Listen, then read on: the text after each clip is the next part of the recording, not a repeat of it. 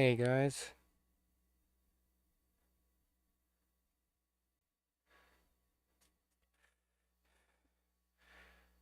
Okay.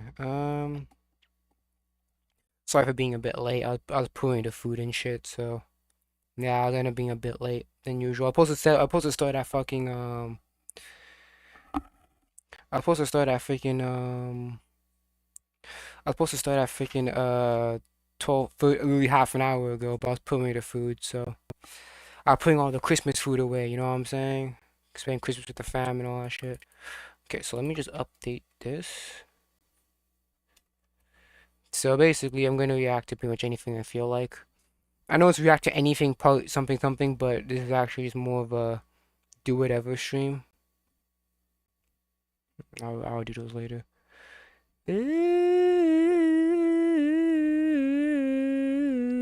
Okay, let's do this. Let's see Shonen Showdown. You got anything new for me? The most ridiculous battles of all time. Okay, let's see. What you got, Shonen Showdown?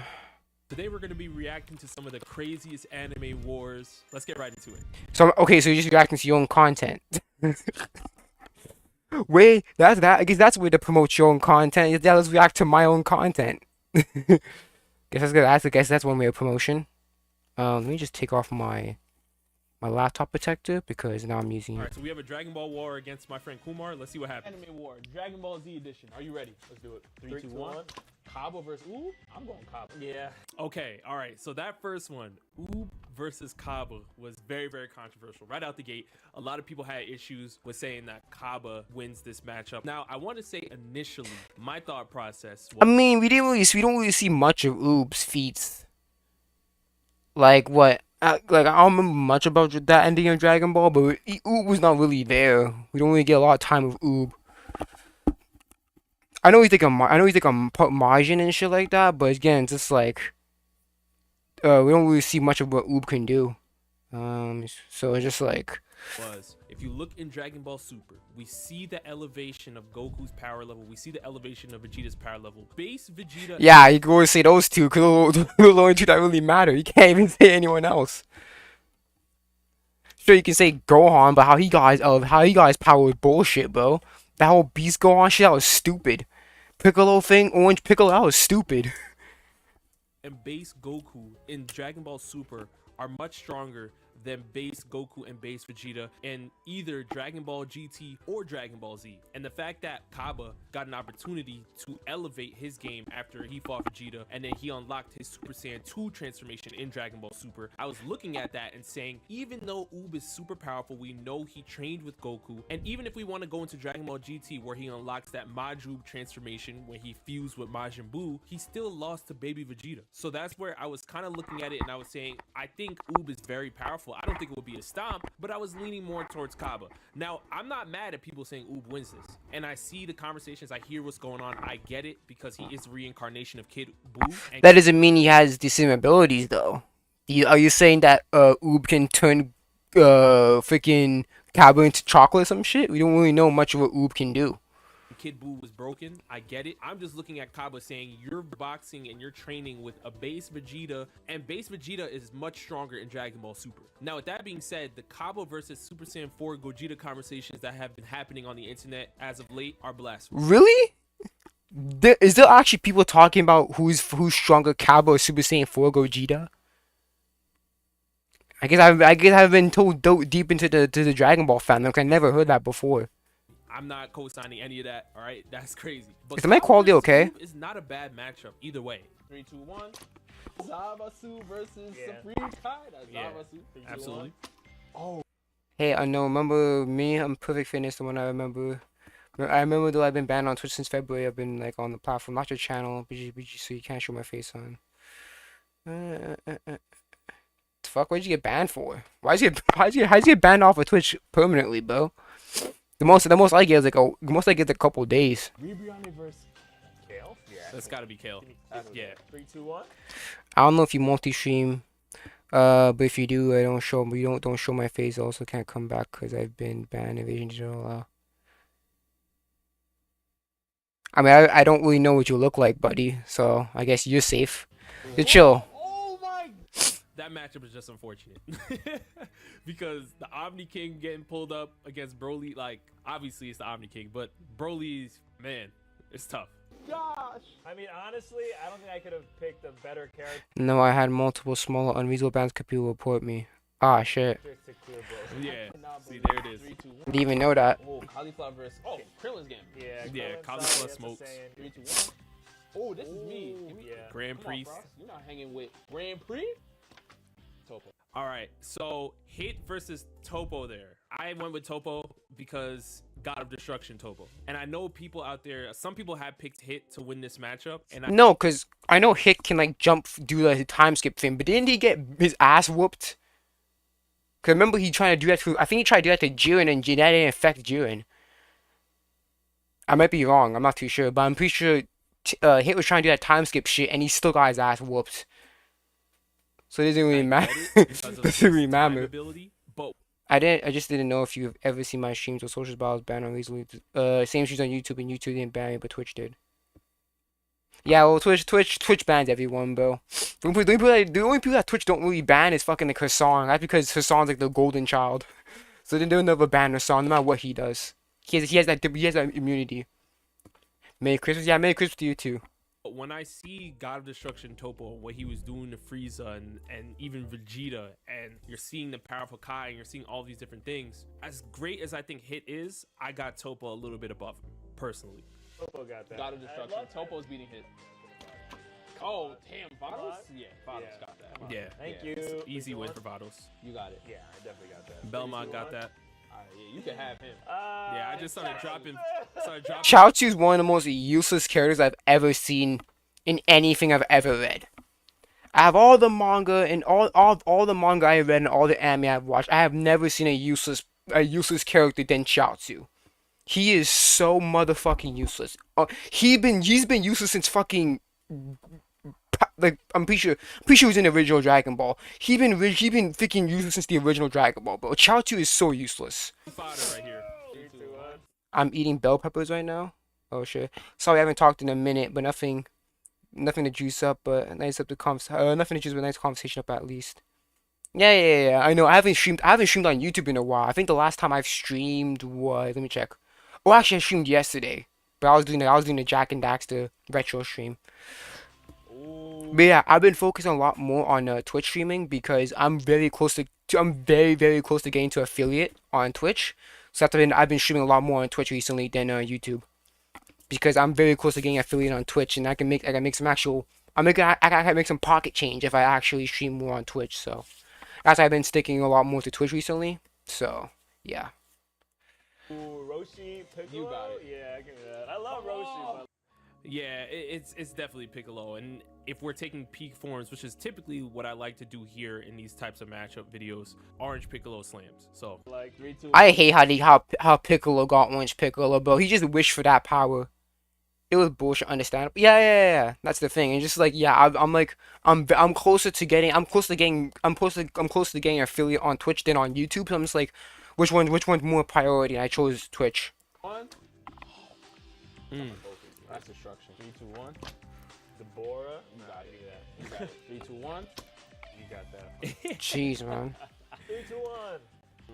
oh, That's the thing about Dragon Ball. It's stomp down. It's just like, jeez, man. Power scale in Dragon Ball is insane. Over Champa, two gods of destruction, basically. But Yeah, but Topo is not like he's not a full god of destruction. So I would still say Champa would win. Obviously, Champa's not really much of a fighter to see as we see, but again, I would still say he wins because he's still stronger than Topo. I mean, Topo's not an actual full-fledged god of destruction. But Yeah. Champa is. So Yeah, that's you. Champa I got got that. double Topo. That's crazy. Yeah, I know that is crazy. All right, so next up, I had a Demon Slayer war with my friend Gabe, aka Smile Bomb. Y'all know him. Let's get right into it. For Demon Slayer edition, are you ready? I'm gonna fry him. All right, let's go. 3, 2, 1. Muzan, is it Muzan? Yeah, you're fried. Give me that. All right. Yeah, give me Muzan that. claps. He turned up though. Give me that. That doesn't matter. He turned up. He's sleeping. He sleeps when he turns up. So all that unless he falls asleep, he ain't doing shit. Simple as that. These two turned up though. 3, 2, 1. Fry. Yeah, Tengen. Give me that. Mm. Tengen. 3, 2, 1. Doma. Right. Yeah. Yo. Yeah. Even though we love Hantengu, you already know Doma's like the upper moon. Tengu's like a nothing. He's a nothing burger.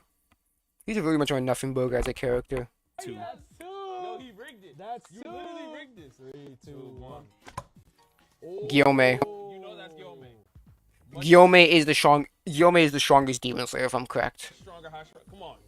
No one's He's the strongest That Hashira. he was hesitating was crazy on this one. Like, Guillaume definitely has this. there's But nothing to think about. who do the girlies love though? Guillaume. Means nothing. One. Yup. Oh, wait. Give me that. No. Could Rengoku beat Gyutaro? Because that's the thing. We need to know who's. Because if we know who's stronger between Tengen and Rengoku, then that's an easy way to measure up.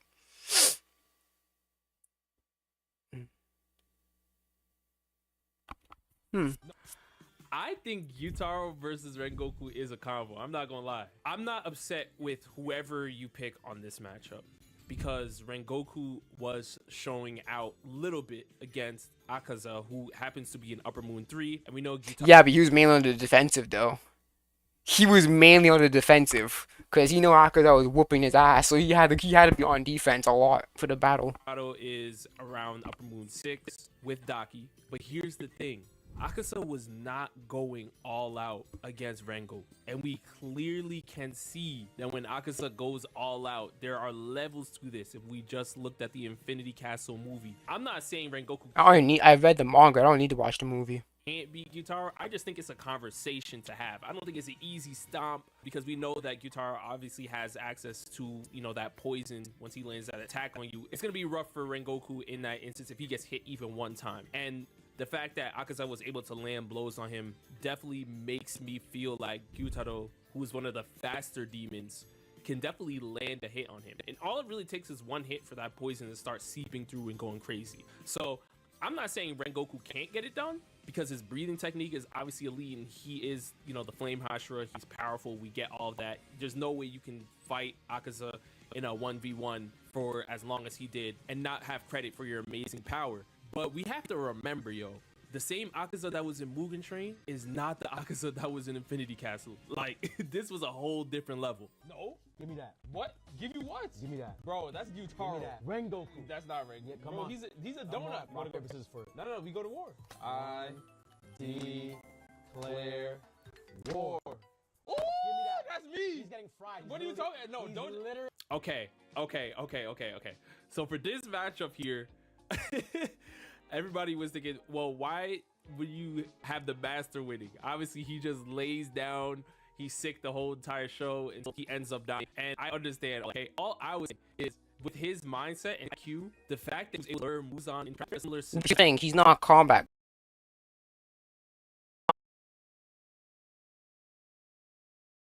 guy. Kaguya is not a combat dude. Reason why he was able to damage Muzan because he had the explosion there. Kaguya can't do shit. He's not a fighter. scenario, That's a bad. Rui probably wouldn't even make it to the spot. He wouldn't even make it to the room where Ubuyashiki's laying his head. Like, I don't even think he would make it there because of the amount of IQ and intelligence that Kaguya has. I mean, he literally is one of the greater demon slayers of all time. Like, he's playing for opponents on Muzan's level while sick and bedridden. So what I'm saying is, if Muzan is getting damaged to such Yeah, but his basically his strategy was massive explosion. It was basically a suicide bomber. So the only way you can even it'll be at most would be a stalemate because like both of them will probably die with the explosion. But then again, demons can regenerate. So if Rui survives the explosion, then Rui technically wins. a critical level, the likes of Rui wouldn't even make it there. Like, I think he would trip and blow up on a trap that Ubuyashiki has set up long before he gets to the room. That's just my opinion. But yeah, I mean, if you just take away the ability for Kaguya to set up traps and do stuff the same way he got Muzan and caught Muzan off guard, and then yeah, Rui should win technically. You see what he did to Muzan? There's no way. He's literally handicapped. He's one of the most powerful characters. Not in anymore. The series. He hasn't been for a while. Rui is He's not fried. This is a sickly old man. who bodied Muzan. No, he didn't, because Muzan still lived. Don't matter if he explosion, Muzan still lived. And he was still shot, he was still fine enough to freaking fight Tanjiro and all the other demon slayers. So, the explosion really didn't really do anything to him. Come on. Nobody. Are you kidding me? I'm not kidding. Rui claps that. How? Rui claps that. He's like the father of the What the Hashira. father got? That doesn't matter if he can't fight. If he can't fight anymore, then him being the father of the Hashira means nothing. Dude, you What do you can't got? move. Give my cards, bro. Let's see. All right, let's see who you got, man. Robbery. Let's see what. Robbery, man. Okay. All right. Okay. Okadaki. Orokodaki. Not father. Oh, All Obanai. right. And I give him Muichiro, Tanjiro. Oh my god. That's Did you know kick partners get paid $15-20 per stream? No, but not everyone applies. It means the requirements accepted as a kick partner above partner KICP below is verified. I'll look into kick. I never streamed on kick before. Of course. 3, 3, 2, 1, go. That's me. Bro, it's literally a demon. That's Hotaro, bro. Hotaro doesn't do anything but forge swords. Give me the card, bro. Bro, the Pan Demon's literally the first episode. That doesn't matter. He's a swordsmith. Just because he's a swordsmith doesn't mean he knows how to fight. Here's my thing with this matchup. Even though Hotaru is not a fighter, the hand demon is literally like frame one. No, because the hand demon has experience. He has killed multiple entry-level slayers. He killed a lot of Yokodaki students. So hand demon has experience in killing demon slayers. Hotaru is not a fighter. That is such a bad argument to make, bro. Oh shit, my thing's fully charged. Demon Slayer. So to me, I was kind of like, yo, the man who forges swords could definitely handle a level. No, just because you know how to make a sword doesn't mean you know how to freaking use a sword. That's like saying a gun manufacturer can shoot a gun. That's not how it works. One monster in Demon Slayer. Like, this is literally cookie cutter first day out hand demon. Literally, he's the hand No, because that hand demon killed Yokodaki students. So he has experience in killing entry level demon slayers. Hotaru has not even fought anyone of that level yet. That is a bad comparison. demon. We don't have a name to him or not. Like, come on. You know, that was my thought process. But That's a terrible thought process because you're just saying he was able to lose by Tanjiro, therefore he's weaker than Hotaru. That's not a good comparison because Tanjiro trained to fight. He trained, I think, 2 years. Yeah, he trained 2 years to be able to fight the hand demon. Hotaru did not train to fight anyone. So if you put Hotaru and hand demon in that same position, he would get killed. hey, if y'all have the hand demon, level 1, baby level, rookie level demon. Did you know Sabito and Makamo from episode 3 most likely ghosts or something helping Tanjiro Che even though they were dead? Yeah. I knew that, Perfect Fitness. I knew that shit. The ghost thing doesn't really make sense in Demon Slayer. That's always an issue that I had within Demon Slayer. But yeah, Sabito and Makamo, they were ghosts. It wasn't most likely. They were ghosts. Beating, a swordsmith, I guess. A swordsmith who does nothing but forge swords. Give me my damn cards, bro. All right, we're using level 1 demons, I guess. All right, 3, 2, 1. What you gonna say? now? Daki. Okay. I just want to make sure. All right, 3, 2, 1. What you gonna say now? That's you. That's you. Yup. 3, 2, 1. What?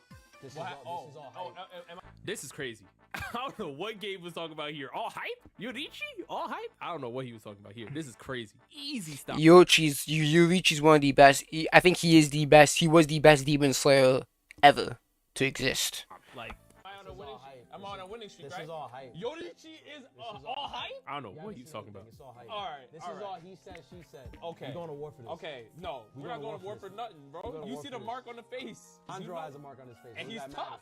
And Tanjiro is tough. Like what? 3, 2, 1. What now? Potential. No, not potential scaling. Giyu is an actual Hashira. That's such a bad comparison. Oh man. That is a terrible excuse, bro. All right. I listen. Y'all let me know. Maybe there's something I missed where Inosuke was putting up Giyu level feats. But based on everything I've seen from Inosuke so far, he's not there. I'm not saying he won't get stronger in the series, but like he's not there, y'all. He's not there. He gets stronger in the series, but he's not. He's never at Giyu level. He's never at Giyu level. And I've read the manga from beginning to end, so I know how it ends. And he does not ever reach Giyu's level. He never reaches Hashira level.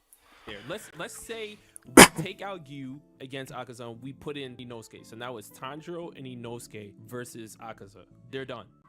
If you know, you know. Water breathing is Okay, slamming. you don't know Beast where breathing. he's going in the story. Bro. You just It doesn't matter on the breathing. The breathing style doesn't matter. It's all about who uses it. And I'm sorry, Giyu is stronger. It's an entire argument What? off of a man that you haven't even seen on screen yet. Bro. But you're just like, yo, they said. See, so I've never understood this. I've always believed that narrative scaling is a thing, especially as a One Piece fan. Just because you don't see a fight on screen does not mean that the character is automatically weak. Like, this is basically like me saying, oh, I guess because I haven't seen Roger fight yet, then Roger's not strong in One Piece. Like, what? But here's the thing: we see Roger clash with Whitebeard. We saw Roger clashing with Whitebeard. And Whitebeard's we saw how strong Whitebeard is. Oh, he's the king of the pirates. We know who he's been around. We heard about his legendary status. We've heard. Yeah, and then we saw that through flashbacks. So, it was all he said, she said in the beginning for Roger, but we got to see how strong Roger is. And we saw him clashing with Whitebeard. A young Whitebeard. Not an old Whitebeard, a young Whitebeard. So, it shows you how strong he All is. this stuff, so we can infer that he's a strong character. So no matter what, we don't need to see Yorishi fight to know that he's tough on screen. We know what it is already. That's where I stand. Say he's tough. It's not that Do you think Nezuko has easier time to survive the Sunlight Season V because she's never eaten a human, so she's less of a demon than every other demon?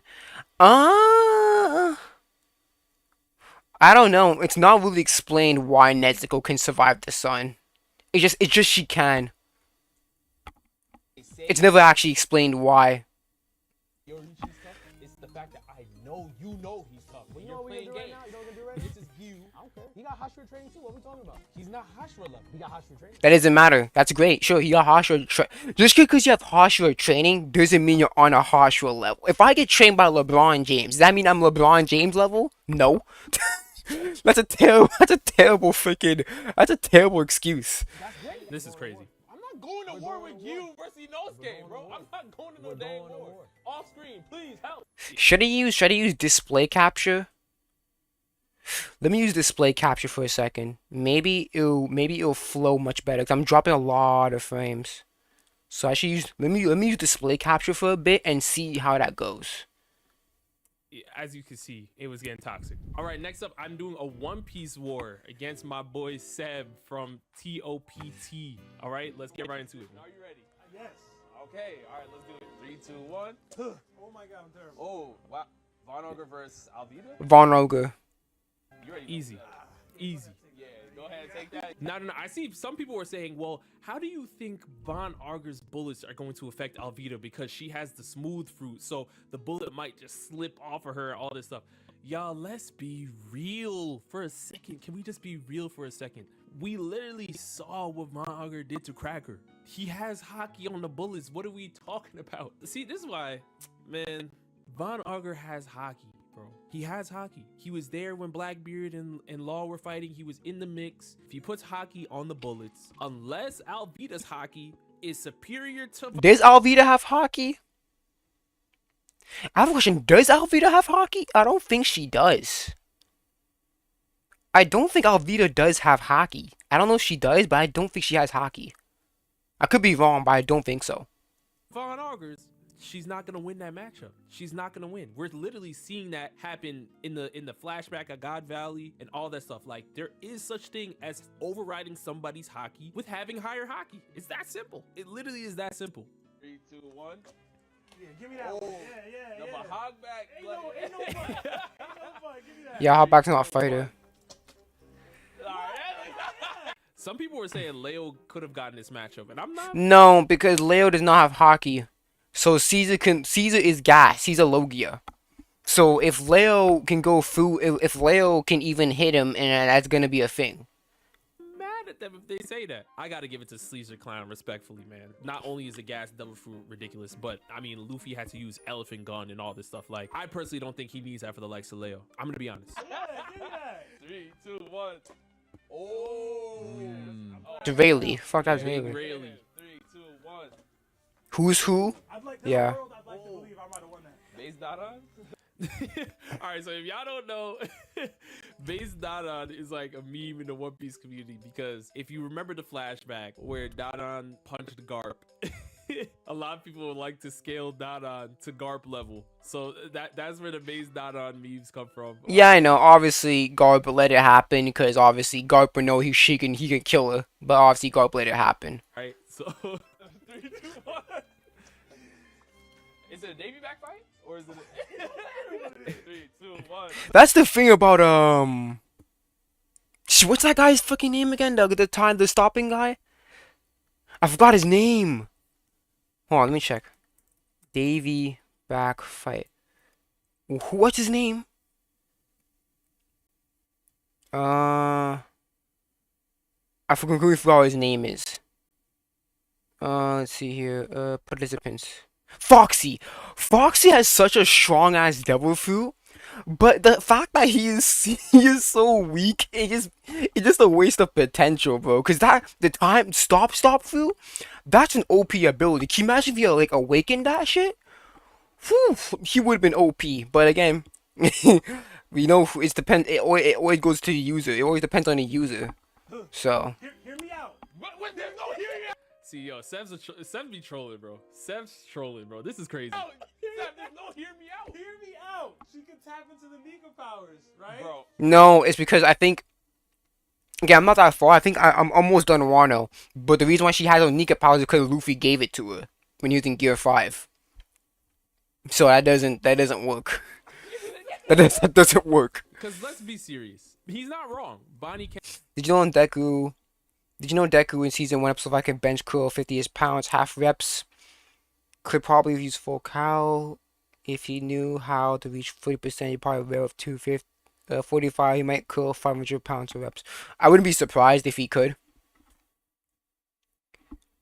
Because he can use all for one to like basically boost up his strength or his physical attributes. His physicals. Because All Might was using 5 or 8% against Jojo Nobu, but the 100% he punched at 100% and did no damage.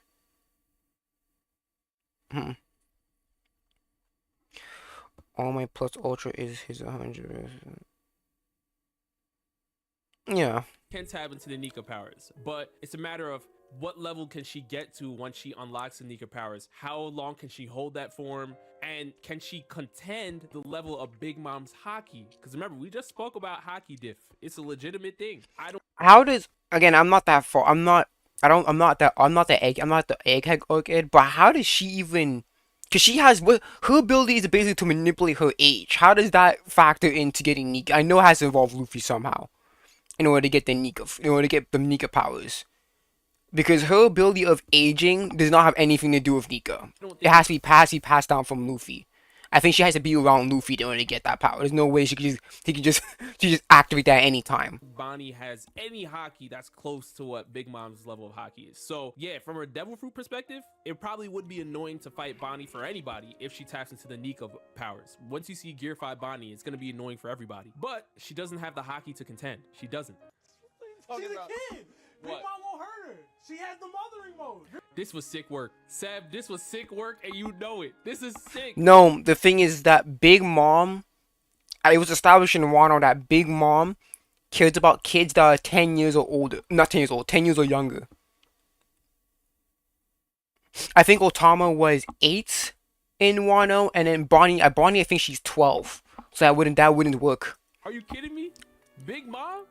Bring my car back, bro. Big Mom will look at Bonnie and say, "Stay or life." Like what? See Oh that my Bonnie God. is a child and Yo. be like, I can't hit her. I'm wrong. You're absolutely wrong. Bonnie's not gonna approach Big Mom in her kid form anyway. She might. No, she wouldn't. She might. Was she using it on Egghead? When there's Gorosei outside? Come on, Seb. Come on, man. Like, you can't.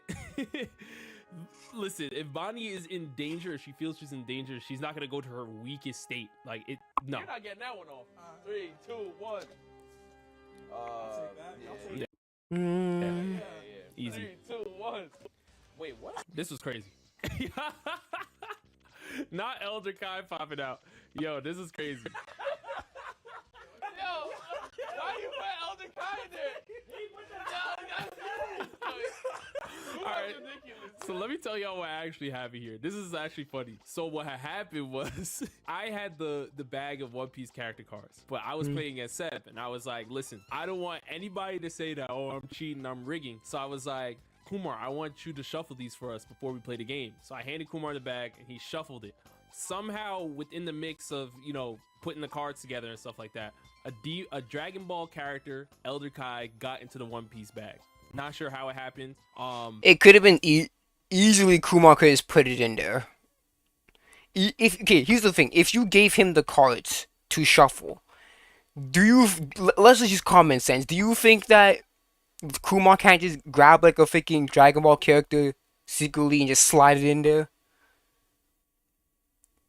Come on, Bill. But it did happen. So Kumar shuffled the cards and dealt them out to us. So my thing was, he was blaming me because he was like, it's your fault that there was a Dragon Ball character in the bag to begin with. And then I'm like, even if I put a Dragon Ball character in the bag, I don't know how the Dragon Ball character got there. But if it was me, I'll eat that. That's on me. But I'm like, yo, you shuffled and you dealt us the cards. So I'm like, you didn't see who you were dealing? Like, you know what was going Yeah, on?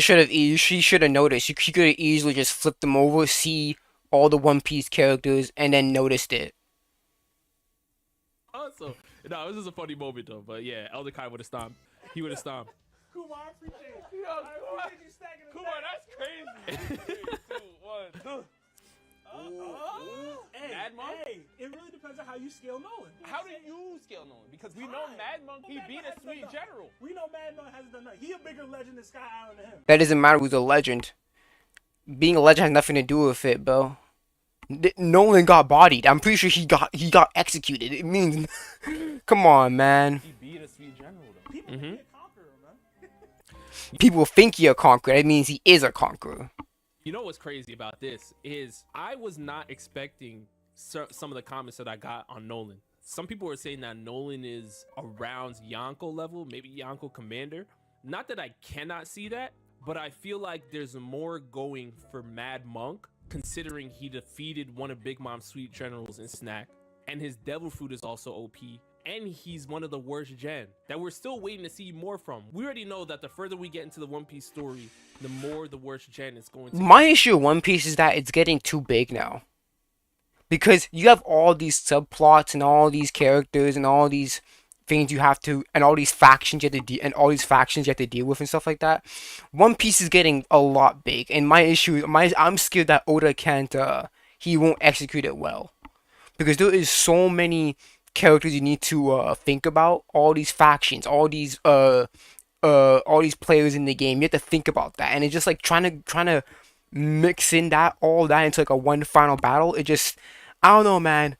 It's gonna be hard for sure. It's gonna take a lot of time too. Revealed, we're going to see more history, more stuff from them. So the fact that we're still waiting to see Mad Monk reach his peak, I feel like we can't just sleep on him. You know, granted, Nolan has accomplished great things, but I'm like, Yonko? I don't remember. Again, when's the last time I heard? I think Nolan was like, that was in a pre-time skip. That was way in a pre-time skip. So I don't even know when. I don't even know what Nolan did. Well, stuff. I mean, I don't know. I'm not there. I don't want to give this to you, bro. That's kind of crazy, man. I wouldn't have gave it to me, but thank you. 3, 2, Finesse me. 1. Yeah, go ahead, take that one. Oh, yeah. He knows. Yeah, you see yours. Boys. Got that. 2, 1. You know who this is. I don't know who that is. Morley. I hate Corzo anyway. That's wild. 3, 2, 1. Morley got that. Ulti. This is a great match. Here's the thing. Ulti is better, is stronger physically, but Perispero he's more intellect. They're both strong. I would say in terms of overall strength, I would say Ulti is stronger, but Perispero has more of the strategy, the IQ. So that's a tough battle. Matchup. Ulti versus Pedo. It took a stronger person than Ulti to defeat Perospero. Cat Viper would beat Ulti in a fight, in my opinion. And it took a Sulong version of him to win that fight. Ulti took hits from Big Mom. But she got one-shotted by Yamato. Yamato wouldn't pack up Pedo. She would. I mean, we can go to war. We can go to war. Because Yeah, if I remember correctly, she did get one shot, but she got back up. I'm reading Rana right now, but she got back up. for me, I think we've said everything that I would want to say right here. Pedospedo is elite. We know the candy wall is super powerful. Pedospedo fought against a lot of opponents. But to me, though, I feel like Ulti, being a member of the Toby Robo, fighting against Luffy and Big Mom, speaks to her greatness too and her level of hockey. Now, I'm not saying she's super out of there, one of the greatest of all time or anything like that. I'm just saying that. But she's very durable because she takes a lot of hits and shit, and she still gets back up. So she's very durable. Alti's hockey going up against Pedospedo and his candy wall and his hockey, it's a conversation. Did you know if you want to grow but your weight by too small, just make sure you're doing everything right in the content, and then at stage you need to get permission. I don't want to grow. I want to get a 9 to 5. Here's the thing, for me, I don't really care if I grow or not. My thing is I just wanna get myself out there. It's better to try than not try. So if I do get lucky and I do get up there, then I'll be like, hell yeah. But if I don't get up there, then that's just not for me. But it's better to try than not try. That's just for me. It's a conversation. I don't think Like slow motion is better than no motion. Like I have 66 subscribers so far. When I first started, I had like half of that or less than that. So it shows you that I am growing, but at a very slow pace. And obviously, I'm not really into the algorithm because the last video I ever posted was like what? The Charlie Kirk thing was like 3 months ago. So yeah, it has been so long since I post content. I know I've been trying to post content, but obviously I have editing and schooling, and it's a bit tedious for me. So that's why editing is not hard for me. It's just annoying. That's the thing about editing. I can edit. It's just that it's so tedious and it's so time consuming that it just drains me. to stop either way. So that's why I prefer streaming. I declare war. Give me that. Hell no! Give me that. Corazon has on-screen feats. Nolan is like that, yo. What does that mean? He's like What he's does that like mean? That giant snake is stronger than anything Carzon's ever defeated. There's no way you I'm believe lying. And I'm tripping here because if I just said Mad Monk should be if I just said Mad Monk should beat Nolan, then I should have given him the Corazon for sure. But you know, you gotta fight, man. You can't go out sad like this. What? And lastly, we're doing the infamous Naruto War with Gabe Smile Bomb again. This video was wild. This one was wild, man. Beat me in Anime War, Naruto edition. Are you ready? He's gonna lose again. 3, 2, 1. Oh. Sasori. Stop it. Sasori. Now, I'm cool with people saying Sasori wins that, but Kari needs a little bit more respect in that matchup. I feel like she needs a little bit more respect. 2, 1. Stop it. What? Stop it. Sasuke is bodying Obito. We're here. This is Renegon Mangekyo. This is Sasuke. This is Shippuden, doesn't have Renegon Sasuke. It's any That's Sasuke. early. Okay, so this is Ten Tails Obito. And Give he me that. still loses. Okay, so a lot of people actually don't understand. And I was shocked by this, by the Naruto fans, to be honest. I was really, really blown away by this. There's a lot of Naruto fans out there that don't understand that Naruto and Sasuke, towards the end of Shippuden, after the war, you know, if you want to go into like Naruto the Last, for instance, got much stronger than the opponents that we were seeing in the war. Like, Sasuke's greatness and the way he uses the Rinnegan and the Sharingan and being able to see Limbo clones, like, he elevated after war. Same with Naruto, elevated after war. He got, you know, the Sage of Six Past Centuries to learn. Oh my Fought goodness. against Obito and fought against Madara. They got stronger. So the fact that people are still looking at Sasuke in the war saying, oh, kills Obito, so they can do it right. Or they were supposed to do it when they did it. That was during the war. After the Yeah, it's not a good comparison because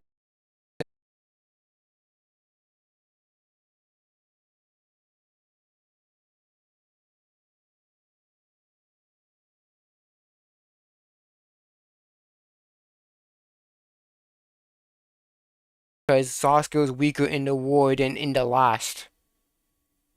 Sasuke, that's a weaker Sasuke compared to the peak, the strongest Sasuke that ever been. The war, That's they not a did good not one. regress. Naruto and Sasuke elevated, and Naruto fans, for whatever reason, think that Naruto and Sasuke stayed at that same level that they were in the war. Adult Sasuke, end of Shippuden Sasuke, if you want to go into Naruto the Last, where they fought Tonari, who is stronger, by the way. They are stronger than what Obito was throwing out in Ten Tails, even Madara. That's where I'm at. I don't think it's crazy to say at all, but again, when Ten Tails Madara popped out, when Ten Tails Obito popped out, that's the first time the Naruto verse was getting introduced to Otsutsuki level powers, right? That was the first time. Now, Yeah, and then they got nerfed. Naruto and Sasuke both got fucking nerfed, which is jokes. that they've had that experience, Naruto and Sasuke elevated. So Naruto was able to fight a Tonari, for instance, right? That does not happen. Naruto does not box with Tonari unless he understands and learns and elevates from the fight with Madara and Obito and Kaguya. Naruto and Sasuke can't fight Kaguya if they don't elevate from fighting Obito. You see what I'm saying? You see where I'm going. So I get how powerful Obito is, and he looked great in the war, especially in his Ten Tails form. But to say that Sasuke at his peak is not stronger, to me, is wild. It's wild because it's saying that you're stuck in what you saw in the war and you're not considering what happened after the war. After the war, Sasuke is stronger. Adult Sasuke is stronger in the peak. Even if you don't want to go into Boruto, that's fine. But Naruto the Last is like the very, very last part of Shippuden that's kind of transitioning into that Boruto level. Yes, Sasuke is stronger at that point. Give me my damn Sasuke card. at the Give end me of- my damn card, bro. Yo, you're cheating. crazy. 3, 2, 1. How come you couldn't act like that in the content? You could actually try to explain yourself in the content instead of. Yeah. Tough. Sakamo loses there. 2, 1. Side. Now, I get it. Sai did join Team 7 in Shippuden, and Zabuza lost basically like frame 1 of Naruto Part 1. So if you're comparing series, if you want to say, well, this happened when Naruto was a Genin and he could barely even control the one-tailed beast form properly, compared to where Sai, was in the Anbu and all that stuff, and now he's on Team 7 in Shippuden, I understand where you guys are coming from. My only critique, and the only reason why I've ever stopped and said, wait, because I was on that.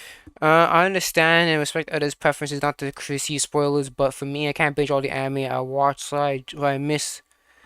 I enjoy the experience of reading manga faster than Yeah, that's for me too. Back then I used to watch. I used to read. Okay, let me if I can catch up. Yeah, so back then, I used to read like quite a bit of oh shit. Okay, my thing's I don't know what's going on with my thing. My thing's not catching up. Okay, I read manga now. I do reading. I do more reading than watching, because I'm not a slow reader. I can actually read pretty well. So like by the time like an average episode would end, I'll probably be finished like 4 to 5 chapters. And the thing is, I especially started reading for One Piece because the One Piece anime, how it adapts the manga, it is terrible. And I mean not terrible in the pacing wise, because on average, an anime episode would adapt like at least like 2 to 3 chapters, maybe even four chapters of a manga. One Piece does it sometimes. It was fine in the early One Piece. It was adapting pretty well, but as it got into like the more post time skip and shit like that, the pacing really went down. And sometimes it was adapting like one chapter or even half a chapter. So something like One Piece, I had to go and read the manga. I can't. A lot of it is like recapping, and then you have to. No, I couldn't do that. For me, I had to I had to start reading the manga more because I'm a better reader. When I actually read the manga, I'm getting there fast. Like I was in the middle of Dressrosa when I started reading the manga, and then now I'm at the end of Wano. So for me, reading for me is much more better than watching something, because by the time an anime episode ends, I can probably get like 5 chapters done reading, or even more, because some mangas are not like dialogue heavy, One Piece is very dialogue heavy, but like something like Chainsaw Man or something like Furin, I can get it like done by the time an anime episode ends. The defense too. Like Chainsaw Man, I was like 10 chapters behind Chainsaw Man, and I got it done within a bus ride, and it takes like a half an hour to get home. Well, at the very least. So like by the time I was finished work and got home, I was already caught up. I already caught up the Chainsaw Man. So that's why I prefer reading than watching. I was a person that used to believe that Zabuza was weak, but it took me researching and hearing from Naruto fans and being like, wait, revisit. And obviously, if you didn't know, obviously anime cuts things out than the manga. So I like reading more source material. Yeah, I've been reading a lot more manga recently. I used to binge watch One Piece, but for me, it's been manga. A lot more Zabuza's manga. greatness. I know Zabuza looked weak here, but don't sleep on him because he lost to Kakashi. Kakashi is the one that took down Zabuza, and Kakashi is one of the strongest shinobi of all. Yeah, but then like Zabuza like not beat the brakes, but he definitely gave Kakashi the hands though.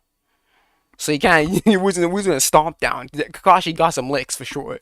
It's kind of the same way if we look in JJK, for instance, right? Gojo made Jogo look light in the beginning of JJK, right? He literally spanked Jogo easily in the beginning. And if you did not pay attention to JJK, you would immediately look at Jogo and be like, oh, what are you, like Junpei level? Like, you're not that good. No, it just shows that Gojo was that powerful.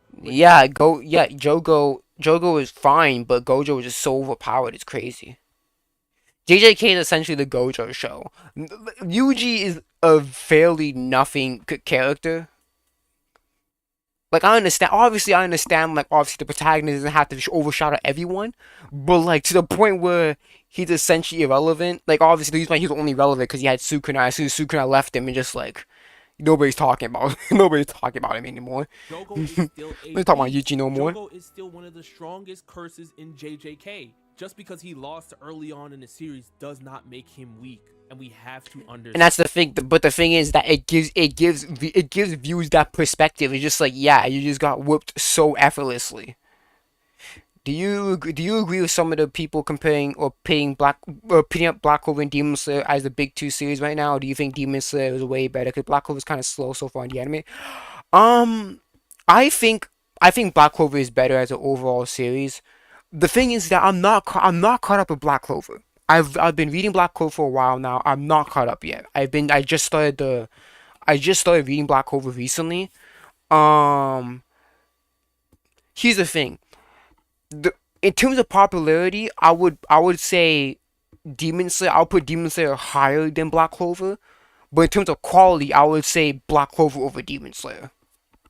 That it's the same thing with Because for me, what I like about Black Clover is that I watch the anime. Yeah, it's a bit slow, but what I like about Black Clover is that it gives time. That's what I like. That's why I like slower paced stories because it gives more time to flesh out the characters and gives it time to get for the characters to interact. Demon Slayer is not much of that. It's very let's get to the point, and that's something that I've been really don't like in like more fast paced mangas. It's just like let's get to the point because if shit hits the fan and we see like a character get hurt or a character about to die, the impact is not like the me worrying about that character is not really there because I didn't get the time to know that character. So I know that Black Clover is kind of slow. It's a little more slow paced, but that's what I prefer more slow paced stories because it gives me time it gives us time to really connect and flesh and we get to see the character flesh out before all the major stuff happens. Zabuza and Naruto. He lost early on in the series, but he's not weak. He's one of the 7 swordsmen of the mist. He is a problem. He just lost to Kakashi, who Sai would lose to in even worse fashion, I believe. So I have Zabuza winning this matchup. I re-educated myself on Zabuza a couple years ago. But no, I don't agree with people comparing Black Clover and Demon Slayer as a top 2 big series. If we're talking about popularity, then yeah, but in terms of quality, no. Zabuza lost to Kakashi. Zabuza. One of the 7 swordsmen of the Miz, bro. He got clapped at the beginning of the show. By Buddy, who? buddy. Hold on, look, wait. no. By who? This is Sai. He's not gonna lose to Kakashi. That's not Kakashi. It's Zabuza. Who lost to who? Doesn't matter if it's who. Yes, It matters. Sai It matters. scales way higher than Zabuza. You're down skill. What are you- 3, 2, 1. Give me that. You're bugged. Give me that on Kakuzu versus Tsunade is crazy work. I don't know what he was How doing. did he lose? What do you mean, how did he lose? Who beat him? Shikamaru. How did they beat him? How did they get all the hearts? How did they figure all the hearts out? She's not like that. Didn't Naruto help out as well? Because I'm pretty sure Naruto helped out as well versus Kakuzu. That's crazy. Fighting in the 4th grade ninja war with thousands of people. It's because you need to win. Listen, Tsunade's punches. Here's the thing, Tsunade is very strong, but it's just like I don't know what the fuck's going on. The thing is that Tsunade is strong, but like obviously as Shippuden as the series went on, and just like yeah, she kind of became meh. Because we just got more stronger and stronger and stronger people. In hundreds. That doesn't downplay how strong Tsunade is. She is very strong. It's not like we've seen stronger. So kind of again, the series kind of downplays her strength. Healing. The same punches that cracked Madara's Susanoo. Whether you want to say it's perfect or imperfect, I don't care. She was able to pull that off, and she can heal herself. Her healing factor is crazy. Any of Kakuzu's hearts that are running around the place, Tsunade is literally 1 tapping or 2 tapping those at the most. Like, it's literally going to be destruction when Tsunade really gets into her bag. All right, I get what happens. They had to figure out. Do you think we need a series of more fights where the protagonists are even weaker than the bad guys in normal shows? Then rely on skill and strategy to beat the bad guys like real heroes? What do you mean? Do you think we need a series of more fights where the protagonists are even weaker than the bad guys than normal in shows, and they rely on skill and strategy to beat the bad guys like real heroes? I don't understand it. Because a lot of... What do you mean?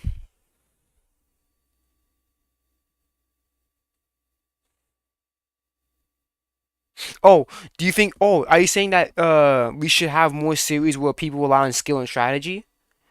I mean, yeah. I think the thing is that... early on in a series, like for example, early Dragon Ball, in the Saiyan Saga, they use strategy to beat Raditz. They use strategy to beat Vegeta and all that shit. So, I would say, like even in the most popular shonen, there is strategy. It's just that as the series continues, as the series goes on, it's kind of like more difficult to do that. Because obviously you're gonna have characters that have hacks and all that shit. So the thing is that it's hard because it's hard to sustain that. But most protagonists are weaker than the bad guys. Most protagonists are weaker than the bad guys. Like in the Buu saga, Goku needed Hercules' help to I asked my big brother one time if could be a show where even more disadvantaged than DBZ was to the protagonist, and he was like every fight in DBZ was always about to surpass the limits. Here's the thing, but they still get stronger than the enemies. Here's the thing of Dragon Ball is that there was strategy in Dragon Ball. Now don't get me wrong, there was strategy in Dragon Ball, even in Dragon Ball Z. Right, we had again the Saiyan fight of Raditz, like winning as compete on 100% underdog heroes. I mean, yeah, there is strategy within Dragon Ball and stuff like that. It's just that as this series goes on, the issue with Dragon Ball is that it had power creep, right? It had a big power creep. So it was to the point where like the only people that can beat like the main villains are either Goku and Vegeta. That's what suffered. There is strategy within, even in those top shonen, even in Dragon Ball, there was strategy to fight. Like, Goku needed Yajirobe to cut the tail off. Like, we had strategy there. But it's just that, again, as the series went on, strategy became less of a thing. That's the thing. It became less of a thing. Out his ability. All I'm saying is Tsunade's power. Cause let's be honest, it's easier to write a story where the protagonist just gets like angry and gets shot and then beats down the bad guy than actually thinking of like the mechanics of how this person can beat the villain. It's much more harder to think about that. Punches and the fact that she can heal herself. Her But yeah, heal- there is strategy within Dragon Ball. Not every fight is about passing limits, but it's been like that very recently with Dragon Ball. factor is ridiculous. Kakazu would have an issue with that. He would have an issue with that. That's all I'm saying. What are we doing? 3, 2, 1. Oh, that's Yeah, not- Neji beats Kunai for sure. Okay, good. Neji got that. 3, 2, 1. Give me that. Konohamaru got. No, That was a joke. But, you know, Konohamaru Boruto? I don't know. 3, 2, 1. Give me that. I don't know. Konami gets his ass kicked a lot in Boruto. He versus Naruto's mom. Give me that. Kushina conceal him. Give me my goddamn card, dog. 3, 2, 1. Give me that. This one, I should have been more aggressive on this one because I honestly, I had Yagura, but I was just like, you know what, let's keep the video going because there's a bunch of cards we still need to get through. But I should have been more aggressive on this one. I truly believe that Yagura should have gotten this one. No. This is Yagura. He's a Jinchuriki. Okay, and this guy is a Jinchuriki. Wasn't Yagura like a Mizukage? I'm pretty sure he was. So he was on that level. Himself. He is the no-tail Jinchuriki. You know that. Samehada absorbs chakra. That's great, and he got dropped off. He's designed to get. But here's the thing. I don't think. He can absorb chakra, but not. There's so much. There's only so much chakra he can absorb though. That's literally his entire job. Who took Yagura? I don't remember, to be honest. Oh, okay. And that's the point where I should have just grabbed the Kisame card and just kept it pushing because you need to know who took Yagura's. Obito, people of that level, right? Took Yagura's tailed beast. People that Kisame couldn't hang with took Yagura's tailed beast. That should let you know immediately that Yagura was not anybody to play with. They had to send the big leagues to get his. That's all I'm gonna say about that. If you don't know about Yagura, look him up. But that doesn't matter, though. What the hell, huh? Let me actually look Yagura. I don't remember how he. I don't remember. Yagura. That's not who I'm talking about. Jeez.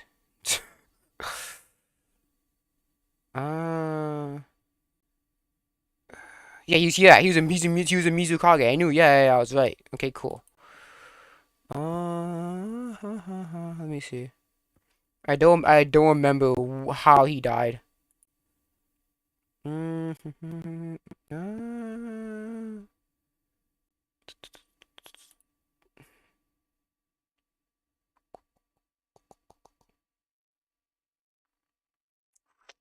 That's six Sisters Paths. Who did he? I don't know who he fought. So, in Village, yeah.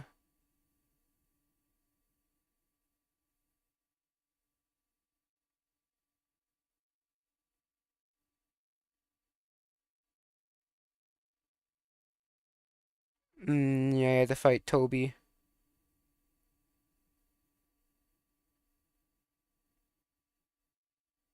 Oh yeah, so yeah, it was Obito. Obito had to come in and deal with him. Yeah, okay, I see. Yeah. Alright, Give me.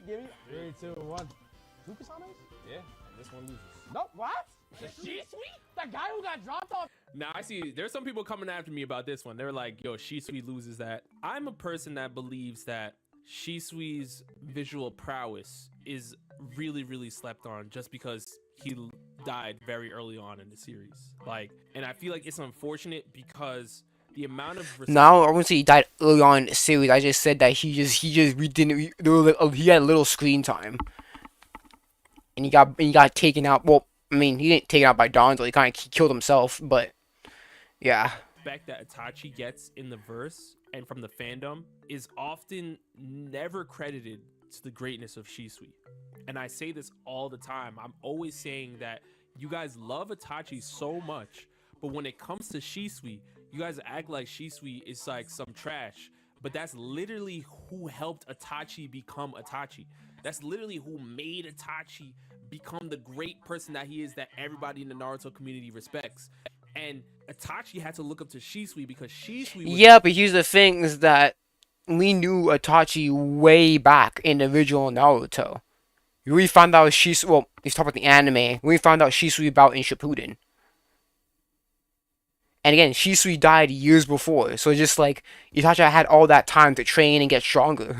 That great. The only reason why Shisui died early on in the series is because Danzo was planning to sabotage him. They ambushed him. They caught him off guard. They ambushed him. They took him out the series. And he said, you know what? I don't want anybody else getting caught up in this. Itachi, here's my eye. I'm out of here. And that's what it was. So the fact that we're acting like Shisui was just some scrub is disrespectful to Itachi's character. Because you're making it seem like Itachi was looking up to some fodder and then he just got strong off that. Like, that makes no sense. Shisui had to be a dog for Itachi to end up being a dog too. So I've always had a lot of respect for Shisui, whereas a lot of people don't. So when I looked at this matchup and I was seeing Kisame being there, I was like, yeah, Kisame is a problem. Samehada is a beast. We know he can make the, the giant water prison bubble. Like, we get all of that stuff. All I'm saying is, if Shisui gets the Koto Matsukami off on him, it's a wrap. But is this Ninja Storm footage? This is Ninja Storm. I can tell by that caption. This is Ninja Storm footage. Bruh, you couldn't go to the anime and find this out, bro. You had to use Ninja Storm footage. This is a scene that they took from the anime to put in Ninja Storm. He just one. I can tell by the freaking the caption fonts. He just needs to use that on him one time. The fight's done. It's a wrap. And if Kisame does somehow get out of it, which he wouldn't be able to, we have access to Izanami and Izanagi. The same Izanagi that Danzo was using, Shisui can do. The same Izanami that Itachi was using against Sage Mode Kabuto in the cave, Shisui can do. So you having access to those techniques, plus the Koto Matsukami, which is probably the most OP of them all. And then I don't know. I think Shisui in a perfect world, Shisui would get this W for me. Early against the random. What are you talking about? I'm not giving that, bro. The What's Koto he- Matsukami. He doesn't use it. Yes, he does. Come on, 3, 2, 1. Boruto. Tsunade. Boruto got Tsunade. Boruto stronger than Tsunade. 3, 2, 1. Boruto got that now. Hokage, give me that. Yes, you have this. That's the god of the ninja world. Come on now. 3, 3, 2, 1. Give me that. Choji loses Shikamaru. Stop playing with me. 3, 2, 1. Give me that. I win. No, you don't. But You do not. You don't. Give me. Let's have the combo. What combo? What combo? That's what I'm talking about. About each other. Yes, the style, bro. What's that to do with the code save? Not a Jiraiya fan. So I'm in it right here. Even if I was time, I was fighting, I feel like really close and just complete time. But does have access to lava. I think isn't it's a total something that Jiraiya lose. And then when you're talking about the fact that it was, I believe that got out of it for the most part did get stronger from that. I don't think people just went to the fort and saw the highest heights of Obito and said, all right, you know what? How it works. So I think May towards the end of the war was definitely stronger. But you have to realize that. You have to realize that.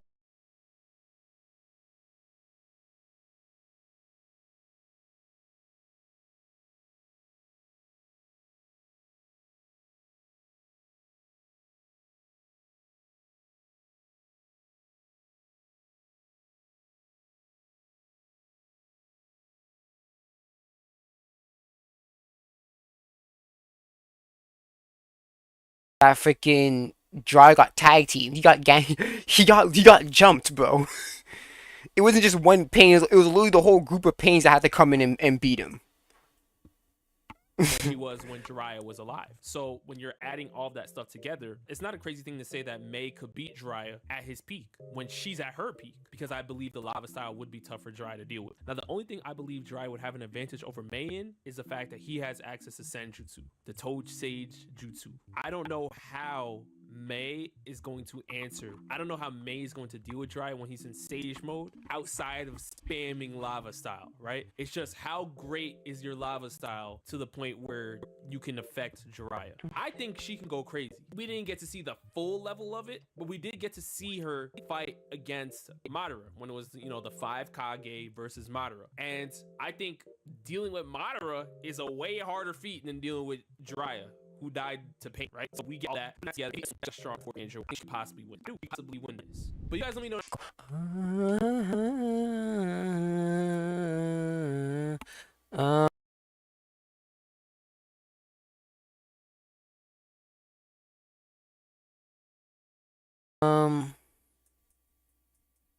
I don't know what I have in mind.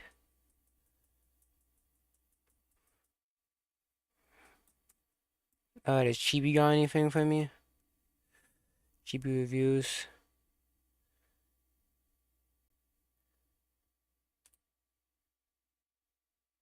Neon Genesis director Hideaki Anno doesn't believe creating for the global market is the way to go.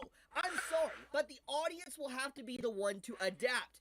Can I get a based in the comments? Like, this is a Christmas miracle. Someone of Hideaki Anno's status saying something like this is music to my ears, and it is currently making waves throughout the entire internet right now in the anime and manga community, and even spaces, creator spaces, individuals that have worked on manga or anime over the years. Like, this individual right here was talking about the situation, and you can see that they have worked on, for instance, Street Fighter, Gundam, they've done robot design, Code Geass, Star Ocean, you get the point. There is a lot of individuals, translators, etc. that is talking about this and in complete agreement with Hideaki Anno's statement, and it's just being talked about everywhere, in all forms of, like, the anime industry and community around the world. You have different places, for instance, you have this one as well, Fuji News covering it, you have 11,000 likes on this one, you have 49,000 likes on this one with almost 3 million views, you go to this one, it has, like, 250,000 views, you have all this different type of stuff of people talking about this.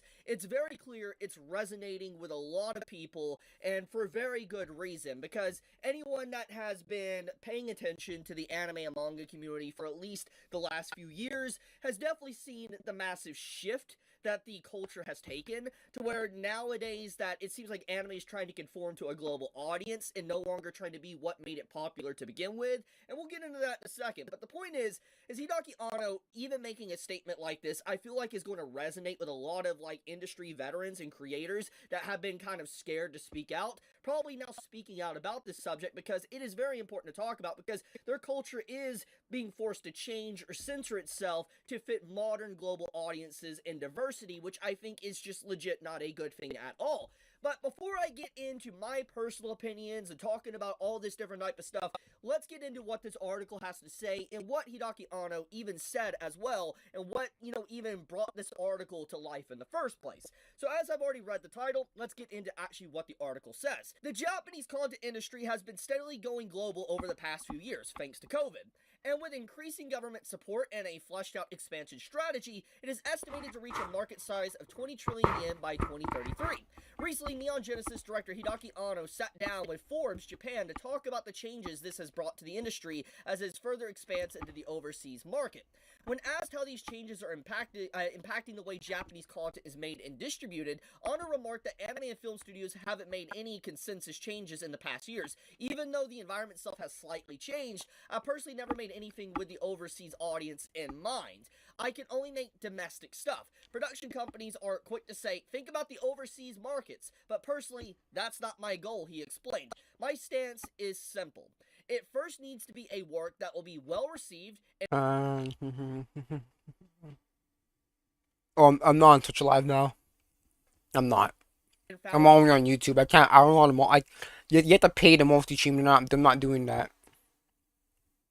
interesting in Japan. But if by any chance people overseas also found it interesting, I'd be grateful for that.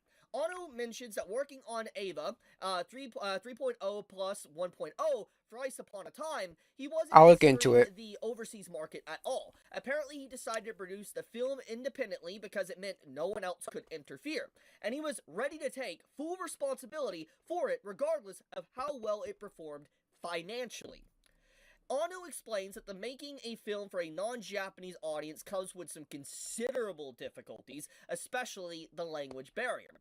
Works that are made through a Japanese thought process can only be understood in Japanese. Film has both visual and sound elements, so compared to other forms of storytelling, the language barrier is not that. However, lines in the script are still in Japanese, and the drama is achieved through the thoughts and feelings of the characters experienced in Japanese.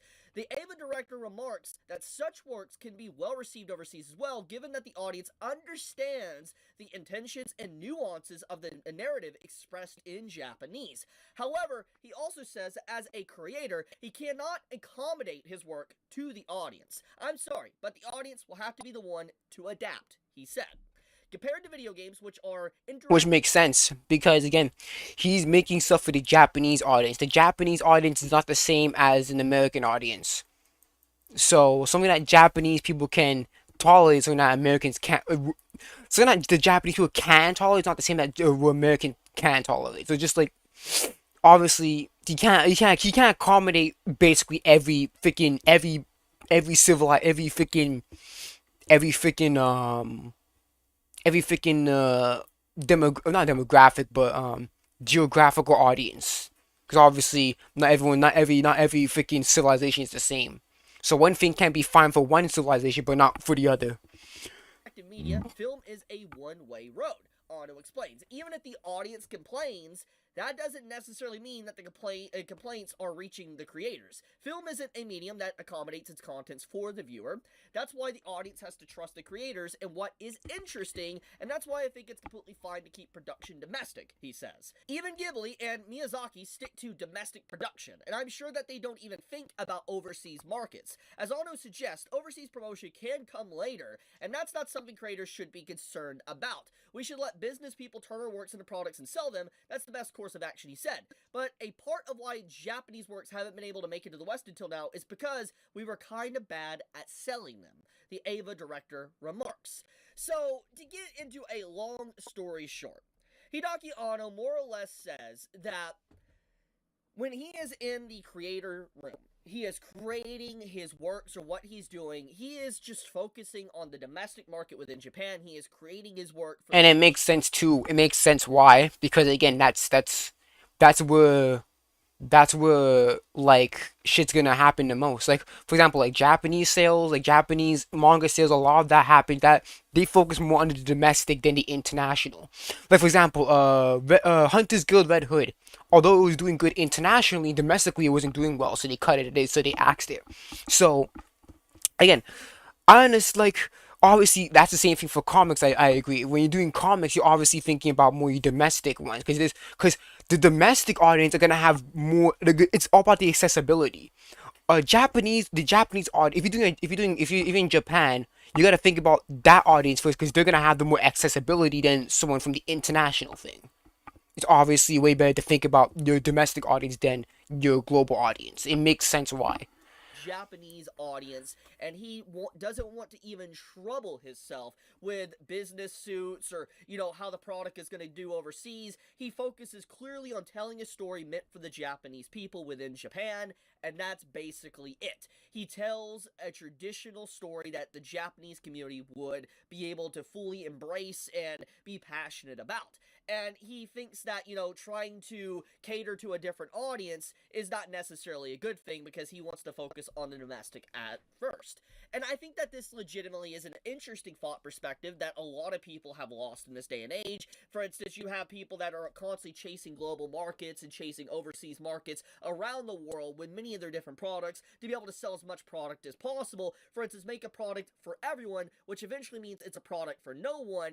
And I feel like Hideaki Anno more or less is stating that he is just focusing on something that works. He's focusing on something that has continuously proved that it is doing very well, and why would he want to change it up? And I completely agree. The reason why anime resonates with so many people overseas and why so many people love anime is because it was strictly made for the Japanese. It was made for the Japanese community. It was made for people within Japan. Yeah, and again, because it's made for obviously not every civilization is the same, so obviously how they deal with topics is different, and obviously anime is different from a typical anime. Not is not is this is different than a typical cartoon, because obviously anime does stuff that cartoon won't do. We're kind of strict on like what can we put on cartoons. Anime's not like that. Like in order for us to like put in like I said, like adult jokes or shit like that. Anime can do that overtly. Us and in the West, we gotta do it we had to do like covertly. We had to do like little jabs and jokes and stuff like that.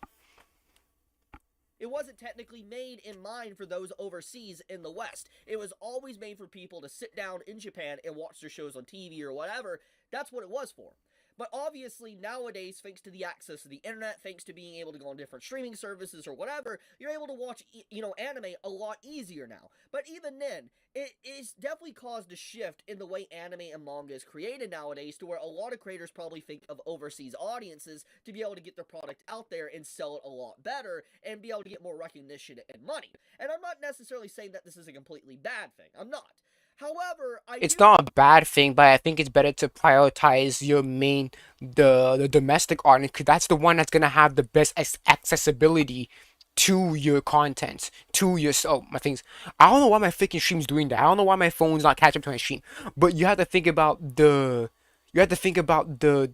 domestic audience because those are the ones that have the highest accessibility to your content, to your show, to your movie or whatever. So it's always best to cater to the domestic market than the global market. If the global market ends up getting good, then yeah, so be it. But you should always focus on the domestic ones because those are the ones that's gonna come. That's gonna impact more. think that it misses the real reason to why there is such a global demand for anime and manga is because it is fundamentally different. It is not Disney. It is not Marvel. It is not Star Wars. It's not Lord of the Rings. It's something completely different. It is Yeah, not. because Japan's not influenced by politics. That's the thing. They're not. They're less swayed by politics than us. Than not. Oh, I'm not an American, but would you like me to pay Pal you a few bucks? Again, I'll listen to it later on. I have videos that I want to watch first before I start listening to music. And the issue with music is that I might get copyright stuff, and I'm scared of that. Like one time I put freaking lo-fi music and I got copyrighted. So it's all Something about just like copyright. I'm trying to that calm the down West with. is normally used to. It is a completely different product, completely different type of storytelling that just people are really not aware of. And only the close knitted otaku community for all these decades are aware of it. But the reason why it has resonated and blown up in such a high degree, besides obviously COVID, is because of how different it is from the stories that are so tired and overused over and over again within Western media. And Like so what? Hideaki Anno wanting to cater to people within the East, catering to people within Japan, I think is the best thing because it will allow the anime to continue to flourish and gain popularity and, people to talk about it, but also keep it to why people like it instead of saturating it and dumbing it down, censoring it, and trying to make it for everyone when that wasn't the point of why anime became popular to begin with. I think that legit this is an incredible thing that the actual director of Neon Genesis said. This is a statement that honestly I'm just so proud of to see because the fact that he even went on record to talk about, like, for instance, Studio Ghibli and Miyazaki and how he creates works and stuff is like when they're creating their movies they probably don't even factor in like the overseas markets. I think that's a cool little statement from him because the reason why that's cool is because Ghibli is like considered the Japanese Disney, so to speak. It is.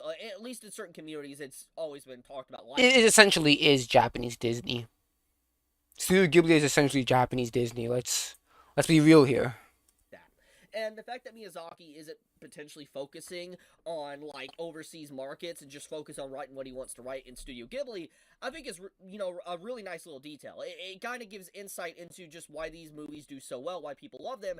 It's because they're fundamentally different. But I'm really loving the fact that there's just so many people within the industry talking about this. Like you have politicians, you have illustrators, manga authors, and everybody talking about the situation right now and Yeah, how because again, Western media, Western like markets and Eastern markets are not the same, because Eastern markets have their own, Western markets have their own like rules and regulations and shit like that. So that's something that you should not mm,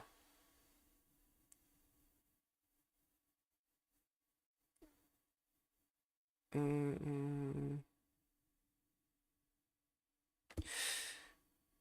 not point a second copyright people. Yeah, I'll look into it, but I do have something I want to get into. Oh, I forgot about fucking Modulo. But I don't fucking Modulo, bro. Um, what's his podcast again? I don't know what his podcast is called. But I have, uh, Taku's Anonymous, okay. Uh, is there like a clip I can see?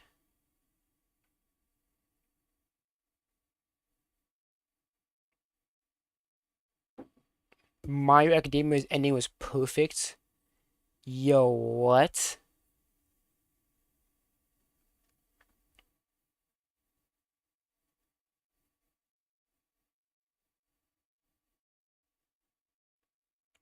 Um,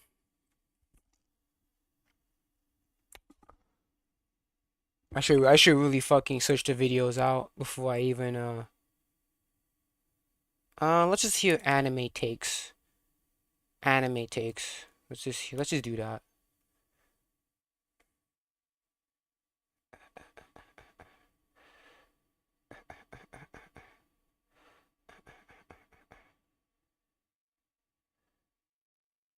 Fuck, let's do this one. I don't want to be here. I would have died if I swallowed that. This is fine. I don't feel anything at all. I feel my nuts going back inside. Ali, are you okay? You're gonna Skip, skip, skip. Skip, skip, skip. wiener on the back of yours. Naruto peaked here and then it went downhill.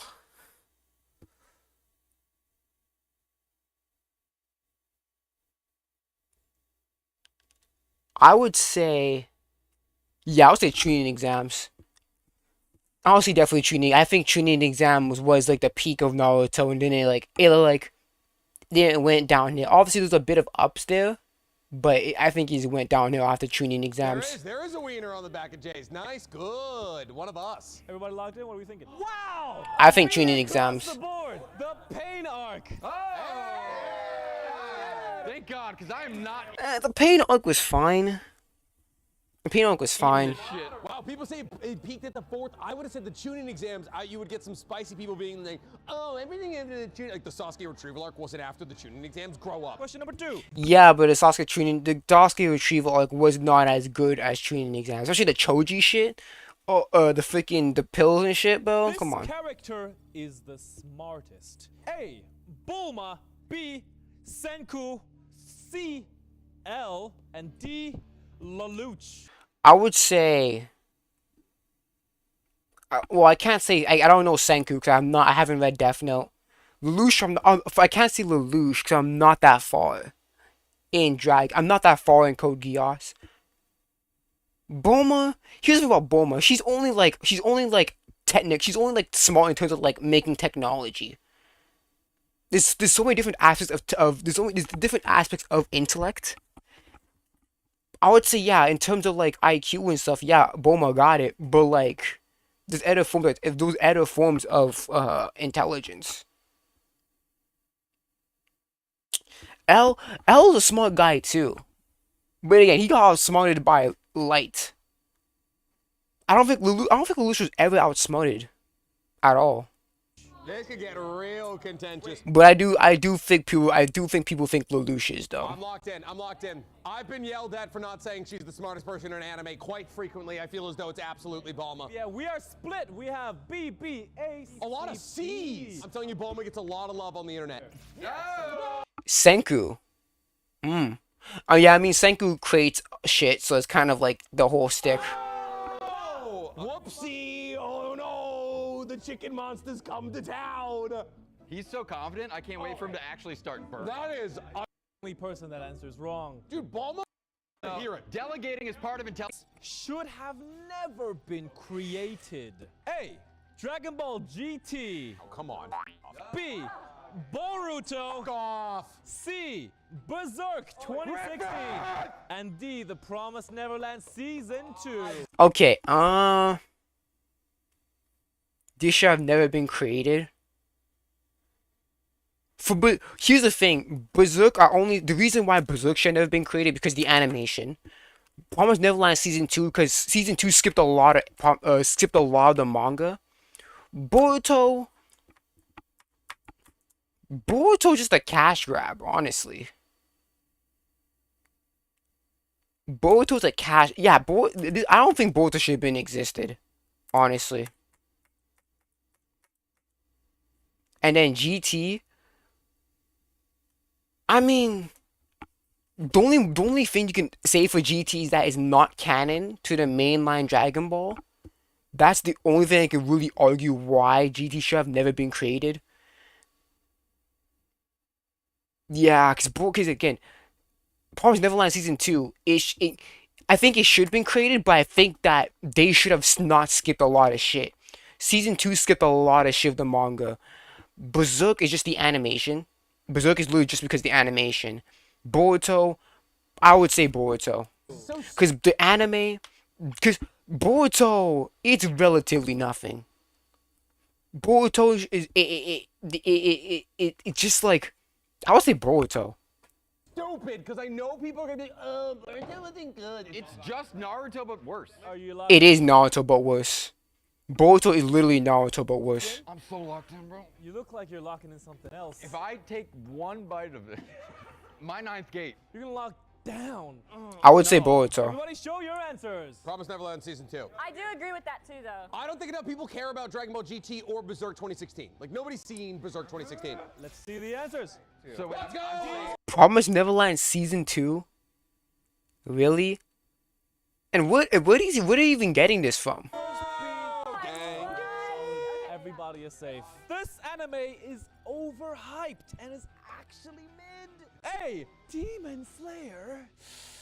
B. Solo leveling. Oh, we're going straight for the heart here. C. Kaiju number 8. And D. Hunter x Hunter. Demon Slayer. It's either Demon Slayer or Soul Leveling. Soul Leveling is mid for sure. Well, I've only seen like the first 2 seasons. Soul Leveling is mid. It is nothing but main character gets stronger and stronger. Side characters are essentially useless. Don't really think about the side characters. Hunter x Hunter was pretty good. The Hunter exam was fine. Norky was whatever. Chimera Ant was whatever. I would say Chimera Ant is overhyped. Hunter x Hunter is fine. I would say it's like a 6 or a 7. Kaiju number 8. Kaiju number 8 is nobody over. I have never heard nobody overhype Kaiju number 8. Everyone knows that Kaiju number 8 is pretty freaking mid. A lot of people. I would say Demon Slayer. It's either Demon Slayer or Soul Leveling. But I would say Demon Slayer because a lot of people, when it comes to Demon Slayer, a lot of people we're always talking about how stories need to be complex and shit like that, and people were dick riding Demon Slayer for being it's simple, but this simplicity so well. I would definitely say Demon Slayer. Demon Slayer. The fact that that's even on the f***ing board? Kaiju number 8's great. I like Kaiju number 8, but I feel like people are gonna say some mean shit. Listen, out of No, I have nobody here overhype Kaiju number 8. Kaiju number 8 does not have the wave that did not have that hype wave that Demon Slayer got. I would say definitely Demon Slayer. Of all of the anime on that board right there, Kaiju number 8 is the worst. Alright, everybody is locked in. Yeah, but what we need to know is that if it's overhyped. Kaiju number 8 was not overhyped compared to these series, the other series. It's not overhyped. Everyone knows that it's pretty mid. Your answers. Soul Leveling. Mid Slayer. Mid Slayer. In no way. It's Demon Slayer. There's so much hate for Soul Leveling. There's so much hate for Soul Leveling. Yeah, but that doesn't mean it's overhyped. If it's overhyped, it means that it's very, very good. People talk about it very, very well. If people already know, if people are not doing that, then it's not as overhyped. Demon Slayer is overhyped for sure. A lot of people talk about episode 19 and shit. Demon Slayer. I know all of these shows are good. Every single one of these shows is good. No, I would not say Demon Slayer is good. Soul Leveling is fine. Kaiju number 8 is okay. I would think Kaiju number 8 is like a 5. Soul Leveling is like a 5. Hunter x Hunter is like a 6. Demon Slayer is like a 3. 2 C's, 1 B, and 3 A's. Someone's gonna eat a wing. Let's It see. won't be me. It was Soul Leveling? No, I would say Demon Slayer. We were gonna eat our chicken. If we lose again, I'd be very upset. This is what a peak isekai actually looks like. A. ReZero. Oh, it's definitely ReZero. I know a lot of people talk about ReZero.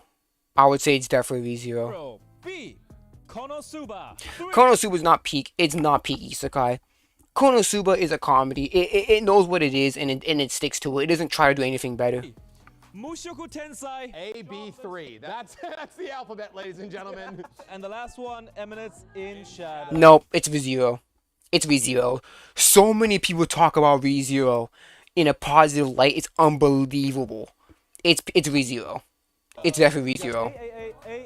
Wow. It's ReZero. Hold on, A. Let's see the answer. Yeah, it's ReZero. It's a landslide.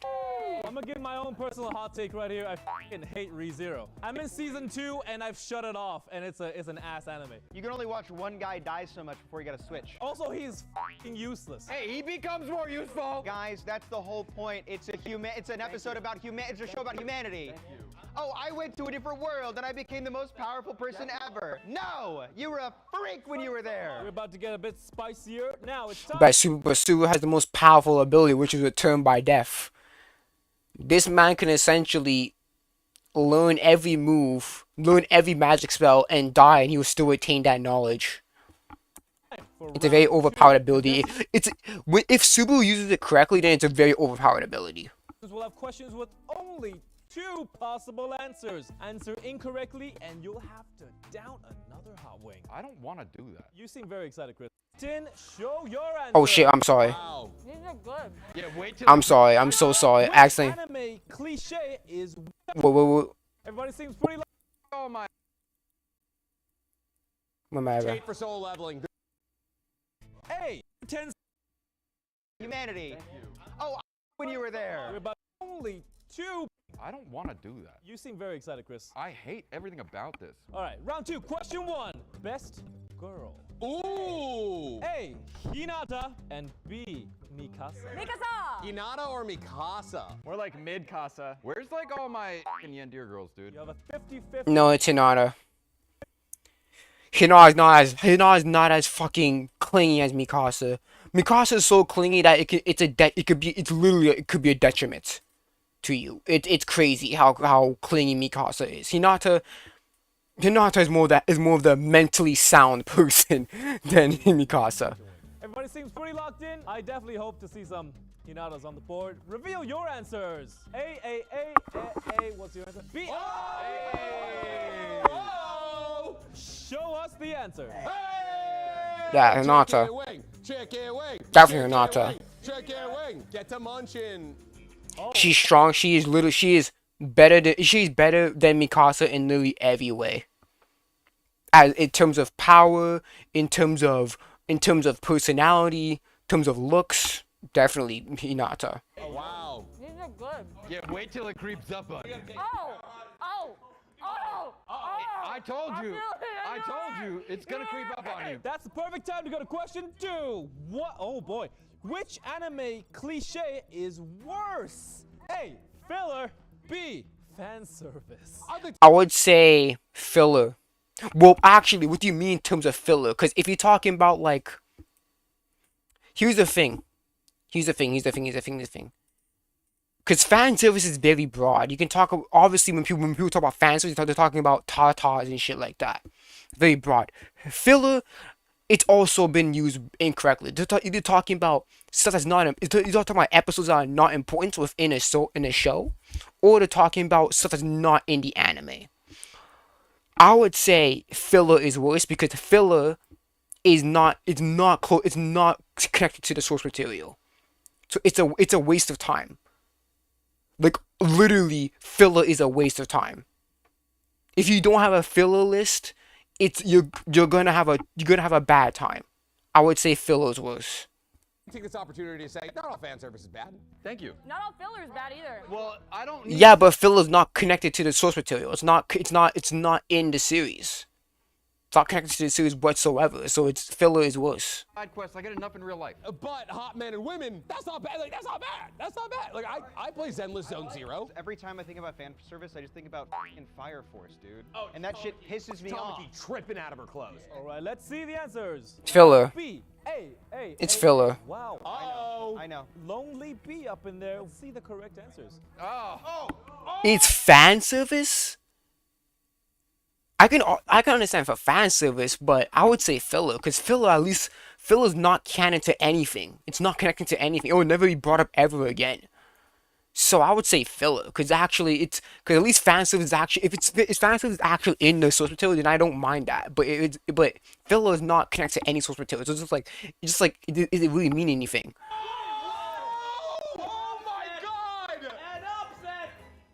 Filler is ass. Hey guys, some people like to watch the characters develop outside of the world that they're supposed know to what? be And in. you're Yeah, but that's the problem because the issue is it feels like the writer it feels like the author is retroactively putting that stuff in to flesh out the characters, even though they should have done that in the manga or whatever source material that it came from. You're right. It's a big Neji fan over here. The only episodes Neji ever was fucking filler. Hey, Neji's awesome. How the f am I supposed to see them all go to the beach if there wasn't filler? Because then you get both. Why can't beach episodes just be canon? Why That's true. And that's my problem. Is the canonicity. If you're watching filler, then you're wasting your time. 'Cause that's not canon to the mainline series. can't it just be the entirety anime of Dandadan? Dandadan. My favorite animes were Story of Wand and Sword, Marshall, and Black Clover. Wistoria, I like. Marshall is fine. Black Clover is fine. I like Wistoria. Wistoria is pretty good. Isn't filler. No, I'm saying it's Wistoria, like I think let say Will Swordful is essentially like Deku, but like no freaking no power boost. That's essentially who Will is. Will Swordful's like a Deku, but you didn't get the handout. service. Every fight, someone's naked. Why? I don't know, man. Are you the fan that's getting serviced by teenagers? What's going on? I've stopped watching. No, I don't blame you. I'm eating half of the nugget for Chris anyway, so in reality, I did not win. I lost half. Woo! Someone stand next to Chris for a color balance check. He is significantly redder. The moment that touched my mouth, bro. Woo! It's only the neck part of the crop top up, or the tank top up. It's like it's not bleeding out. Okay, next thing. Go left or right. Next. What did he do? Next. Friendship/rivalry relationship. A. Naruto and Sasuke. B. Asta and Nuno. I would say no. Who's a better friendship? Okay, if we're talking about writing, I would say Naruto and Sasuke. But if we're talking about the healthiness of the relationship, I would say Asta and Yuno. But if we're talking about writing, I would say Naruto and Sasuke. It's safe here. I don't like this pick I just made. I am pandering with this pick. I'm going against my heart here, but I think it's what's going to win the popular vote. No. Everybody, let's reveal our answers. A, and A. Listen. Asta and Yuno's rivalry is technically better because they actually are rivals. Naruto and Sasuke are just star-crossed lovers. They're not friends. Amen. Amen to that. Yeah, that's true. They're not really friends. If everyone's wrong. This is close. Why is it so close? Why is it so close? I'm taking the milk, bro. Yo, everybody's wrong! Everyone's wrong. I should have followed my fucking heart. Squad wipe! Squad wipe! Everybody eat! Really? Asta and Yuno? Here's the thing, though. Because Asta and Yuno, they're not around. That's the thing about Asta and Yuno. The thing for Asta and Yuno is, like, obviously, like, it's very, I don't know. It's very healthy. It's a very healthy rivalry. But yeah, in terms of rivalry, I would say Naruto and Sasuke. But if we're talking about friendship, I would say yeah, Asta and Yuno, because their friendship is actually healthy. Let's see how hot it is. Okay, next. Bro, go by my own volition. First out by way of taking the milk. You can't make me. Oh, where is Chris? He's in the bathroom crying. Has he? Channel? Exactly. Your chump. Okay. I don't think modesty. He ate. Transformation has more hype. Ultra Instinct Goku or Gear 5 Luffy? There's only one. Ultra Instinct. Ultra Instinct has the more hype. People were looking forward to that so much when they Ultra Instinct. Right answer. Ali is no clip Ultra out Instinct. of the map. That milk's looking mighty fine, eh? Uh-huh. Ultra Instinct. Are you on Wing 2, Ali? That's an obvious answer. Gear 5 was hyped too, but it's Ultra Instinct for sure. Yeah, try wing 3, idiot. Oh, I mixed it up. That was wing 3. Oh, he said left to right so many times. She's lying. I can No, see. I literally. It's a waste. Let's go! Oh, I'm still in. The what? Come on, baby. Don't do me dirty one. Gear 5 was. Oh, I would have to eat some shit. Gear 5 was hyped more. I mean, I could understand why. It's because Gear 5 was in the manga. We saw the manga we saw how the manga did it. So a lot of people were hyped to see it adapted. Okay, I can understand why. I can understand why Gear 5. One piece. Let's go! I can understand why. Oh, I'm still in. Beluga and Jay. Beluga and Jay. Beluga and Jay. Beluga and Jay. It's not fun. It's not a good one. That one's the worst one. Let's go right into the next question and watch them suffer. Not that bad. Oh, give it a second. By the way, this studio only has one bathroom. We actually do have 2 bathrooms. Oh, no, you only got one now. Oh, okay. Chris has eliminated our choices. You know that third wing, it went right through me. New round. In the final round, we asked our community whether they agree or disagree with some incredibly inflammatory anime hot takes. We'll keep the questions going until all but one contestant is eliminated. If no one is eliminated after a few questions, we'll enter sudden death, and I'll explain that when I get there. Final round, baby. That was good. This is a good anime IRL original. I like this one. Okay, question number 1. The big 3 aren't even top 10 shows. Big Feet are not even top 10 shonen. Cause for me, I disagree. Actually, no. For me, I agree. I don't think the Big Feet. No, actually, I think One Piece is. I think One Piece is top 10. But I think that if I'm thinking about the general stereotypical normie, I think that would be a disagree. If you think this, you can off. You can actually off. This is the most take I've ever heard in my entire life. Grow up. Everybody locked in? Let's show our answers. I think if you agree or that'd be you instantly grow. No, I disagree with that. I think that if you actually, I think that means you grew up, because that means you watch a lot more shonen. But I would say if you go in the mindset of a normie, I would say you disagree. Agree? Disagree? I would say disagree. Everybody disagree. I'm sorry, Princess. Daddy's saying you're wrong. 25% of people said they agree. Unsubscribe. Unsubscribe. Unsubscribe immediately. They're busy watching silent movies still. They haven't caught up to our century. Yeah, exactly. Let's get right. Or maybe they just watched more stuff. Next question. I know it's a joke. Yakuza is already better than Solo. I never watched Gacha. I haven't. No, I'm not. I'm lying there. I have watched Gacha, but I'm not that far. I think I watched like 2 episodes. Gacha is better than Soul Leveling.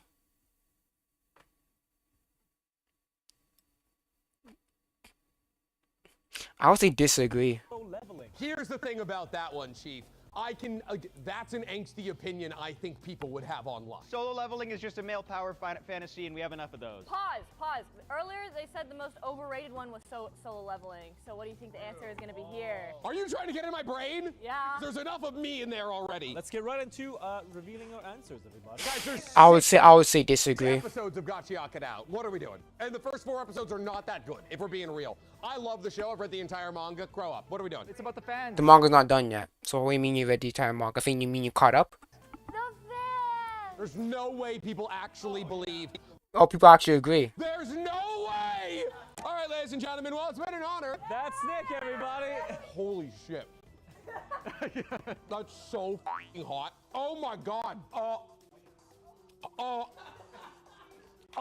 You can drink the milk now. I'm lactose intolerant. You're gonna shit anyway, brother. Get it. Oh my. Gonna shit anyway. Oh my god. Oh my god. R.I.P. the toilet later. Oh, it's so f***ing bad. My mouth is like, oh my god, it's so bad. Oh. It's back immediately. Oh. Oh my god, guys. Okay, yeah. Go take a shit. No. I'm literally shut up. Some Studio Ghibli movies are overrated.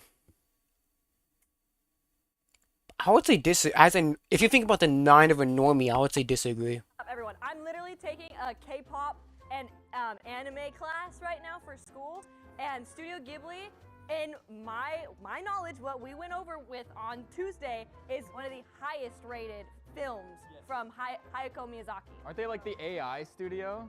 Like ChatGPT? Oh my, hold on. I think I need to investigate what he just said. No, is that what he means by that is that when people do ChatGPT, they copy a lot from the Studio Ghibli style.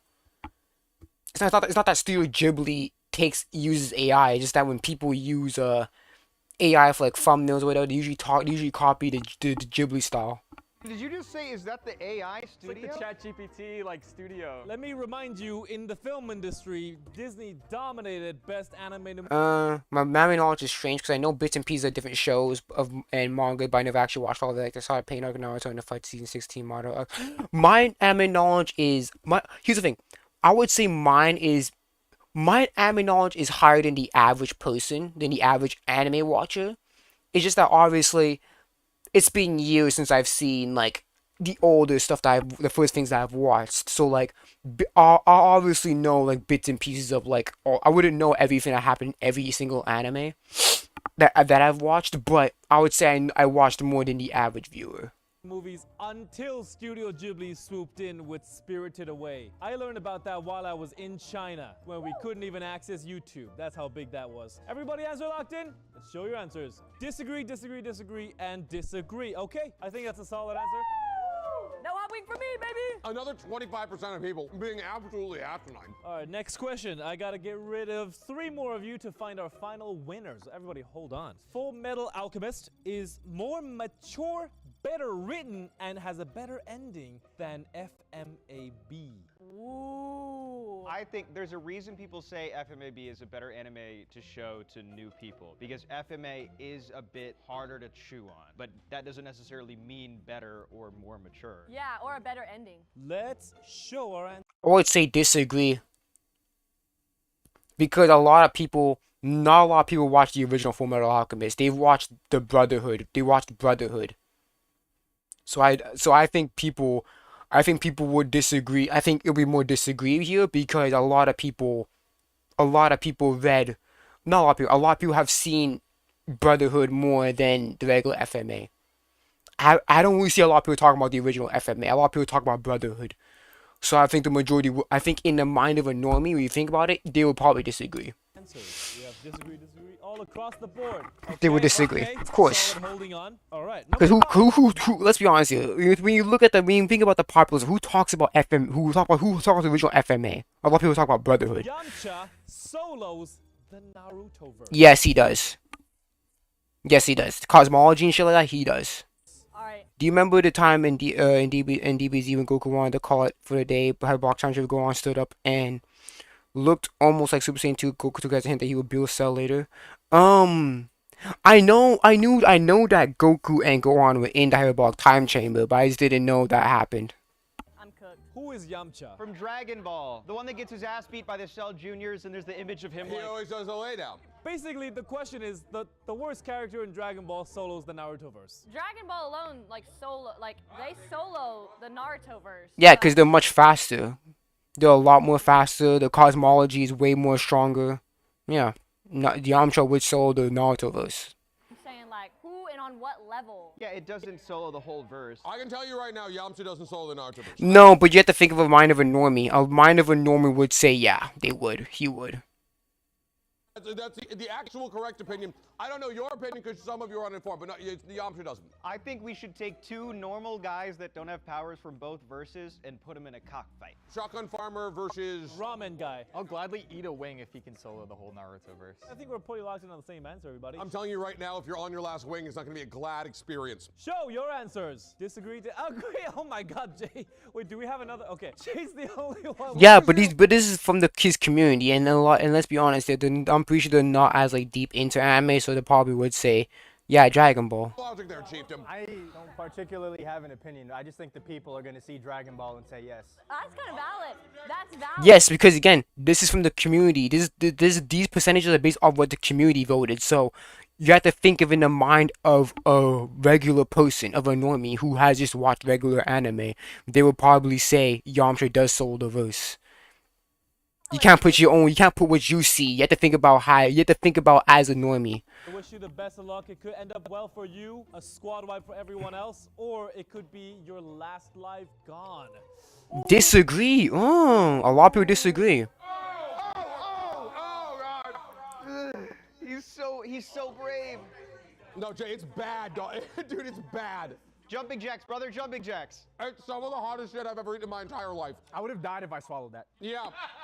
Also, Frieza in the original speaks in his native language, not English. Gohan Gohan fought Final Four Frieza and did that damage. Gohan fought every form of Frieza other than bulky 100 from original. I did not know Frieza spoke. Well, I did not know Frieza race had even had a language. Okay, Beluga, you're the next one to go should you get something wrong. We are now in sudden death questions where correct answers no longer matter. You're tasked to guess, write down the percentage of people you think agree with the prompt. It could be 1%, could be 99%. Closest to the actual percentage will win the question and their opponents will lose a life. Neon Genesis Evangelion is pseudo-intellectual, pretentious trash. I would, bro. Okay, let's think for a lot of people would disagree. A lot of people would disagree. You have to think of it. You have to be in the mind of a normie. Be in the mind of a normie. They would disagree on this. So what percentage do you think They would disagree on this. with this prompt? This Show would- your answers. 23.4. 24% and 41%. I was gonna put 23.5 too, which is crazy. You guys just missed each other. Yes, disagree. I already knew that. 41%. 41% agree. So Beluga wins the round. Wing up or milk out? I'm debating, man. You already ate your third wing, or did you lie? No, I did. Okay, then eat the second wing. This one's easy? Yeah. Okay. Yeah. I mean, it won't be easy to chew. But heat-wise, it should be good. This is our final question, and we are going to have 2 casualties in this question. The prompt is, Frieren is boring and slow. A lot of people would agree. That's a very common criticism that I hear of Frieren is that it is boring and slow. We have to think of the mind of a normie. A mind of a normie would disagree. But then again, the most common criticism is that Frieren is boring and slow.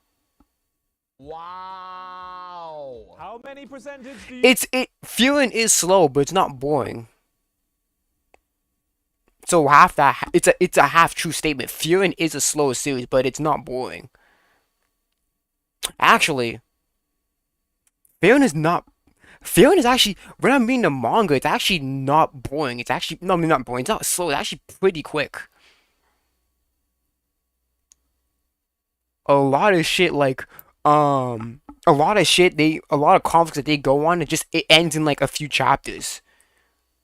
So I would say that it's not boring nor slow. Obviously, the anime does slow it down, but I wouldn't say it's boring. You think agree with that? Not a fan. 1%. That's a bold play. That's a bold play with dragon breath on the line here. I already know the answer. How come? I would disagree though. I think in the mind of a normie, because the mind of a normie, they overhype, they hype the show a lot. So in the mind of a normie, they would probably disagree. How are you guys feeling? I'm very confident. I know that it's not many people are going to say this. Not many are going to agree, right? I don't know. Some people might agree. I'm trying to go numbers now. Thinking the math route, analytics, metrics, algorithm. I'm feeling like I'm going to get it exactly to the decimal. To the decimal. Guys, I think it's time to reveal your answers. I don't know, man. Go for it. Show us the answers. 17.1%. Can you turn up the volume of your videos? You react to you're a lot louder and you pause the comments so it won't interfere. I'll try. Cause the thing is that I don't want to be too loud to the point where nobody can hear me. I'll boost with the screen capture. 40 didn't betray him last time. That actually might be the play there. I know. I'm cutting real low here. You're in a f***ing sticky situation. I know. You're in a real I sticky know. situation. I know. Oh, I'm excited for this. I'm excited for this. Give me the answer. Yeah, obviously. If I were a fan of yours watching the VOD won't be too quiet for me to stay. Get at it! Woo! Oh my god, sorry, man. Again, you have to think of a mind of a normie. The most common, you have to think about the general normie. The general normie, they gave, I think Frieren was the volume, your volume like yours is perfect for me. Yeah. Again, I'm trying to be louder than the mic itself. That's kind of the whole point. I don't want to be too loud to the point where nobody can hear me. But I'll put it like I'll put it up to 12 decibels or negative 12 decibels. Sorry. Sorry. Are you gonna chicken up or are you gonna milk out? Chicken up. Losers! Yeah, but yeah, obviously you have to disagree. You have to think of the general, the basic normie. You have to think of the basic normie, bro. And they'll obviously disagree on that. Any more? Uh,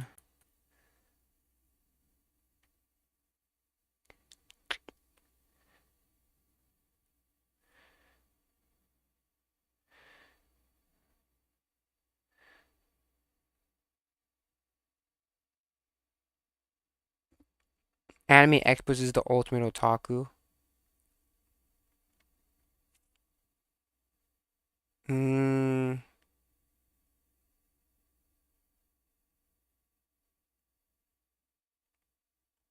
Let's do the what's this? Well, that's the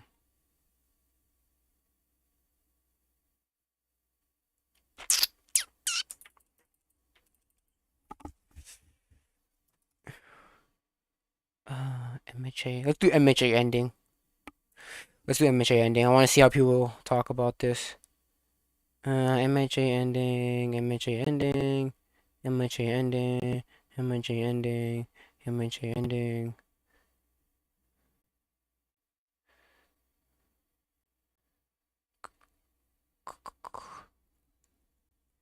Do you know anything about the sequel to the Martial Suit since the manga ended? It was announced a sequel. I don't know anything about it. I don't know anything about it. I'm trying to see like people. MJ Arthur has a new series he's working on. Yeah, apparently he's working on like some like filler or horror series. I'm not too sure, but oh, the MHA is worth it. Okay, let's see this one. For the last couple of months, I have gone online and seen everyone and their mom complain about the ending to My Hero Academia, and that really annoys me. Because the complaints are always one of two things. The ending is really stupid because why did Deku not become the best hero ever? And why did Deku lose his powers? That's so stupid. If I hear this one more time, I'm going No, my issue is that Deku got a suit. Cause Deku got a suit, so it kind of lessens the impact of him losing his quirk. to rip my arm off and beat you with it. Look, My Hero Academia is my first anime ever. Okay, that explains it. That explains it. Oh my goodness. But I'm not here because I'm the biggest My Hero Academia fanboy out there. But it will always hold a special place in my heart for introducing me to the world of anime. And when I read the ending of the manga a while back, I thought it was a good ending, all things considered. But the problem lies with people who have not read it themselves and are just repeating stuff. No, you can't say that, because what if people actually did read it and then they still have that opinion? What then? You can't just say, oh, the people who criticize it haven't even read it. That's a really bad mindset to have there. They saw online, or they simply don't understand it. Oh, that's another issue. That's another defense. That's another fanboy defense. So people say you don't understand it, or you haven't read it. That's a common defense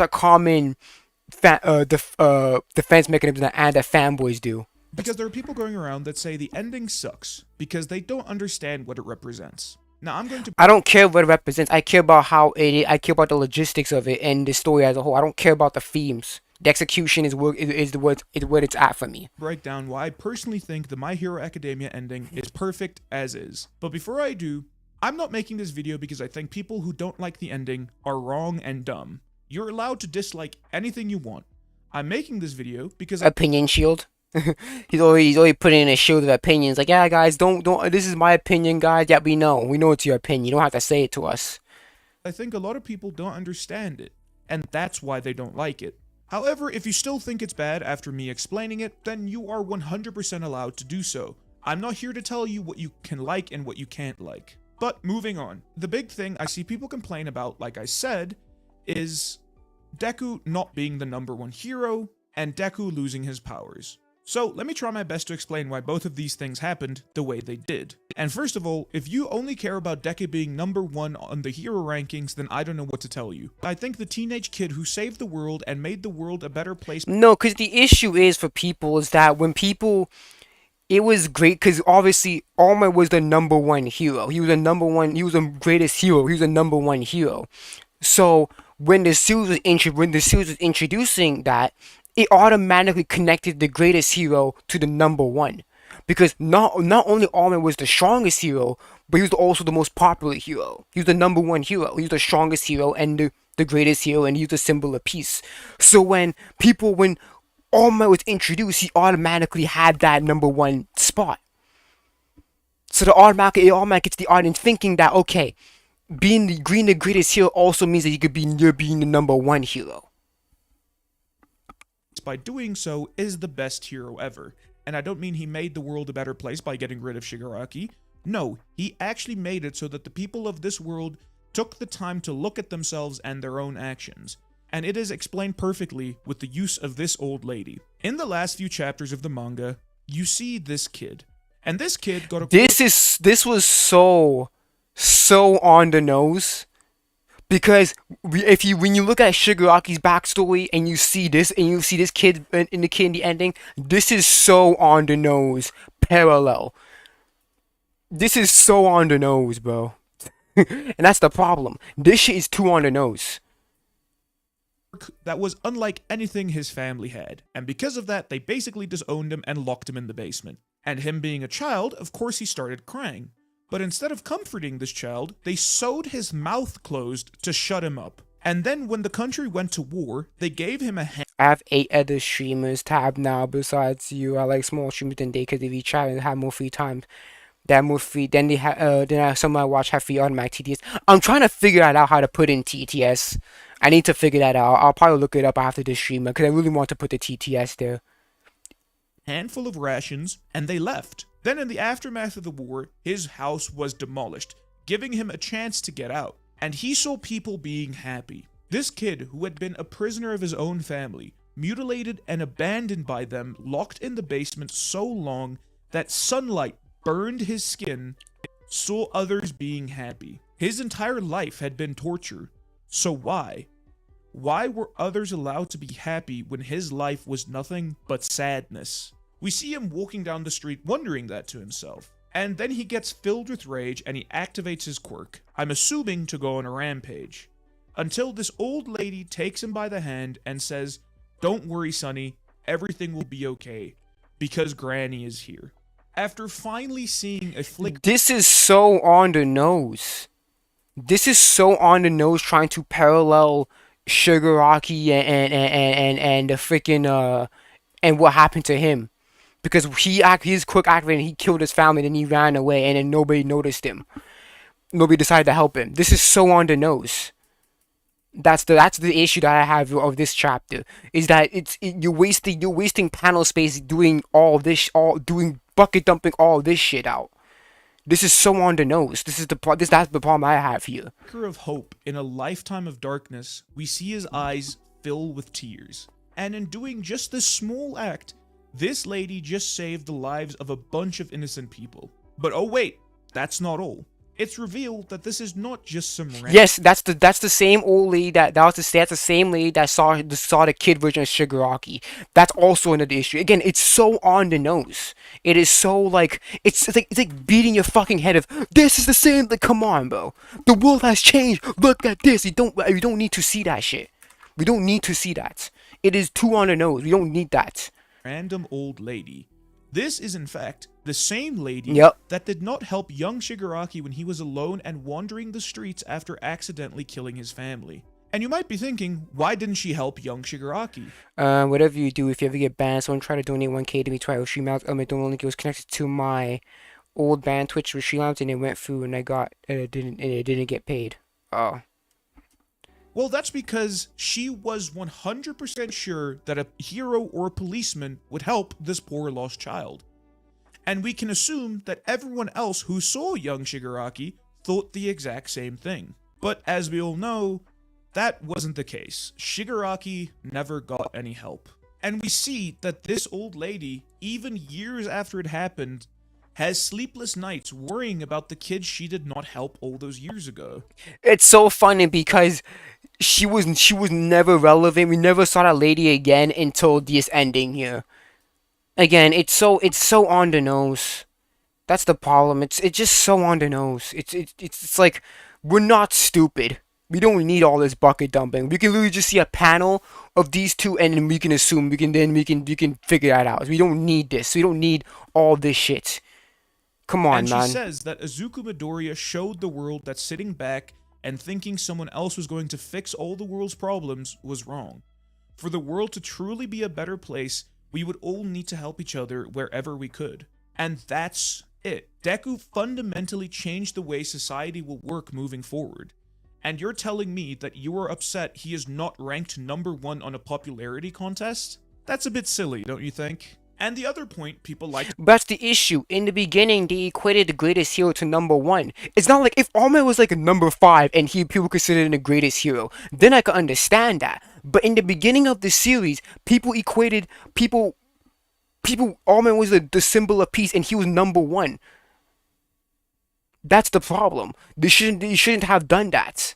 to talk about is Deku losing his powers. Now, I hate to break it to you, but I don't think there was ever going to be a version of this story where he kept his powers. Because that's not the point. Not only does One for All and All for One have an intertwined fate and were destined to snuff each other out, but Deku is a kid born without powers in a world where it's commonplace to have even the most basic ability. And then he inherits the most powerful quirk in the world from the strongest hero in history. He spends the rest of his time with it trying to make that power his own, working on it and trying to master it. But then at the end, he sees that the only way to beat the villain and save everyone is to give up his power. And Deku does not even hesitate. He immediately does what needs to be done. And that is... And he resorts to a punch. Even though punches are the one that's damaging his arms, he still resorts to a punch. That simple, yet very powerful moment shows us that Deku never needed a quirk to be a hero. Yes, he did. Yes, he motherfucking did. Because without that quirk, he would not be in the situation as he is right now. To say that he never needed a quirk is a fucking lie. Do you really think that if Deku did not have a quirk, he would make this big of an impact as he did? No. He needed the quirk. Or else, this whole story would not have existed. Come on, Bell. He was a true hero, to the point where he would sacrifice everything in order to save people. Yeah, but then he got his arms back, so his arms didn't really mean anything, did it? Sure, he lost his arm, but he got that shit back next chapter. But going back to what I said earlier, One for All was always meant to be used to destroy All for One. It was a power born as a desperate attempt to stop this great evil, and with Deku's help, it was finally able to fulfill its mission. Like I said, this story was never... I mean, the twins. No, they're not twins. The younger brother and older brother. ...going to end with some big attack, and then everything goes back to the way it was before. Deku ending up as a teacher is honestly the perfect fit for the character. From the very first episode, we see that he is a massive quirk nerd, and with how... Yeah, but the thing is that he doesn't really, he just doesn't, because let's be honest here. Would you think you'd rather be a hero or a teacher? That's the thing. We should have a lot more moments where Deku is being like a teacher figure. It's not like he wanted to be a teacher. He kind of had to be a teacher because he didn't have the quirk anymore. How smart he is, I really think him being a UA teacher is the best possible ending for him. He saved the world, changed the way society works, and got the perfect job mentoring the next generation of heroes. And for those of you saying, oh, but he didn't even get the girl. Shut up. Horikoshi basically said himself that if you don't think him and Ochaku got together afterward... No, he said use your own imagination for that answer, so anyone can assume anything. And again, my issue is that what happened between those 8 years? Because during those 8 years, Deku was a hero until he retired later on in the early of those years. And obviously, we know that texting and calling exists. So you're telling me that those 8 years, they haven't tried anything? They never went on a date or something, or let's text and let's hang out? You telling me that they never tried something like that? It's just so unbelievable. That's the problem. You lack reading comprehension. Because it's not something that needs to be said out loud. There you go. I know that... No, it should have been... They should have been mentioned that, hey, you know, we've been on some dates and stuff like that. Maybe we can make it official. That's the thing. The thing is that we didn't see for the past 8 years. They told me they did nothing. They didn't try anything because we know that the crime, we know that the villainy, the crime went down.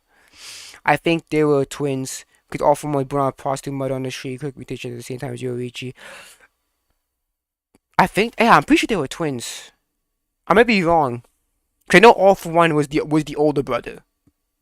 What I just said is pretty basic, and a lot of people. And no, again, my issue is that we should have seen what happened during those 8 years between Deku and Ochako. Why didn't they try to begin the relationship or make it official earlier? It feels like if Ochako mentioned like we've been for all those dates and all that stuff and all that stuff and all that shit, then yeah, then I'll be like, okay, yeah, they were actually together. But the fact that they're doing this now kind of seemed like yeah, they never really tried anything.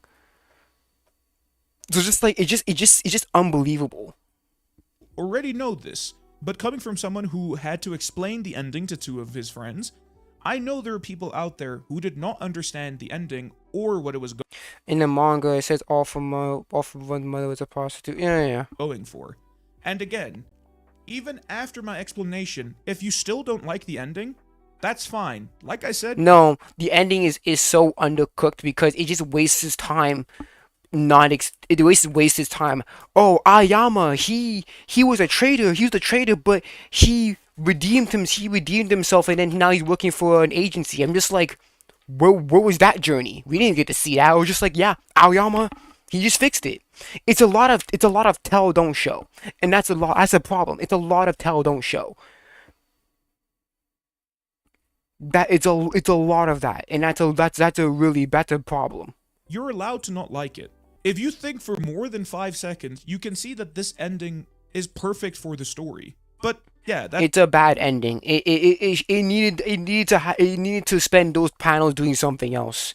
Cause who really cares about the ranking? Cause the ranking, let's be honest, we don't know how ranks even work. How do you even get up in the rankings? We don't really know. What we know is it's just a whack ass popularity contest. That's the problem with the freaking with the freaking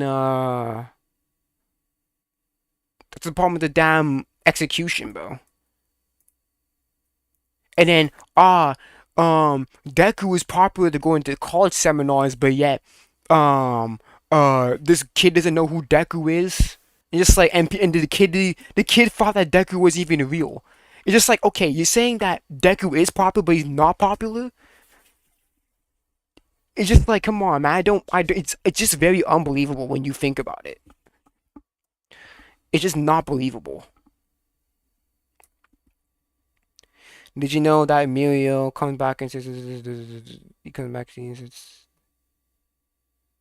yeah, I know that. I read the manga, but it's just like again, it's just mm,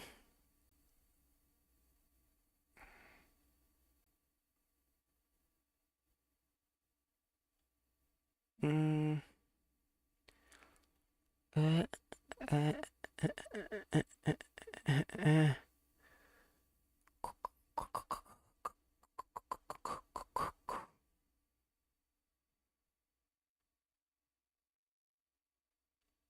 And it's so funny. It's so funny because Ochiko's goal, right? Yoraka's goal was basically give money to her parents and shit like that. Whatever happened to that? That's another big issue. Whatever happened to Ochiko's parents? Because that was like the main motivation of Yoraka becoming a hero. What happened to her parents?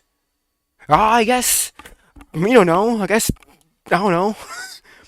Again, Horikoshi, he spends time, he wasted all that panel doing something else. Retelling the whole dumb story about, oh, my parents it's like, come on, man, this is so on the nose. This is so on the nose.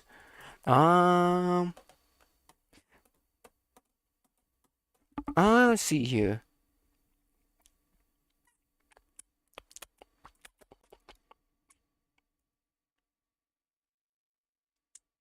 I'm trying to think of something.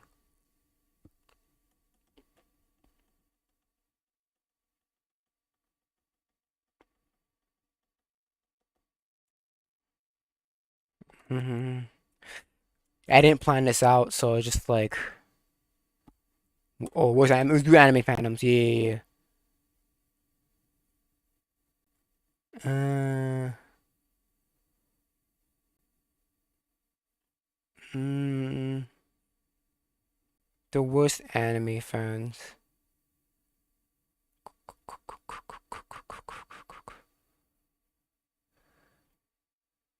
Toxic.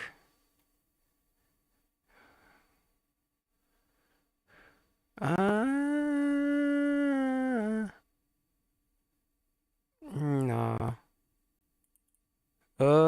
Let's see here. Trying to figure something out. Mm.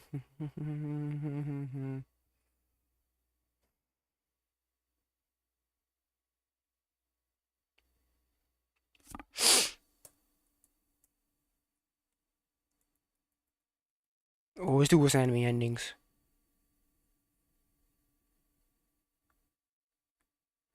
Worst endings ranked. Okay, let's do this Writing one. a manga is difficult, and apparently ending a manga in a way that the fans of that manga like is even more difficult. Because it feels as though over the course of the last couple of years, there's been an epidemic of popular shonen manga that haven't quite stuck the landing that is ending their story. See, while some stories, like Kaiju number 8, opt for a simple, clean, and easy ending, unfortunately that kind of option only seems available for mangas that were already pretty simple to begin with. What happens when your manga's complex, hundreds of chapters? But even then, Kaiju number 8 didn't really do the manga well.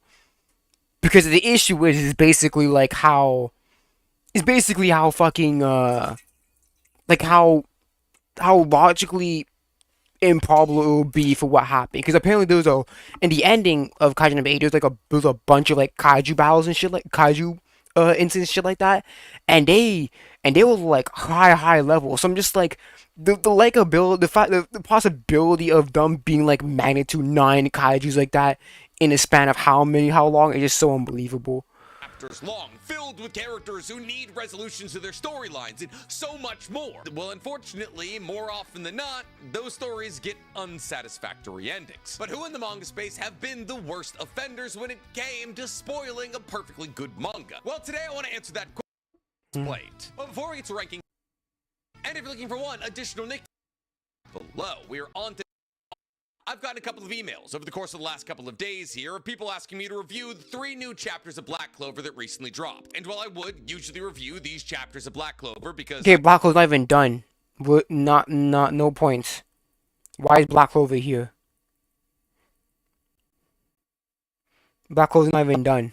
JJK did, which is to say that MHA ends on chapter 430. And therefore, if you're reading MHA on something like the Shonen Jump app, the last bit of MHA you'll be able to read is chapter 430, which as a chapter introduces us to a rather large time skip that shows us that Deku, after his battle in Shiraki, had lost his connection to One and For All. And Deku had gone full circle. He had returned back to bliss. And thus, chapter 430 on the quest Deku is supposedly working his dream job, which is teaching at UA. Or there's undertone. Deku is proud where his life is our favorite. Not all of his friends. Not all of his friends are famous heroes. The only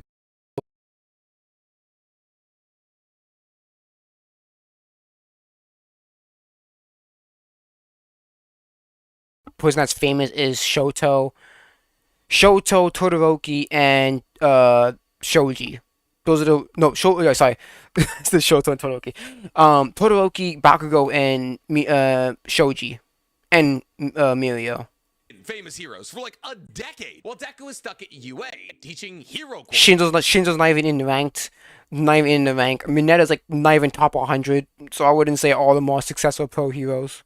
And while this does give him the opportunity to reach out to the youth that he sees himself in, it's basically established that everybody from Class 1A has left Deku behind. They're all either too busy being heroes, too famous, or no longer. And that's an issue because we know that from the ending that the villain rate has gone drastically down. So what's keeping them so busy, bro? I understand obviously the rebuilding and all that shit, but what's keeping them so busy to the point where they can't contact Deku?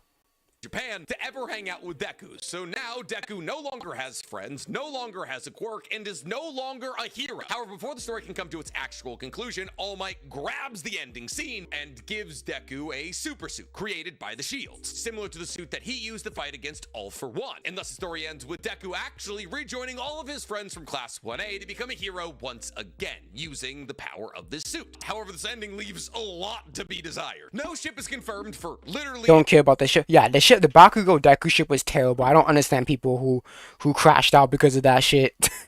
Do you really think that Izuku will ever get with Bakugo? I don't understand that. Those shippers. That's the worst part of My Hero is the shippers, bro. Fucking they crash out of anything. We have no idea how powerful Deku is or what his hero ranking ends up being. And considering the fact that the beginning of MHA literally starts with Deku saying, "This is the story of how I became the world's greatest hero," the ending of the manga not showing us Deku as the world's greatest hero. Because the issue is that the beginning of the manga, it shows All Might is the greatest hero and he's the #1 hero. So kind of being the #1 hero kind of strengthens the point of him being the greatest hero. I think it would have been better if it was like All Might was like the #2 hero, but people consider him still the greatest. I think it would have been better if we had that. Therefore, it gets in the audience's head that, hey, you don't have to be #1 to be the greatest. Kind of means the beginning was a lot. Or maybe you consider the greatest. Thematically, the ending of MHA kind of hammers home the fact that Deku was never able to achieve the same level of strength as All Might. Obviously. The ending of MHA was so poorly received, Horikoshi ended up dropping something known as Chapter 431.5. Yeah, he had to do all that, and again, he wasted all that time. Fun finding it in any official forum. However, over the course of this chapter, we get a look into basically what everybody from Class 1A is doing with their superhero lives, with a heavy focus on Uchaku. And we even get an update of what the hero world rankings look like right now. But who cares about the rankings? Because clearly the ending's trying to show you that rankings don't mean shit. So why bring up the rankings? Because it clearly doesn't mean anything. We don't even know how you get up in the rankings. That's the problem, and that's the problem in the world with the world building of My Hero Academia. We don't know how you get in the rankings. We don't know. Obviously, we can assume what the categories are, but like we don't get it. We can assume that's all it's gonna be, assumptions. We don't actually know what factors into you increasing your popularity. Not popularity, your hero ranking.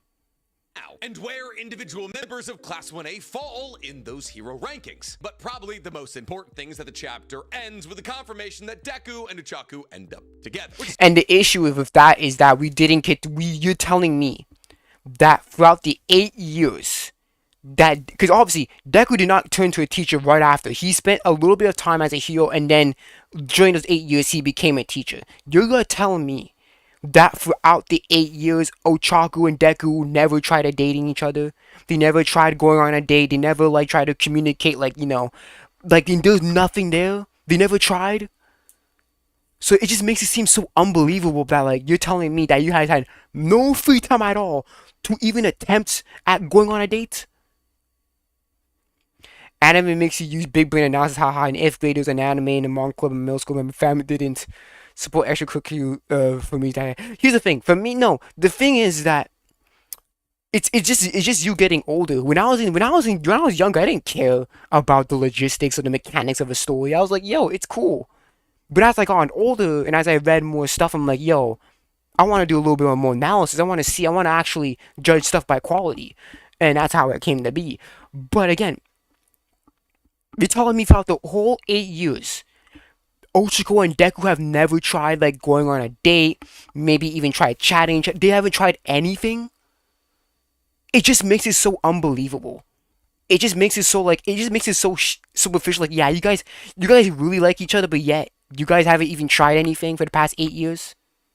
It just makes it feel so superficial. That yeah, obviously they liked each other, but do you guys even really like each other? Because if you guys actually liked each other, you would have tried something at least. And we didn't get that. There was no hint at that. pretty much all that anybody was looking for. Now, I personally think between the combination of the epilogue and MHA's actual ending, this all wraps up to be a pretty good manga ending. And no, it's inconsistent because in the original ending, Deku was essentially a nobody. Nobody knew who Deku was. This kid, there's literally a kid that says, Deku, you're real? Like, this kid didn't even believe that Deku was even real. And then the epilogue is like, oh yeah, I'm gonna go to the seminar and shit like that. It's like, wait a minute, hold on. Nobody wants to hear this. Nobody wants to hear a secret that MHA and nobody realized. It'll blow your mind. I'm pretty sure I'm right about it because it could be wrong, but it's a crazy realization. What is it? However, there was a month or two between the release of Chapter 430 and the epilogue, and so MHA fans absolutely had the right to be up in arms. Now, some people also just don't like how the battle between Deku and Shigaraki shakes out, which is understandable, but yeah. Deku is pretty much the closest thing we get to anime Superman. He always sees the best in people, and therefore him trying to reach out to the child in Shigaraki, to me, always made a fair amount of sense. And thus, that's why I believe MHA should be at the bottom of this list. But unfortunately, I can't say the same for our number 6 spot, because coming up at number 6 on our list of the worst manga endings in recent years, we have Naruto. Naruto? Oh, here's the thing. Naruto's ending's not bad, but it is mediocre. It's at best average. It's at best an average ending, but it is, I would say it's a mediocre ending. Definitely. Because my issue is that, how do you even be, like, Naruto, him becoming Hokage, it's just like, obviously it was going to end that way, but Sasuke saying he wants to become Hokage too, I'm like, yeah, no. This is when you want to become Hokage, buddy. Come on. Listen, I love Naruto, probably more than you. It is literally... Oh, yeah, you probably do. ...my job to talk about Naruto, but I can still sit here and acknowledge the fact that the ending of the manga is not good. I have released several videos talking about how I would rewrite the ending of Naruto, because a lot of the decisions made by Kishimoto towards the end of Naruto were either because his editors were rushing him to finish the story, or because he was setting up the Naruto universe for the introduction of Boruto. And honestly, when you take into consideration Boruto, it makes the ending of Naruto a little bit better, but I just want to talk about Naruto today. See, the number one complaint that anybody is going to lodge to you about the ending of Naruto is the fact that Madara is taken out by Black Setsu and replaced by Kaguya, and that is bad. But quite honestly, yes, because Madara is so overpowered that you needed some ass pull in order to take Madara out. Madara was way too strong for any person to beat them. My guy went full power. He went as strong as he could against Madara, and that did not. It barely affected Madara. So it's just like, yeah. He's just way too strong. Honestly, it's not even the worst thing that happens towards the end of Naruto. If we're being and the Kaguya shit was also bullshit. That was also stupid. With ourselves, Madara's death at the hand of Black Setsu and being replaced by Kaguya is kind of the cherry on top of the terrible Sunday that is Naruto's ending. See, because long before Madara takes the hardest... So in MHA, it starts 8th grade Deku, then the spring tournament, summer mechanics, season 5 is winter. The end of MHA is year 2, not 1. Well, they were going into year 2, obviously, because by the time the series ended, Bakugo was like 17. So yeah, they were basically the story of My Hero is essentially what? Because Deku graduated, okay, and then he trained. Yeah, it's essentially like a little over a year, like a year and a half. They basically try to hide that they try to fit 2s into 1. Yeah, it's essentially what it is. MHA takes place within like a year. In a year and a bit. Because, yeah, MHA starts off with him basically near graduation. Because he needed to take those months off in order to apply for the test. So, yeah, I would say, like, yeah, it's like about... about a year and a half. Longest black back shot I've seen since Riley Reid's prime years, there was a litany of problems that was already setting up Naruto to come to a stumbling, bumbling end. Well, obviously the ending of Naruto's manga is a lot better than the ending of Naruto's anime on account of the fact that the manga didn't have filler issues. That doesn't mean that the war arc wasn't still way too long in the manga. Well, an entire army of Naruto's past characters being brought back to life using Edo Tensei did leave for some emotional moments like Team 10's battle against Asuma, Minato and Naruto and Itachi and Sasuke's final goodbyes, and so much more. It also kind of distracted from the more important fights. Not to mention the fact that even though Naruto prided itself on building up a cast of interesting and powerful characters. Yeah, the problem is that a lot of them got left to the wayside. Like, let's be honest, Ino, Tenten, Shino, Choji got barely anything. He got like a bit in like part 1, then he essentially became irrelevant after. So yeah, you have he became irrelevant too. So like damn near half of the cast became irrelevant during that arc. Lee had his thing in part 1, and in part 2 he became irrelevant. So it's just like a lot of the main cast, a lot of like the Shinobi, the Konoha 12 became like nobodies.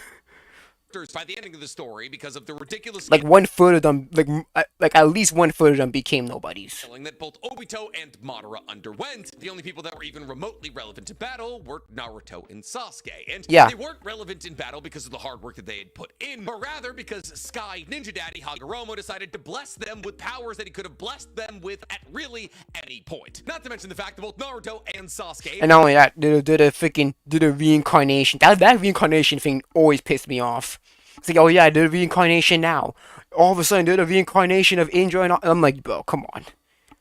How on the nose do you need to be? Ooh, you already got the parallel between Hashirama and Madara. We don't need another fucking parallel, bro. Come on. Are death baited, with Sasuke being stabbed through the chest by Madara, and Madara yanking out the half of Kurama that Naruto had inside of him. But Neji also rather pointlessly dies when it would have been much more emotionally hard-hitting to see somebody like Hayashi step in to save Neji, which would have broken down the whole caste system that the Hyuga We should have got more Neji if he was gonna die. have used for decades and generations. I don't mind Neji dying, but there should have been more. Because Neji, he had his moment in the treating exams, and after that he became basically nothing until his death. Naruto turns into Ninja Jesus and is able to fix Might Guy's heart even though he uses the 8 gates, and so much more. A literal laundry list of lazy writing decisions are made towards the end of Naruto. And don't forget, Naruto able to pass down his chakra. Naruto able to do that as well. Because he has so much fucking chakra, he can do that. He can just pass down his chakra to basically a whole army of people. He has so much. And not only don't make a whole lot of sense within the context of the story, but also undermine a ton of the themes of the manga. Might Guy, being the literal last standing bastion of hard work equals strength, should have been the one to defeat Madara. Naruto and Sasuke being revealed as reincarnations of the children of God strips away all of the hard work they've ever done. And them It doesn't strip away all the hard work they ever done, but it really lessens it. It's like, yeah, they're bound by fate. It's just like, yeah, it'd be like, yeah, it's a coincidence that, they parallel Madara and Hashirama. Yeah, good. But then you're gonna stuff that more with they're the reincarnations of Indra and Ash. I'm like, come on, bro, we don't need that. That was so unnecessary. You could have built that up way before, bro. Receiving a literal blessing that only they could get makes both of them, unfortunately, Mary Sues. And unfortunately, no, I wouldn't say they're Gary Stews, but I would say, because Gary Stews are people who are perfect no matter what. I wouldn't say they're Gary Stews, but like, it was bullshit. Even the introduction of Boruto doesn't necessarily excuse this writing decision, because the concept of Indra and Ashura's reincarnations stop with Naruto and Sasuke. I love Naruto. I also love Boruto. The ending of Naruto is bad. All those things can be true simultaneously. Kind of like how I can say I love Demon Slayer, but don't like its ending, which is a sentiment that a lot of people who have read Demon Slayer's manga agree with. And therefore, yes, coming up at number 5 on our list of the worst manga. Because it's bullshit. The reincarnation really got me, because just like, okay, basically, it really means nothing because they all get reincarnated in the end in the modern world, and then they end up having all the scars that I'm just like, come on, bro. How Disney do you have to get, bro? Manga endings in recent years. We have Demon Slayer. Listen, the ending of Demon Slayer's manga has the opposite problem of a lot of popular shonen manga, and for that, it does get credit. See, because while a lot of other shonen manga play it safe and try and make sure that everybody gets a happy ending, Demon Slayer goes the— No. They all get a happy ending because they all get reincarnated in the modern world, basically safe and a-okay. No. They do. It does suffer that same problem. It definitely suffers that same problem. It does, because they all, a lot of people died, but guess what? People that survived end up having kids, and then all the people get reincarnated back. So no, No. Obanai and Mitsuri own a restaurant. Genya and Sanemi become cops, and it's just like it's so unbelievable because they all get reincarnated, pretty much in the modern world. Everyone gets reincarnated back to life. So it's like you can't say that. You can't say, oh, everyone gets a happy ending. I mean, they all technically do. It's basically they all get happy ending because they're all reincarnated into this, all reincarnated into the fucking descendants.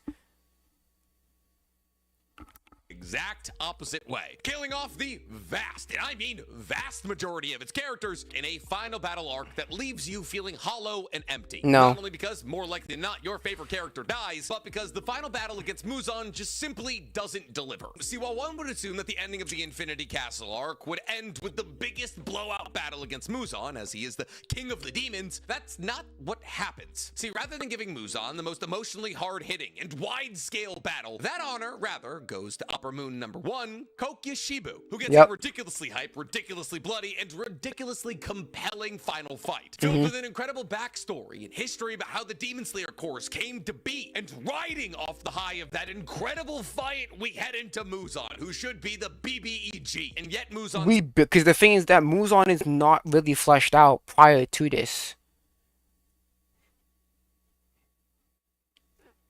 That's my issue with Demon Slayer as a general. It puts the backstory literally just before the fight happens. So you get all this built up, you get all this bucket dump of information about this character. That is my problem with Demon Slayer, is that it's when they're in the final battle, they bucket dump all the backstory for the demons. They did it with Daki, they did it with Ruri. It's annoying. It's very annoying. I hate that shit. This fight just Very simply hated. doesn't deliver in the same way that Kokishibu's does, mostly because prior to this final battle, Muzan is poison, and thus the demon that's been hyped up as the king of demons and unbeatable by anybody, even if they combine their forces, becomes beatable, like real beatable, and thus he simply doesn't live up to the hype that we've been told about the entire story. And then after the final battle against Muzan is wrapped up, we have to deal with the fact that everybody who awoke a Demon Slayer mark during these final battles is gonna die at like 25. And not only that, the entire Demon Slayer story was a dream. No, I'm not kidding. Or like kind of a dream. It was kind of a dream because guess what? It was this whole memory, because it was this whole memory thing. Because Tanjiro gets memories from his ancestry, so it's like his descendant gets memory of his ancestry as well. It's a bunch of bullshit, bro. A dream from a descendant of Zenitsu Nezuko, who's reading Zenitsu's telling of his time in the Demon Slayer Corps. And thus Demon Slayer kind of falls into the same trappings of Naruto, where it kind of shoots its own ending in the foot to promote its spin-off manga, Demon Slayer Kimetsu Academy. And thus the last two chapters of Demon Slayer take place in the modern day.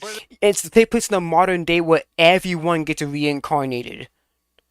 So you can't just say, hey, oh, guess what? Demon Slayer subverts the happy ending of shonen manga. No, it dives right into it because guess what? They all get reincarnated and then they're all living happily ever after.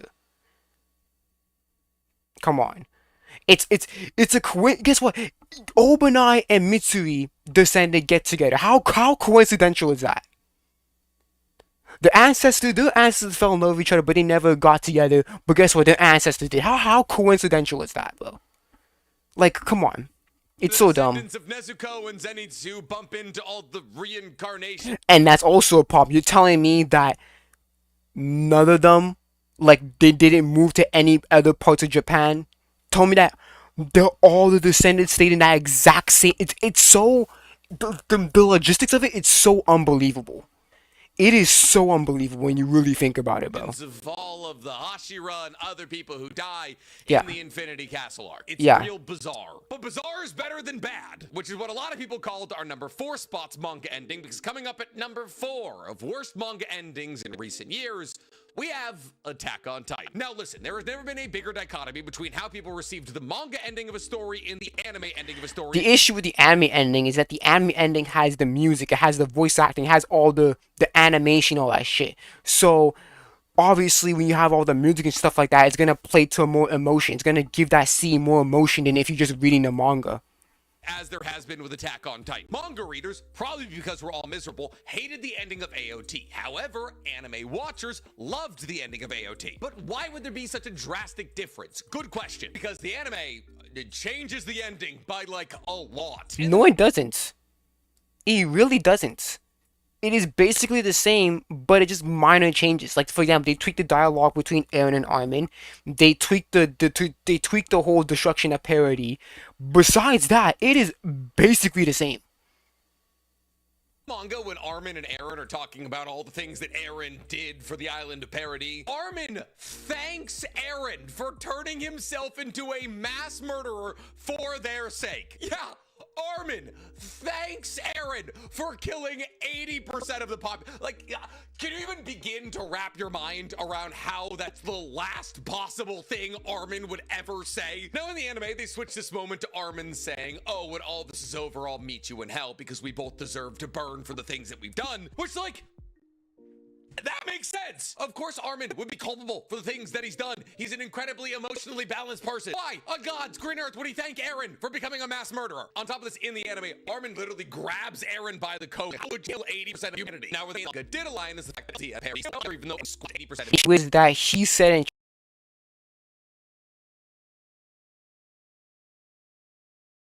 chapter 130 that this fight will not end. He said this in chapter 130 in the fucking flashback that this fight will not end until one side disappears. So why would fucking Aaron do the 80% plan? It makes no sense. He already had this mindset that the world will not, the cycle will not end until one side gets destroyed. But yet, he still does the plan. And he still does a plan that perpetuates the cycle even more. Or I would say even worsens it now. Because now the world actually has a more legitimate reason to say, yeah, fuck Eldia. Like, LT's ending is so bad, bro. When you really think about it, it is terrible. humanity, and thus essentially Aaron wiping out 80% of humanity accomplished nothing. It literally accomplished nothing. It legitimately accomplished nothing. Because, again, back in chapter 130, in the flashback, he knew that it was not going to end. It was going to end by one side dying completely. He had that mindset. He had that mindset in the flashback on 130. He told the story of this. He already knew about this. So why would he then go do the fucking what the plan he did in 139, make his friends like heroes and shit? It's so dumb.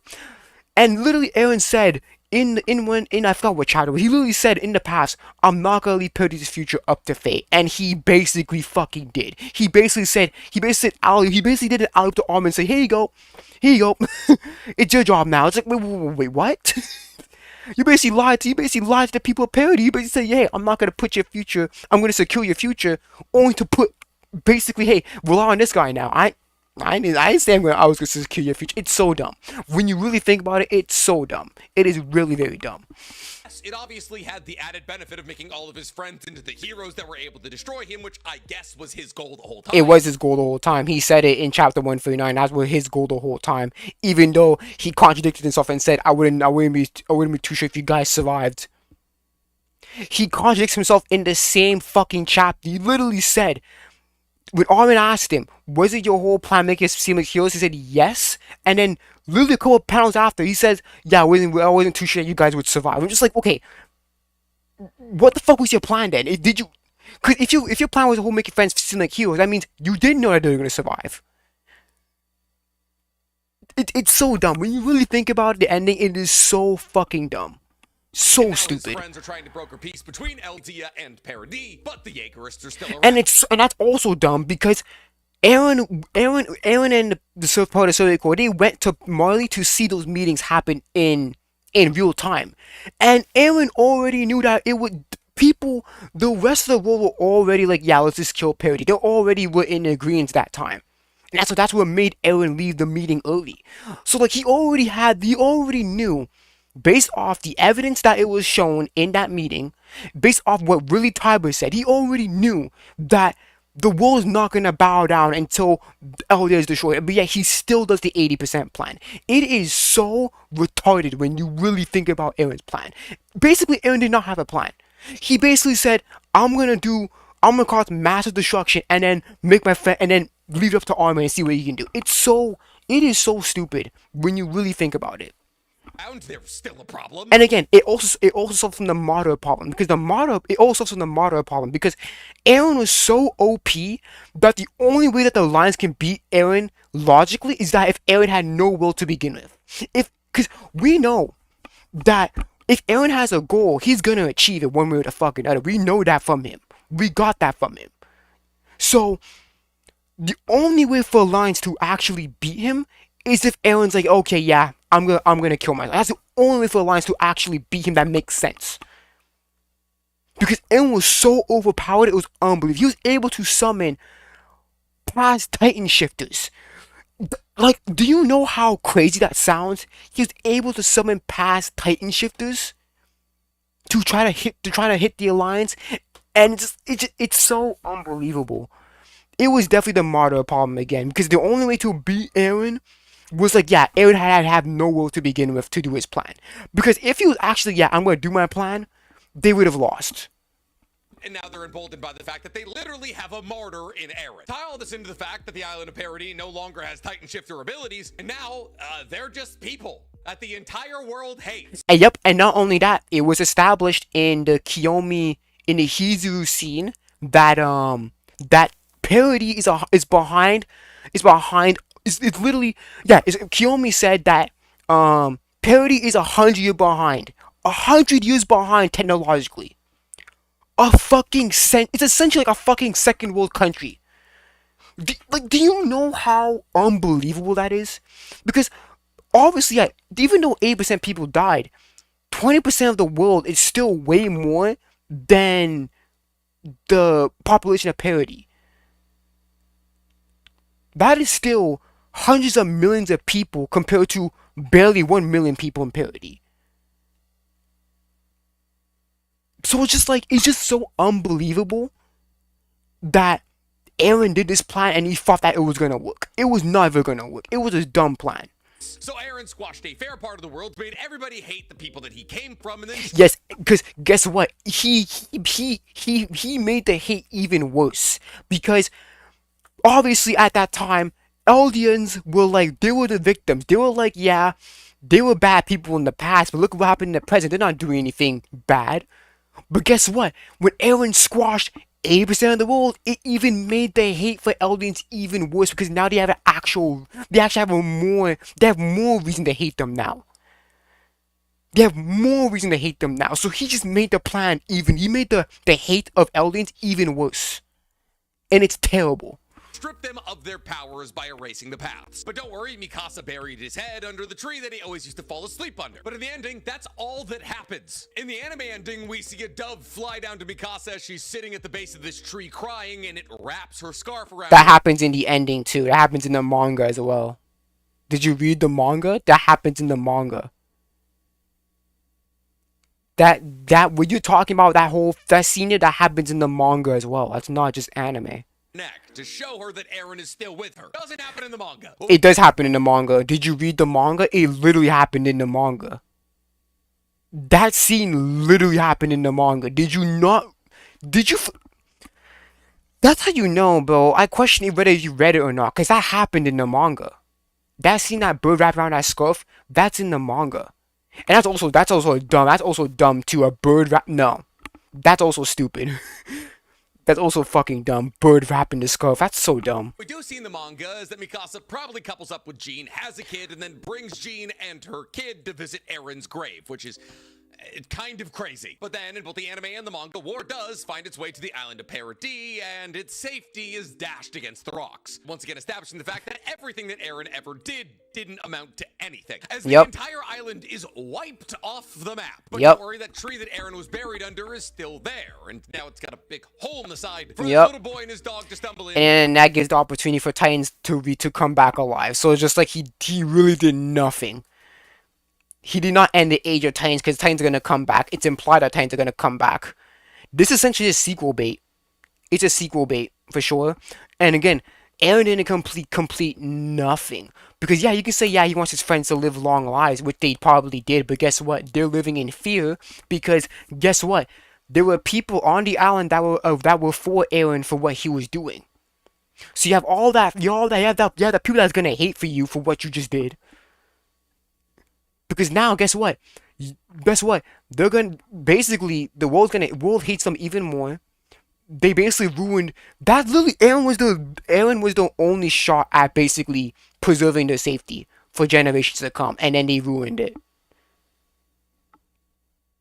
It's a really, when you really think about it, it's a really bad ending on multiple fronts. Reconnecting with the founding Titan and starting the entire cycle over again. Yep. And while this could be meta commentary on the cyclical nature of war and humankind, I don't care because Sasha's dad talking about breaking the cycle. Aaron's talking about breaking the cycle, and the cycle was never broken.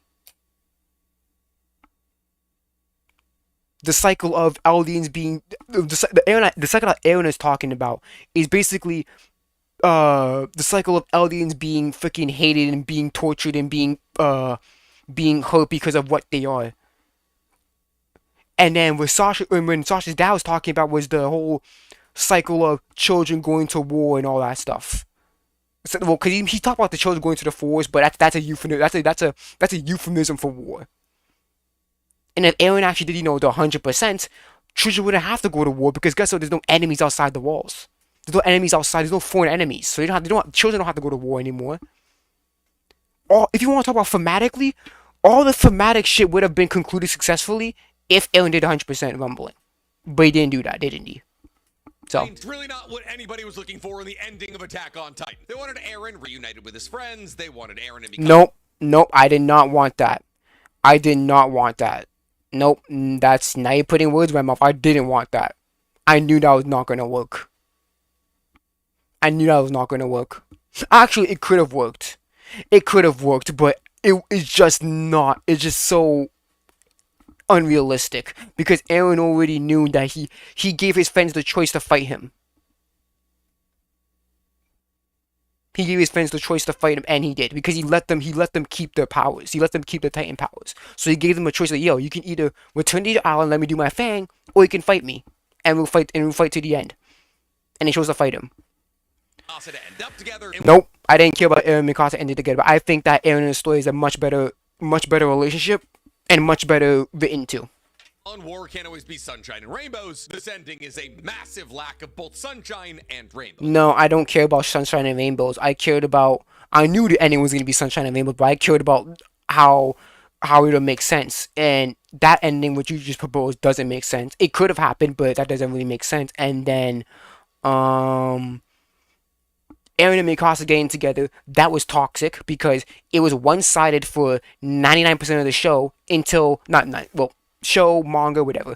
It was one-sided from Mikasa's end for 99% of it until we found out in the last chapter that he actually liked Mikasa. I'm just like, okay, if you like Mikasa, why didn't you even, try to talk to her? If you really cared about Mikasa, why didn't you even, try to interact with her at all?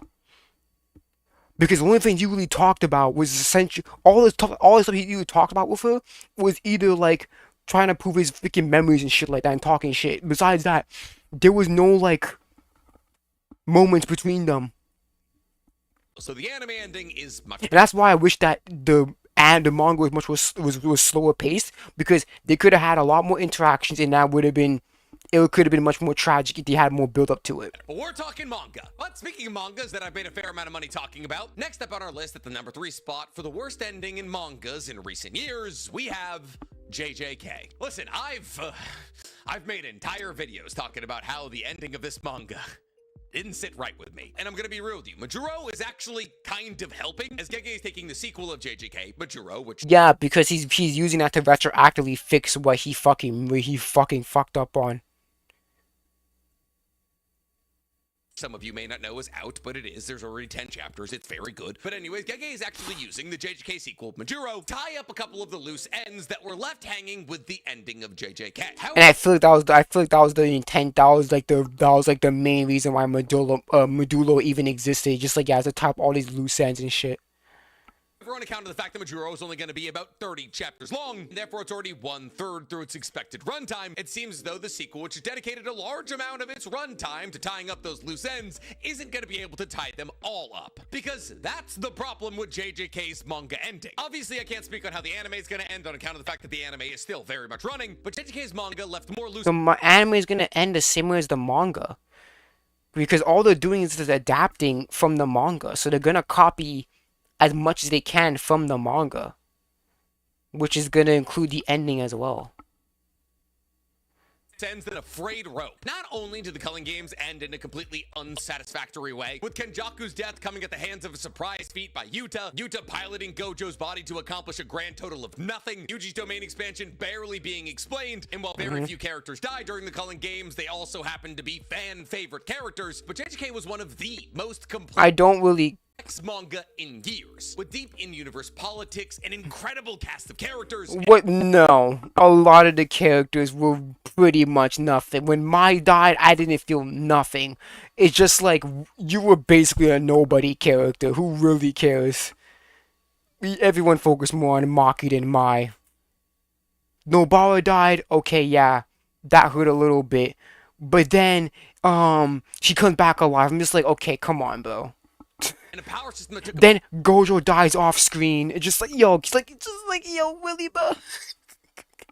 Really, man? PhD to fully understand. One would assume in order to wrap up that kind of universe satisfyingly, you're gonna have to write one hell of an ending. And one hell of an ending is not what Gege delivered. See, not only does Sukuna binding vow his way through the final fight against the Kusakabe Coalition, pretty much invalidating everything we'd learned about Jujutsu up until that point, but so many interesting existing plot lines that were set up earlier on in the manga are not closed out. America invades the Culling Game, abducts Japanese sorcerers, and then nothing is ever said about it. Outside of the fact that some sorcerers are gonna have to be sent to America in order to get them back. The end result of the Culling Games, which is supposed to be all of Japan coalescing into one ridiculously powerful cursed spirit, never came to pass, and probably the first ever documented case of a worst case scenario being never being Kenjaku's death was came out of nowhere. It's wrong, because just like,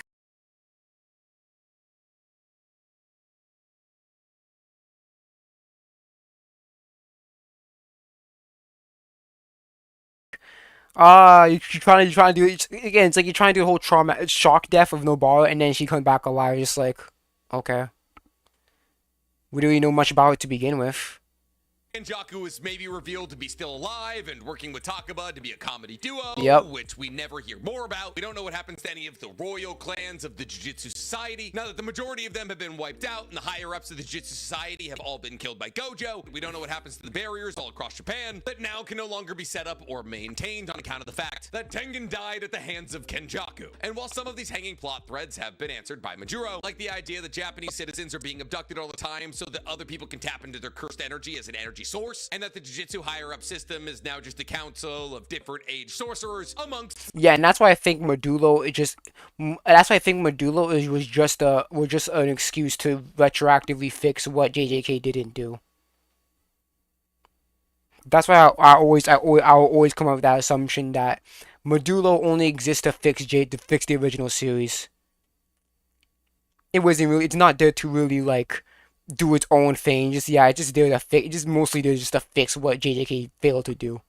Failed to tie up. The ending of JJK's manga doesn't answer any of these questions. And the ending of JJK was so maligned that, like with Horikoshi and MHA, Gege had to release an additional chapter. An additional chapter that focuses on Yuka and Tsurugi, Yuji and the girl. Yeah, Yuji and Maki got together, and then Yuta and Maki got together. Then Yuji and this other girl that appeared like in the beginning of this series got together. I'm just like, what? What the fuck? That I guess is his love interest, Nobara, and which is also dumb. I'm just like, okay, you guys had what a couple interactions, and that was in the early part of the manga. Then after that, she was nowhere to be seen. She was nowhere to be seen until the end. She was only there for like a few chapters, and then that's it.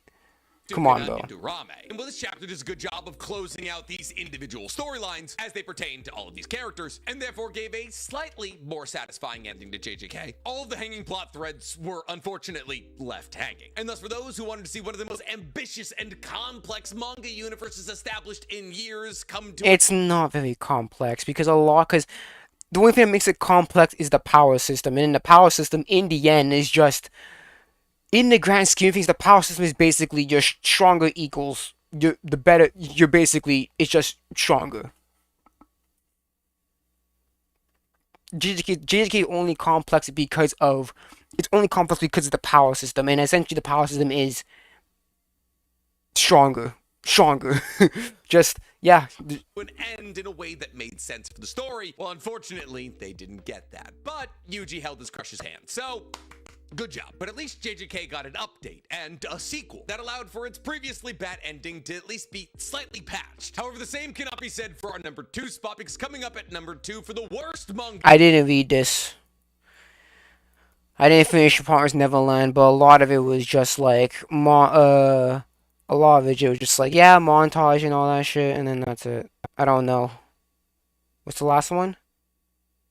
What's this? Being an adult and confessing his feelings to Chio, rather he gets caught wearing a pair of her underwear. Oh, this is Prison School. I didn't read Prison School. But yeah, I would agree. My heroes just need to be fixed. It just really needed to be fixed, bro. My heroes was just mediocre. AOT's was just terrible. That, I would say that was the worst ending. It was the worst ending. Unbelievable. Oh, what you gotta say? I want to see his arguments here. I used to be the biggest fan of Attack on Titan. I thought this show was a once-in-a-generation masterpiece of writing. That's funny. That's funny. I never had the expectation. On par with Vinland Saga and Berserk. And then I... No, even if the AOT ending got the ending that I would have written, or the no record ending, I would say it's not as good as Berserk. I'll probably give like an 8 or something, but I would say Berserk is still better. Rewatched the show and realized that I was very wrong. Watching the show's amazing plot twists over the course of 10 years distracted me from the plot holes and weak character writing. I still thought the show was overall well written despite these issues, and then... No, here's the thing. The pre-time skip AOT, it doesn't have a lot of problems. Like, if you really want to delve into it, you can notice a bit of the issues there. Like, a lot of, like, missed potential and, like, all these fleshing out that needed to happen. But, a lot of the problems really started to poke its head out definitely post-time skip. When you reach post-time skip, that's when the flaws really start to pop up and really start to be apparent. Then the finale happened. A single scene in the finale manages to ruin as much of the show as possible. It's just a logical character assassination that leads to the most nonsensical explanation for why the plot of Attack on Titan happens in the first place. This is the worst ending to any anime I've ever seen. I would agree to that. It has one of the I understand what it was trying to do, but it has one of the worst executions of an ending I've ever seen in any of the manga I've read. Or any anime and manga that I've read or watched. The only positive I have for the finale is the production. As always... I didn't read... yo, it's so funny. Fun fact. I want you guys to... I really want you guys to understand this. I have not watched the anime episode.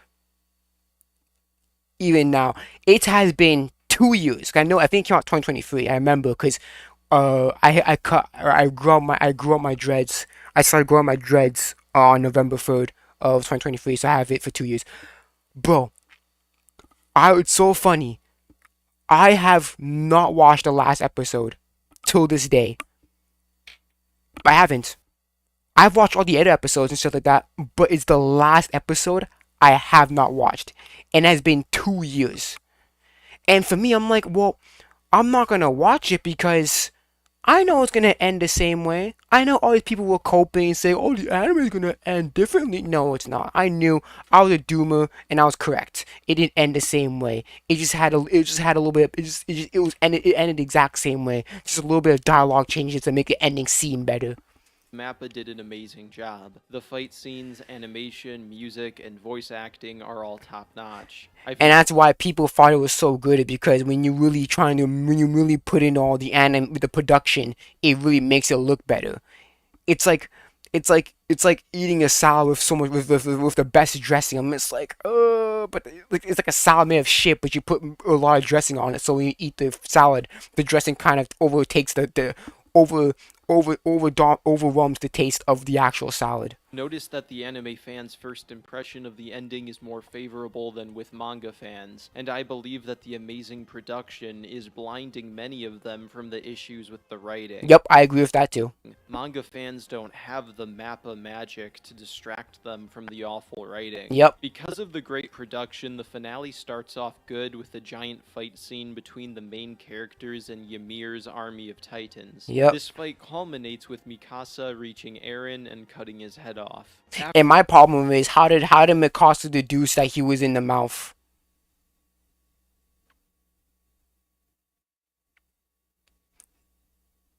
How did Mikasa deduce that he was in the mouth? That was so dumb. After this, we see Armin's memory of his final conversation with Eren that Eren had erased up until now. While the ending of Vinland Saga Season 1 is my favorite scene in any anime, this conversation between Armin and Eren is my least favorite scene in any anime. The scene opens up with Eren explaining to Armin that he beat him up and told Mikasa that he hated her because he was trying to push them away. Eren acted out the role of a villain so that his friends would see him as the enemy and kill him, making them the saviors of humanity. But then the issue is that he brings them into paths and says, yo, I'm doing this for you guys. I'm doing this for the people of parody. If he was trying to, that's the issue. If he was trying to be this, I'm the big bad villain, he should never brought the alliance into paths and gave his whole damn speech. If that's the case, then he should have brought in everyone, all the elements except for the alliance, and told his whole speech. Because now you're just making it harder for them to kill you, because now you're saying you're giving your reasoning of doing what you're doing is understandable. It's stupid. If you really want to be all the big bad, you should never brought them to the paths and explain basically, yo, I'm trying to protect all my people. It's stupid. It's just so dumb. Later, Armin asks Eren how he feels about ignoring Mikasa's feelings. And that's also dumb, because Armin's prioritizing Mikasa's feelings over the actual suffering of 80% of the fucking people.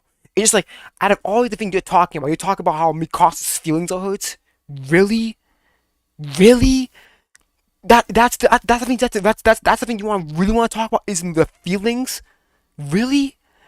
Towards him for his entire life. Armin remarks that Mikasa might find a good guy who isn't Eren after his death, to which Eren responds, "No, that'd kill me. I don't want her to find someone. I want to be her one and only for the rest of my life, and even after I die, I will down in tears over not wanting to die." I think I get what the author... Here's the thing, him not wanting to die is understandable, but him crying about how he loves Mikasa is so dumb. Because if you really want to go with that tragedy, there should have been much more moments. That's the issue of AOT that also had. It's very fast paced. So it's not very fast paced, but it's pretty fast paced. So it's just like all the downtime. It's just like we don't get enough downtime to really get the interactions of these characters, bro. Author is going for here. He wants this conversation to be Eren revealing his childlike, innocent side to Armin that he's kept hidden for so long, but it's bad. On the plot twist that Eren loves Mikasa, I call bullcrap. I do call bullcrap, because, listen, here's the thing. I never believed that Eren hated Mikasa. People who say that shit's dumb. I obviously knew that Eren cared about Mikasa, but I knew from the story that it was showing me, Eren never loved Mikasa romantically. It was never a romantic bond. It was always a familial bond, ever since from the beginning. From the beginning, it was always a familial bond. So all of a sudden, from Eren's point of view, from Eren's perspective, it was always a familial bond. Even with the whole scarf, like, yo, let's go home and shit like that. That was representing a familial bond. For Mikasa turning romantic, I can see that. But for Eren for being romantic with Mikasa, I don't believe that. It's so dumb. Oh, he doesn't. Ever since episode 1, Aaron has only ever insulted and belittled his adopted sister. Even when Aaron was at peak humility at the end of the royal government arc, he only came across as a friend. Now you're telling me Yeah. Aaron... And again, I'm not saying that Aaron doesn't care about Mikasa. Hell no. But I'm saying that he does not. No, I don't believe that he loved her romantically. As a loved her as a family, yeah, I agree with that wholeheartedly. I agree with that. But as romantically, no, I don't believe it. I don't believe whatsoever. Aaron loves Mikasa romantically, and he wants her to pine for him for 10 years after his death? Nope. I guess he says that his feelings are wrong and that Mikasa should move on to another man, but I do not believe that these are Aaron's feelings. The author can't just say... Because in chapter 50 in the manga where she basically confessed to him about, but she basically kind of confessed to him that she loves him. He doesn't think about that moment pretty much ever again. That's not on his mind, and that's like barely on his mind. He doesn't think about that scene anymore. So it's just like, that all the foreshadowing and buildup of Aaron disliking Mikasa for the entire show is just wrong at the last second. we touched this subject many times. That's not how it should ended to be more fair. It should be more convincing, and that's why I always say AOT should have had more downtime. It should have had more downtime. I know in the earlier arcs we got that, but I'm saying right now, we should have got more downtime. And that's the issue that I find with new manga. It's kind of like, let's get to the fucking point, and I don't like that. Obviously, I understand why people are saying get to the point, because obviously people have attention spans of a goldfish, so they don't want to see downtime shit. I think that AOT should have downtime. I think they should have had downtime between each arc so we can actually get people's feelings on all the events that happen and all this shit. I think they should have more downtime because, and I thought about this. I'm like, yeah, they should. The pre-time skip. My issues was just that we should have had more downtime because it would have all the moments would have hit much more harder. Like for example, the Annie being the female Titan. I think that Annie and Aaron should have had more downtime moments together. So that way, when Aaron finds out that Annie's the traitor, it's understandable to why he would be like, nah, it's not true. It'd be understandable to be like, why would Aaron defend? Because basically, in the season, I forgot what season it is. Basically, in the female Titan arc, Aaron was basically defending Annie, like, yo, she can't be the female Titan, all this bullshit. He knew, he had evidence. He's like, oh yeah, first of all, the Titan looked like Annie. That's one thing. And second of all, she was using the same moves. Aaron knew that, but he still didn't believe it. And I think the moment would be much more better if Aaron and Annie had more conversations together. If we got to see, like, because obviously Aaron was like, yo, we should train more often. And she was smiling. She was smiling like, yeah, I'll teach you that move. If we saw that, like, do like conversations and them teaching the move, that would have been good. Because it would be like, it'll be much more shocking because it'd be like, wait a minute, this whole person that was teaching Aaron the moves and all this shit is suddenly the traitor. Like that would have been much more impactful. And it would make it much more sense to why Aaron would be like all frantic and be like, nah, she's not the Titan. What are you guys talking about? Like, yeah, they chose certain character attachments. Those laws down. Yeah, that's the problem. They picked and chose all the attachments. I think that they should have had a lot more downtime, and to show like Aaron and Annie, talking and stuff like that. They should have more downtime between Aaron and Mikasa. If we got those moments and we got this moment, I'll be like, okay, that's much more impactful. If we got more conversations between Aaron and Mikasa and Aaron and we saw Aaron slowly change how he feels about Mikasa, I'll be like, you know what? I agree with him why he's crying about Mikasa. But we didn't get to see that, and that's terrible. He loves Mikasa or why he's been mean to her for all these years. Shit, no, man. There's nothing. You can't do that, Isayama. Shit, man. You can't just write that Aaron's been lying to Mikasa for years without explaining it. Also, the scene where Aaron acted like a villain to Armin and Mikasa was great, and this scene ruins it. He told Mikasa that he always hated her, and then beat the crap out of his best friend. To be fair, Armin swung first. To be fair, Feeble, Armin swung first. He swung first. Aaron let him get a lick, and then because it was so funny. It makes no sense for Armin to fight Aaron, because it was established that Aaron was number one in hand-to-hand combat. It was established that. So Armin getting emotional and wanting to fight Eren it was so dumb. Obviously, in the moment, I was like, holy shit, but like, we really think about it with hindsight, it's like, that makes no fucking sense. Armin should have never done that. Armin has more emotional control than Eren does. So Armin automatically going to like this is like, that's so dumb. That's not Armin. Armin would have never done this shit. Like Like, Eren was it would make more sense for Armin to rage bait Eren than the other way around. finally letting his true feelings out, albeit from an unstable state of mind, only for none of it to be true. Eren's hatred was just an act, and the real— Listen, I knew Eren's hatred of Mikasa was just an act. I knew that he never really hated Mikasa. Obviously, pre-time skip we kind of got like that because obviously he really didn't like her cleanliness. That one he got pissed off of. But I knew that overall he didn't hate Mikasa. It was just that like obviously yeah, you wanted to push them away. But again, it was more inconsistent on Mikasa. It was more inconsistent on Armin's end. My biggest issue is on the Armin's end. That was dumb. That was very stupid on Armin's end. Armin should have never done dumb shit like that. It should have been the other way around. It should have been Armin rage baiting Eren to swing first. That would have made much more sense.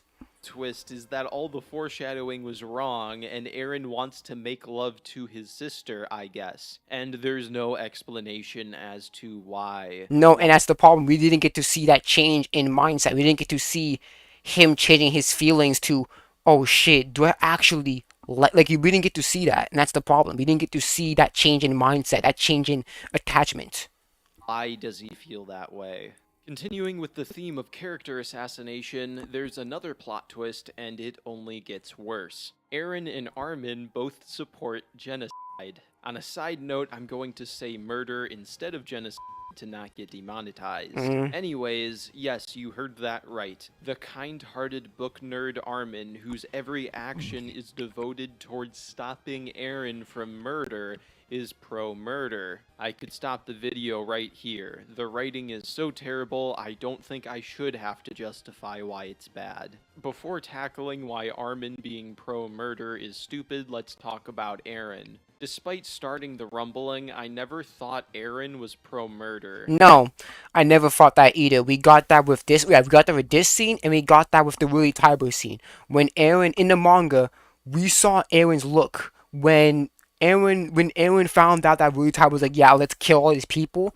He was like, damn, I really gotta do this. He had that solemn look when he found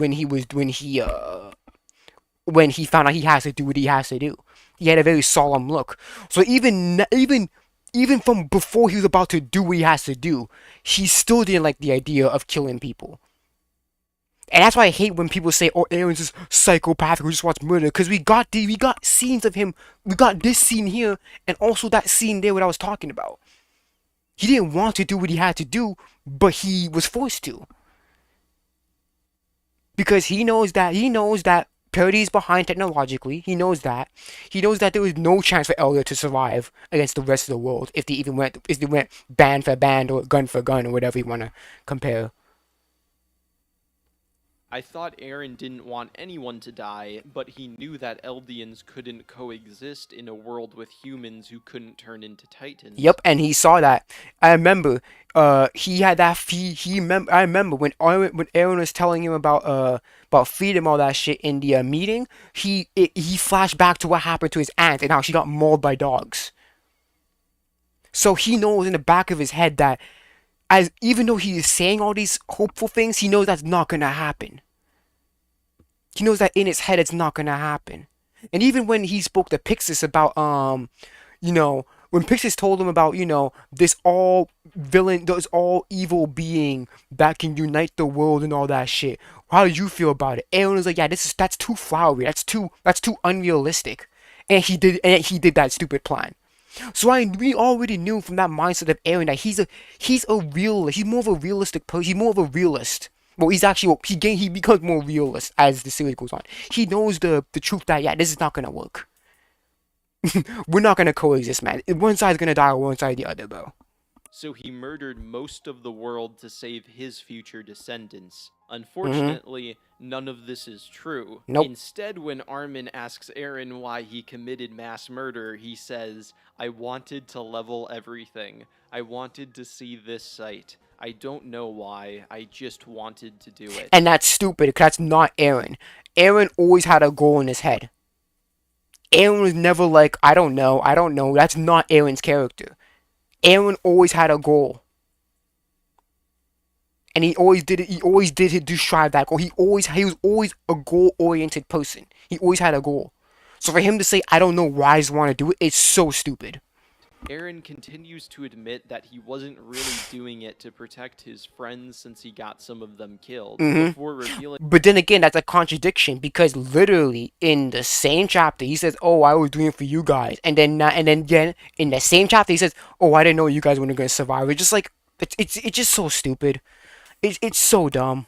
The real reason behind him becoming a villain. It's because I'm an idiot. This is probably worse than Sword Art Online's "I forgot why I created the death game" crap. Yep. Armin asks, "Why murder 80% of humanity?" To which Eren responds, "LOL, I'm stupid, hug me, Armin." Then And that's Armin- the thing.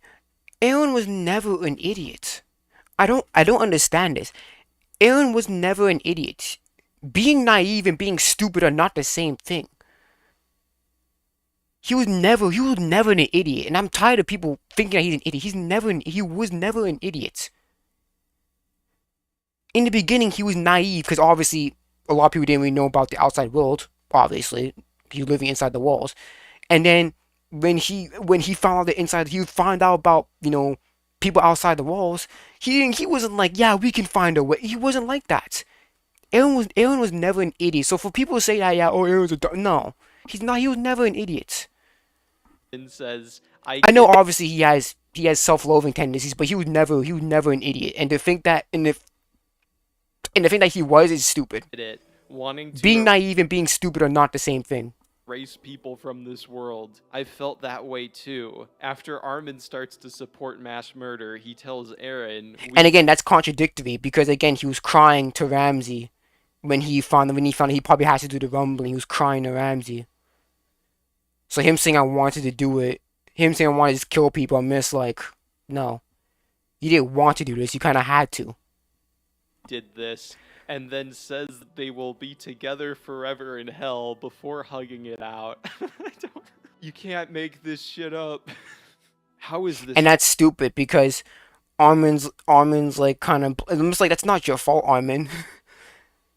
You're not freaking responsible for what he did, bro. And I get it. People were trying to say, oh, but Armin's the one who introduced him to the book and shit, and like that inspired him. And it's like, yeah, but Armin didn't know this was gonna lead up to this, so how's that freaking his fault? That's like me teaching my kid how to shoot a gun, and then my kid ends up shooting the school. Is that my fault? No. Like, how's that my fault? How is that my fault that I taught my kid how to shoot a gun? Come on, bro. Like, it's so stupid. That's not how it works. What? That's like blaming the gun company because one of the people that bought the gun ended up killing someone. Or that's like blaming a knife company because the murderer used the knife that belonged to that company to kill someone. That's not how it works. That is not how it works. Not fan fiction. That's not how it works. There's sort of an explanation for why Armin is pro-murder when he tells Eren that it was him who put the idea of an uninhabited world into Eren's head. And again, that logic does not. Again, that's the whole gun manufacturer, gun murderer thing. It's just like, okay, if my company manufactured a gun and then a person uses that gun that my company manufactured to kill someone, does that mean I'm to blame? No. With his books of the outside world. I guess this is better than Eren saying, mass murder is good because, I don't know, I'm stupid, I just like the sights. But Nope. I don't think the explanation is good. I thought Armin would talk about how he thinks humanity brings more suffering than peace, so he'd like there to be less humans, but no. He just wants to level humanity so that there's more pretty open fields. This is literally Fallout 3 writing. Why? And this is stupid because when Aaron saw this, and again, this is also an inconsistency because when Aaron saw the ocean, he wasn't like happy like Armin. Therefore, he already knew the truth about what the fuck is going on. Is that he can't see those sights because of what he is. Cause it's because he's an alien. He will never able to see those sights. So him seeing the ocean is him seeing the ocean is a superficial had a superficial meaning because he knows that beyond those oceans are people who want him dead because of what he is. Blow up the city of Megaton because some rich guy thinks it's an eyesore. Armin's like, I kinda prefer sightseeing if there was some more open space, so why not get rid of 80% of humanity?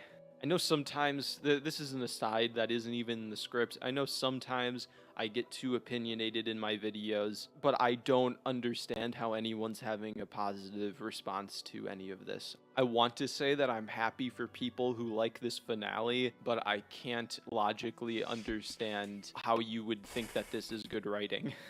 Anyways, we haven't even gotten to the worst part of the finale somehow. Because it's a very thematic ending. That's why. Instead of actually focusing on the logistics of the characters and all that stuff, it just focuses on the themes and shit. It's a very thematical ending. Oh, on the topic of terrible justification, It's the style over substance type of thing.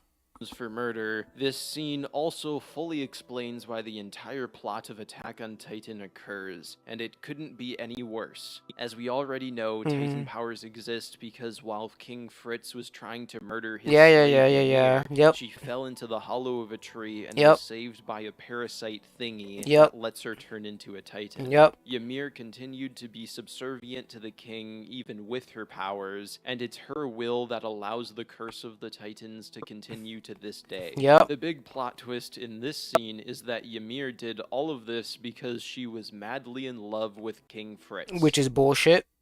I'll go further into it. The same king who enslaved her, Yep. raped her, Yep. beat her, Yep. cut out her tongue, and tried to murder her.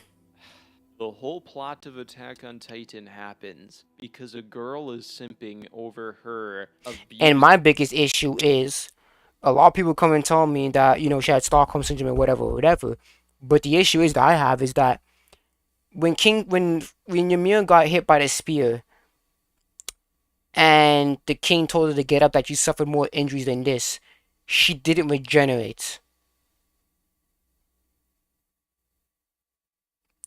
And then because basically the regeneration is linked to the will to live, because it was noticed that Rhino's regeneration was much more slower. Basically, regeneration is linked to the will to live. She didn't have the will to live and she chose to die. Why? If she loved the king, wouldn't she regenerate?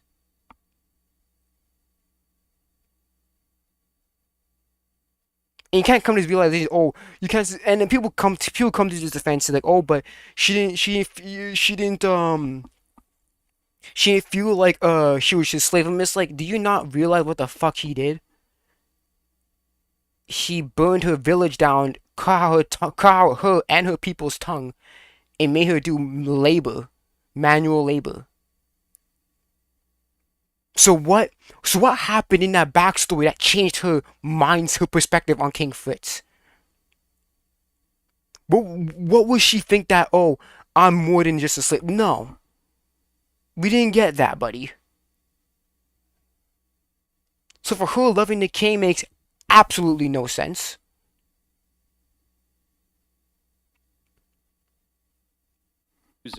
And this isn't like a redeemable abuser. This is the worst scum of the earth possible. Here's the thing. If the King Fritz was like because here's the thing. The King Fritz is he's a one-dimensional evil tyrant, right?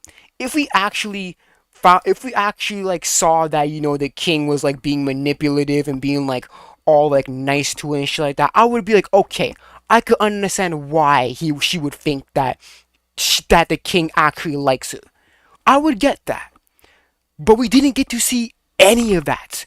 The King Fritz was just a one-note evil guy.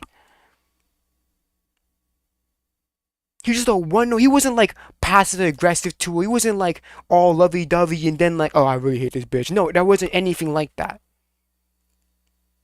He was a one note evil motherfucker who didn't care. So for her to like the king makes no sense. Because it's so unbelievable. Someone more evil than King Fritz, and it's her love for him that is the whole reason for the show. And people say, oh, well, Stockholm syndrome. No, Stockholm syndrome does not work because in order for Stockholm syndrome to work, the captain needs to have some evidence of being nice to them. If the captor is end up being somewhat nice to the victim, then that's when the Stockholm syndrome kind of exists. It's like, oh, he's actually a nice, pretty dude. No, that's not the king. The king was a flat out evil motherfucker. We didn't get to see that other aspect of him. He was a one-dimensional evil dude. So for her to get that brain manipulated into thinking that the king likes him makes no fucking sense. Happening. Ymir keeps Titan powers going for the next 2,000 years until she can find someone who can release her. And that person is Mikasa, which also makes no sense because there was no parallel between her and Mikasa until this ending. There was no build-up until this ending. It's just like, okay, you say that there's a parallel between Ymir and Mikasa at the end. Come on, bro. That means. And that also means that you're comparing King Fritz to Eren. I'm sorry, Eren did not treat an iota away that freaking fanboys use. Hilarious Mikasa fact: fanboys use the Lost Girls OVA spinoff to justify her foreshadowed connections with Ymir, and that's why it made sense for me to want to fear. No, I'm sorry, Phil Horn. That's a dumbass fanboy excuse because that was not in the mainline series. That's a fucking spin-off. That is supplementary material, and I'm sorry if you have to use supplementary material to back up the main material. That's bad. That's terrible. Because that means that the main material can't stand on its own 2 feet and explain what the fuck is going on. And that person ends up being Mikasa. When Armin no build up to this asks why Mikasa and then Aaron says he doesn't even know. That's for Ymir to answer. Just like that's so dumb. That's basically saying, hey, that's up to you guys. Eren responds by saying that he doesn't know. There's no explanation for the foundation of the plot other than Ymir needs Mikasa to kill Eren because Mikasa's the chosen one. Why is she the chosen one? Who knows? If I had to hazard a guess, I think Ymir's core personality trait is dealing with unrequited love, and Mikasa's unrequited love towards Eren mirrors Ymir's feelings towards King Fritz. No, it doesn't, because Eren did not treat Mikasa the way that the treatment between them are not even close. And the fact that the writer is trying to compare the dynamic as like the same is terrible. Because Eren never treated Mikasa in any way similar to King Fritz treated Ymir. That is a fucking terrible implication. Once Mikasa is able to murder the man that she loves, Ymir is able to let go of the promise she made to King Fritz of keeping the Titan curse alive. In other words, Ymir needs to see Mikasa overcome her abuser so that Ymir can move on. Of course, this whole situation is apparently faked because... Yes, because Eren actually loves Mikasa. King Fritz never loved Ymir. So that foundation of love there, it's already broken. Because at least for Eren and Mikasa, they loved each other. Even though Eren loving Mikasa was kind of asshole, whatever. But hey, guess what? Eren and Mikasa loved each other at one point. That's actually there. King Fritz never loved Ymir. So that foundation of love is already shattered. And once that foundation is broken, everything that's built up upon it is crumbling down. So even the most basic connection on love, it doesn't even make sense. It doesn't even make sense. Eren actually does love Mikasa, so technically Ymir tricks Mikasa into thinking she is experiencing unrequited love through Eren's stupidity. Yep, that's true. That's stupid. So again, the foundation of the Mikasa Ymir parallel is broken. The foundation is broken. It is broken from frame one. That's crazy. So let me recap the reason for all the death and violence in Attack on Titan. Ymir is simping really hard for King Fritz and needed to see Mikasa overcome simping so that Ymir could... And he's telling me that you never saw that throughout 2,000 years. You never saw a lover getting over a person getting over the lover. You never saw that, Ymir, in 2,000 years. And we do know that for those 2,000 years there was war. So you tell me there was no similar situation like this throughout 2,000 years? That's not believable. could do so as well. Why she couldn't overcome it without torturing poor Mikasa, I don't know. It's not explained. This whole theory is a guess because Isayama couldn't be bothered to explain. And that's the problem. It's a guess because it doesn't outright confirm our answers. But that is the plot, I guess. Originally, my theory was that Ymir was a slave to Fritz's will for a supernatural reason involving the Titan powers. And no, I always thought it because it was her own mindset. It's because she never fought. I think it was because of her own mindset. And again, shout out to 18 Requiem because they did this. They did this pretty well. When Zeke was saying, the power of a god, but the mindset of a slave.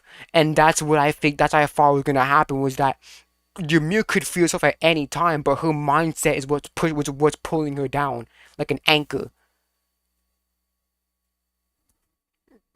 maybe Eren found a way to save her. And that's the issue because we already knew that Eren said that you're the one that sent me the message or you're the one that brought me or whatever. So we know that Ymir sent Eren to come here. So clearly the chosen one was Eren the entire time. So to do the whole plot twist of, oh, it was actually Mikasa, this whole M. Night Shyamalan last minute plot twist, it was bullshit.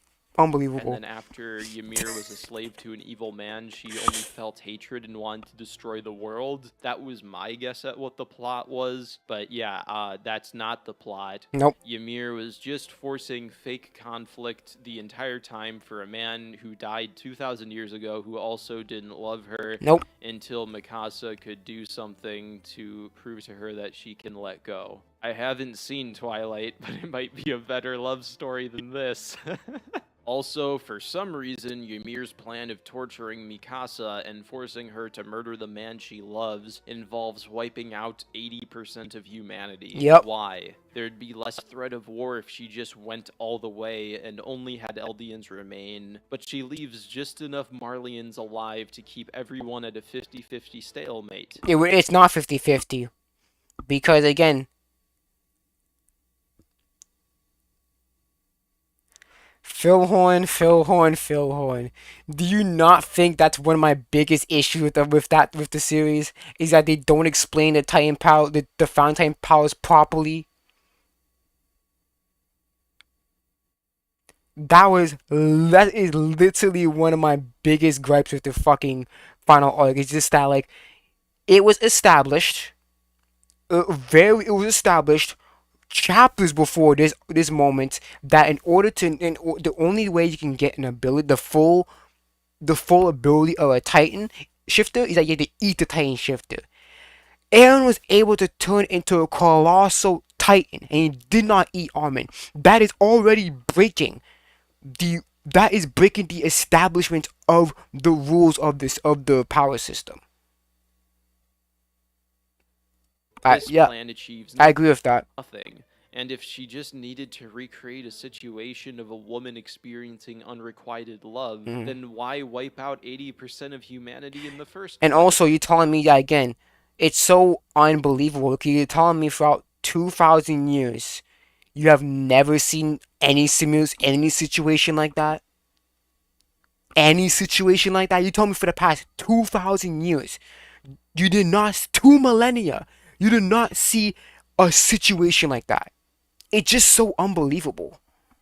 The only defense for any of this terrible writing is that Isayama wanted to leave it open to interpretation. The issue is that this can only work if there's at least one interpretation that makes sense. this ending isn't open to interpretation. No. It's Isayama having no idea how to end his popular manga, so he's throwing his hands into the air and saying, screw it, I guess here's a series of unexplained plot twists and plot holes. Also, in this scene, Eren reveals that he sent the Titan to murder his own mother so that it wouldn't kill Bertolt in the first episode. I'm so tired of these stupid plot twists. Like, Yeah, because this means nothing.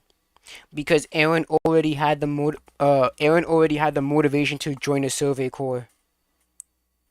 With or without his mother's death. That's what got him to the argument in the first place in episode 1. So again, his mother dying like that, it is no point. It's stupid. when will Isayama stop? Will Eren's character assassination ever end? Now I'm supposed to believe he time traveled into his younger body to murder his mom. And that also makes no sense because again, when Aaron's mom died, he did not have the power back then. So how is he able to even affect that? That's also breaking. That's also breaking the fucking abilities. Because it's like, first of all, when his mom died, he did not have the powers. So how is he able to even affect this memory? It's so dumb. It's so dumb. His younger self being aware, just so that he could wipe out 80% of humanity and die to his sister, just because he likes the sights when he murders everyone. What is this character? What did he do? How did he do this all in one scene? This whole video is about one scene. How did he tear apart Eren's character this much? He was a good character before this scene. One theory for Eren's character assassination is that he's just a slave to Ymir's will since he implies that he can't stop events from happening. But that's not true since he says that he desired to commit mass murder anyways. He could have... Yes, he's flip-flopping, which is so stupid. He's like, oh, I wanted to do it, but Ymir... It's just like, okay, which one is it, bro? Can't be both. Can't be like Ymir forced me, but I wanted to. It was like, what? Controlled, which also would be stupid, but I don't think so since the not mind-controlled Armin also loves mass murder. It's almost like if you wrote Attack on Titan up to the ending and then you handed it to Patrick Bateman and then... And also, one big issue that I also have an issue with is the whole Zeke figuring out the whole Carl Fritz memory thing. Because in early AOT, did we know that the king's will, the king's will was basically suppressing people from acting the way they wanted to act. We saw that with Frida and all that shit in Rod's dad. Zeke said he figured out how to alleviate it. How did he do it? How did he figure that out? No, he just did it. Ay, bro. And told him to write the ending. I feel like he would write this. He's like, and then this character says that they love mass murder, and then another character says that they love mass murder, and then Eren murders his mom. One more thing. What is the parasite that grants Titan power? And that's also an issue. We don't even know where this thing even comes from. We don't know if this is like an extraterrestrial being. We don't know if this is a prehistoric being. We don't know. It's not explained. Why does it exist? Where does it come from? Yep. There are no answers to any of these questions, Nope. Just like how there are no answers to any questions in the entire finale. No. Why does Eren love... Bro, I remember somebody was saying that, hey, it's a fantasy. So you don't need to act. I'm like, wait, what? Because a lot of... The reason why we're asking for this because a lot of what AOT is showing you is explained.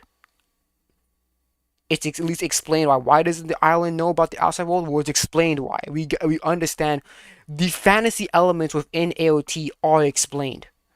So the fact that this worm thing is not explained is stupid. Mikasa, why does Eren like murder? Why does Armin like murder? Why is Mikasa the chosen one? Why do 80% of humans need to die in Ymir's plan? Why does the Titan parasite exist? Who knows? Apparently not the author. Nope. After the awful Aaron and Armin scene, we get a glimpse at the future. The main characters are going to peace talks with the Eldians, and the best character in the Reiner sniffing his story's letter was so bad. That is so terrible, bro. But oh, what about the battle crisis on the bro? That's also terrible too. That's also stupid. All of a sudden, when you touch a fountain titan, there's like a time limit. So that's also stupid. That's also dumb.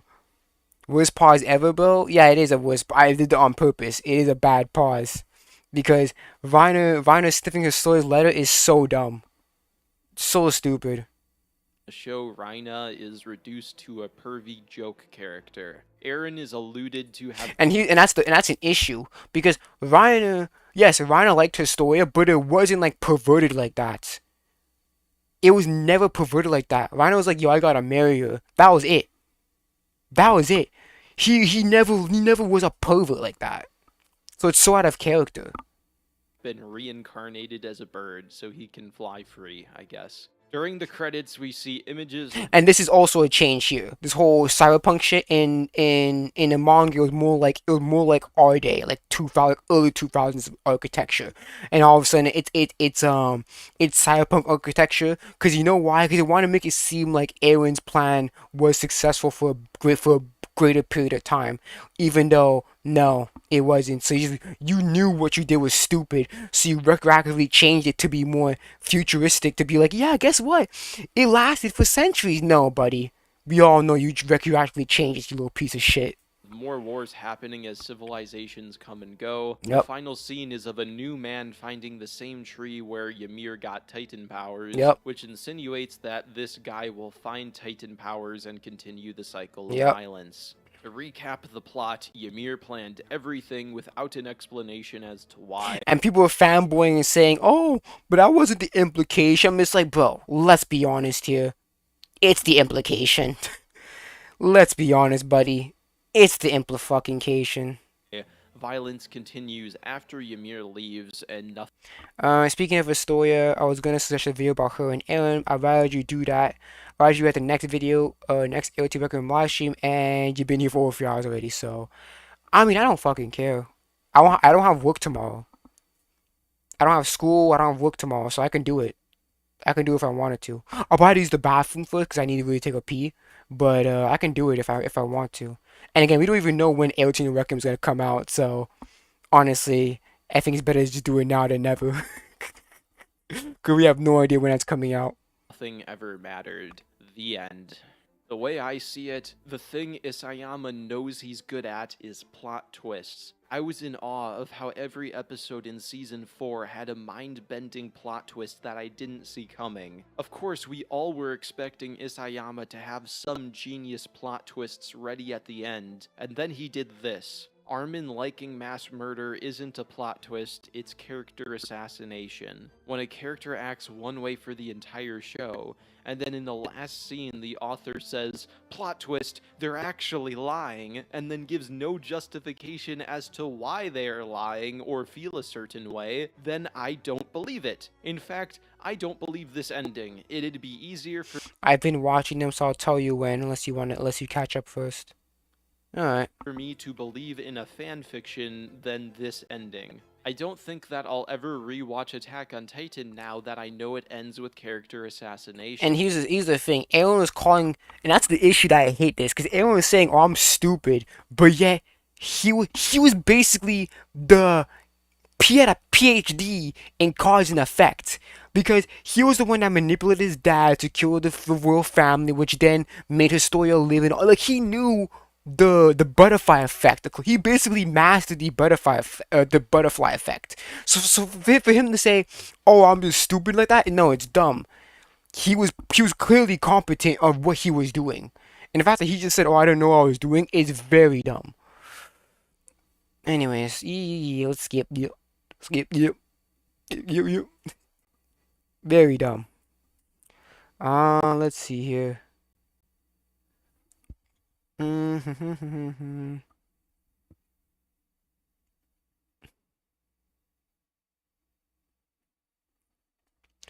let's talk about uh by the way, a video is called Could Aaron Foster was a story of by a fictional mindbender. Okay, I'll look into it. Let me just do something first. Hmm.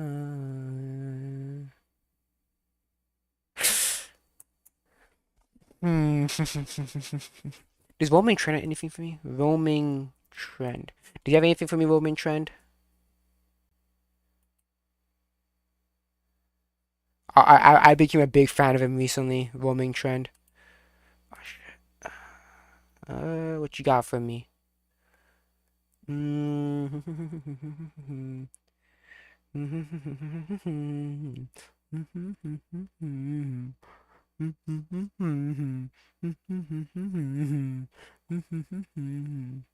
Oh, I want to talk about this. I want to talk about the demons here. Okay, let's talk about demons and So No Freerin. Yep. First of all, whoa. I did not expect to get so many views on my Yo, last video. do you know this video? Do you know the demons in Fear is actually catching controversy? A lot of people had issues with it because the demons were just pure evil, were just pure evil beings, bro. That was so funny. It was so. I'm just like, people were actually complaining that that some demons were actually like humanistic and shit like that. I'm just like, this is how you know you've been watching too much Devil May Cry, bro. Because in Devil May Cry, the adaptation of Devil May Cry, the demons were like, some of the demons were actually like good people, right? And obviously some of them were downright evil, even though that's not canonical to the lore. But let's continue. Um, but but yeah, people had an issue with fearing of basically the demons becoming just being just pure evil beings, which was so stupid. Video. Thank you all for your views, likes, comments, and subscriptions. I'm really glad you managed to deal with my raspy voice. A bit of sugar fills us with the energy we need to adventure on. The English dub, and some of the less clear arguments, all of which I hope to improve in my upcoming videos. While the rapid increase Yeah. I still like your content, buddy. Let's go. He's giant, intimidating, has snakes for tails, probably something closer to what it is. Distinctly different. They very for the dead. No, what's civil, easily human. They are multiple monster creatures found to show interviews on deep creature human that they create with the war between possible things the point as an episode analysis the art of these must by these stories they only disappointment as you consider her and to be yes you be like how you don't fall because multi facing your hours trying to see someone to get their head off realize her body oh yeah she's been trying to deceive anyway and it's not even look at this No, because she was all hoity-toity that she was gonna get Furin, and then now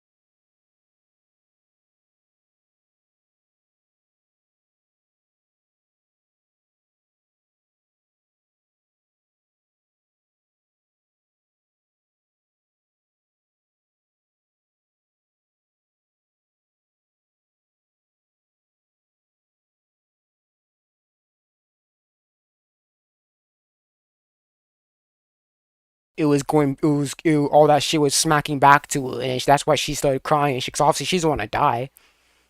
She's just crying for self-preservation. Because when we talk about the demons that happened in that episode, I watched season 1, so I know what happens. The demons were trying to manipulate the guy.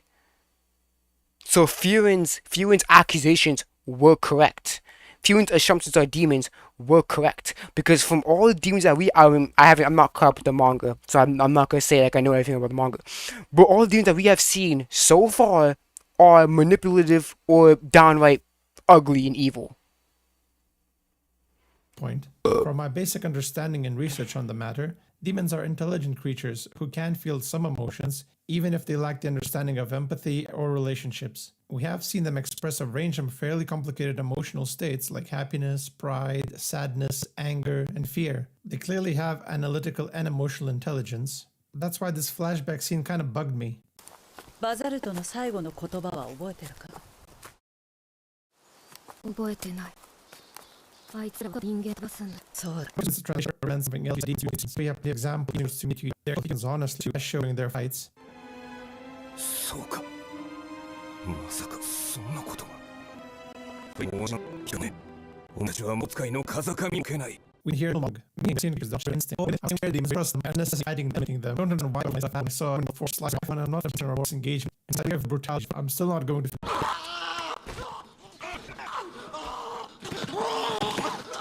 Yeah, but the issue is with it's just that like, again,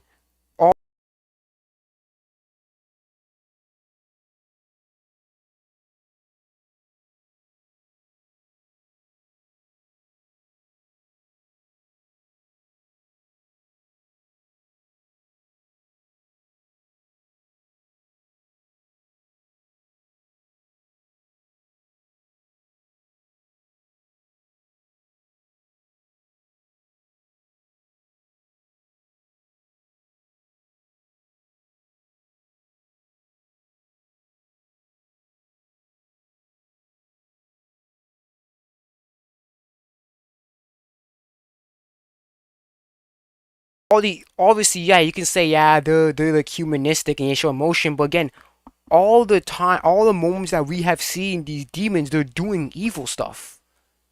The whole that demon wanting to ally with the humans, he was trying to manipulate him. So again, sure, you could have that assumption, but again, all those other demons, they're just evil. It just proves that they're evil. Or you think Aura's crying because obviously she's gonna fucking die. That she's crying out of self-preservation.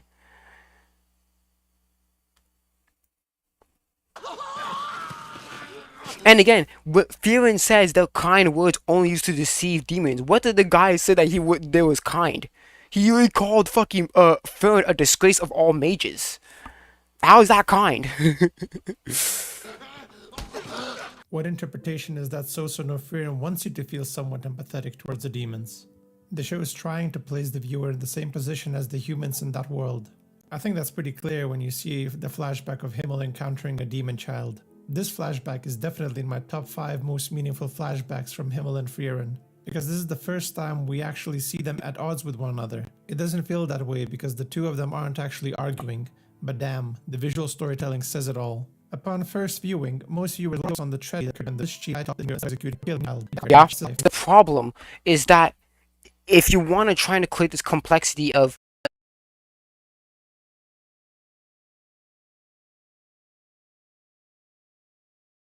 some demons being actually good, you're gonna need to show it, because all the actions that we have. I mean, again, I'm not up to the manga. Let's take that for a fact. All the demons that I have seen so far in the manga are just evil. They're trying to act like I want to ally of humans, but that's just not the true intentions of them. So again, that's the problem. It's just that like the bias. The show is proving Fearon's bias of demons. It's proving that by showing these things.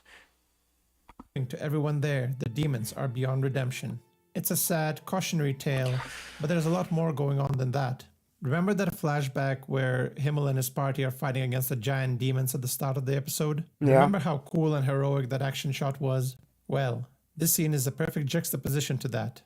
Himmel and Fearon are now standing before a kneeling, helpless, and weak demon girl with a vengeful, angry mob behind them. Not exactly heroic. And Himmel, a man who embodied the ideals of an archetypal romantic hero, can sense exactly that. all forms of demons that fear him by in this situation. That can thoughts with between even if each other are close in the face. Is Yeah, and it makes sense for her because she knows that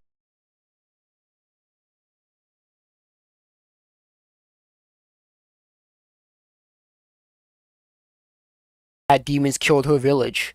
So again, she knows the true nature of demons. Himmel does not. So it makes sense for them to have conflicting feelings upon on this situation. But to Himmel, this goes against everything he embodies as a hero. You can see this in his expression and voice. I'm sure Frieren told Himmel the same speech about demons prior to this, but it doesn't really matter. Himmel can't bring himself to see past the optics. 痛い。痛いよ。お母さん。 There's nothing heroic about this. It's not a flashback in the hero will in his hero. Frieren knows herself really for Himmel and alternative, and I love a good shotgun. Look at the story. It pretty much has all the information you need to know in the context. As a viewer, you're put in a pretty tough dilemma and demon both at the same height as well as the coast the villagers toward them, the demons in the dark, isolated in the air. Fear and Arnold hitting a new situation, which meant also the village chief towards the calm villager's side and choosing to help the demon girl instead. His reasoning is very human, and you probably heard from show too. The human element, the audience were told that demons are preying on this. I think it's more major same as build it now. Left themselves. Certainly no offense in herself will help them down heroic path. No Himmel's past yet, but he promised it's a no that wants to work. Which is why Himmel I think I remember it's implied that one of his villages destroyed by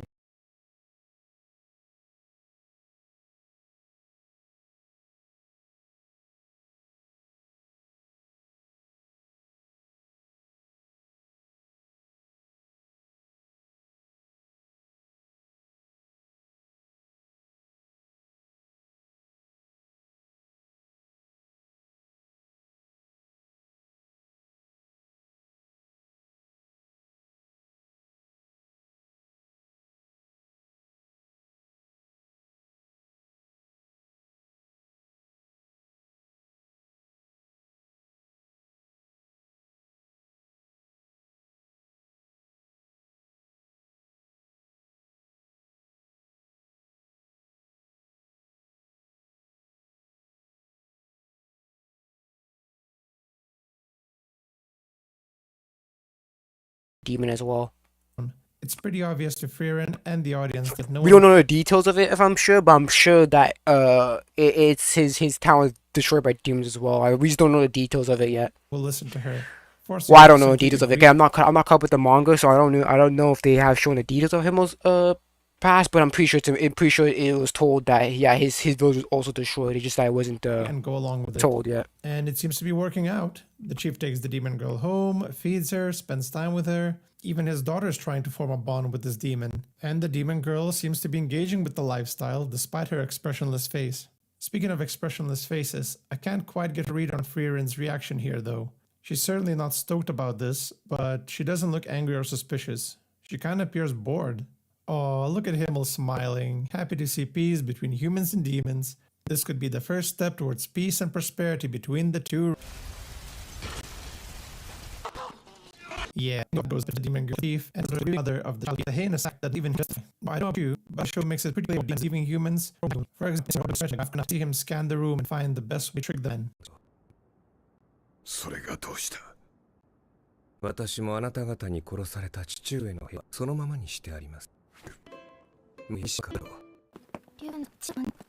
That said, the most of viewers' interpretation. I don't think she's safe to deceive. I think she knows how she can stop them from a threat her. She doesn't have humans, nor have human concepts like friendship or family, but she cares about self-preservation. The camera movement of the shot emphasizes her confusion. She's not pretending to be confused. She actually doesn't understand what she did wrong and is scrambling to find a way to get out of an active person trying to daughter as a hostage. But this time, Himmel has no hesitation. He instantly saves the chief's demon. Now, I say no hesitation, but why didn't he go for the head? While he doesn't seem about attacking the demon child, he still leaves the slaughtering to Frieren. Imagine running through his mind now, knowing he has blood hands, the regret of not acting the first time. Almost a mistake, and no additions to that. It was a moment of weakness, and it cost more lives and sorrow than it needed. This is also where I think the audience can infer that the demon is trying to trick him. How the demon drops the feet after him by stuff. She doesn't appear to bring his injury. She doesn't even her saying mother again.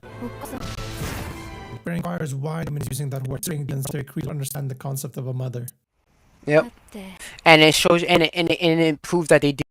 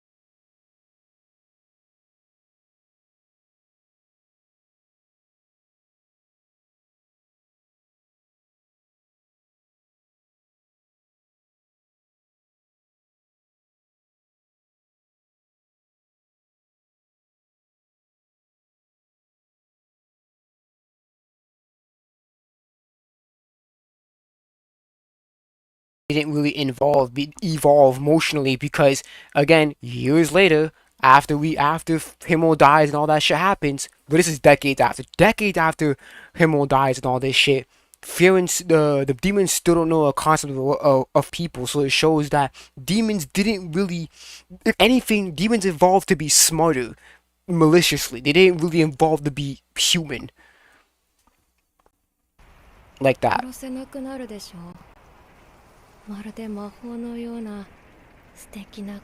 Well, I'll say demons didn't evolve to learn the concept of morality. Sure, they evolved to be smarter and be more manipulative, but in terms of morality, that still doesn't go into a demon's head still. Even Lord Lugner points out that words are just weapons for a demon to use to achieve their goals. But even if the words are fake, their desire to live is as real as any other species. Which is why I still don't quite understand why is it so wrong to feel bad for them to some extent. Xenomorphs are also heartless creatures who only seek to destroy other species and preserve their life. I still feel somewhat bad if I saw a Space Marine curb stopping a baby xenomorph. But maybe that's just Softy Trend speaking, I don't know. I think that is Softy Trend speaking because we know movies prior that these motherfuckers, like we saw from the first Alien movie, that these motherfuckers are very dangerous. So any baby face huggers that requires get the fuck out of here. So that's the thing, is that we saw from the first Alien movie that xenomorphs are a big threat.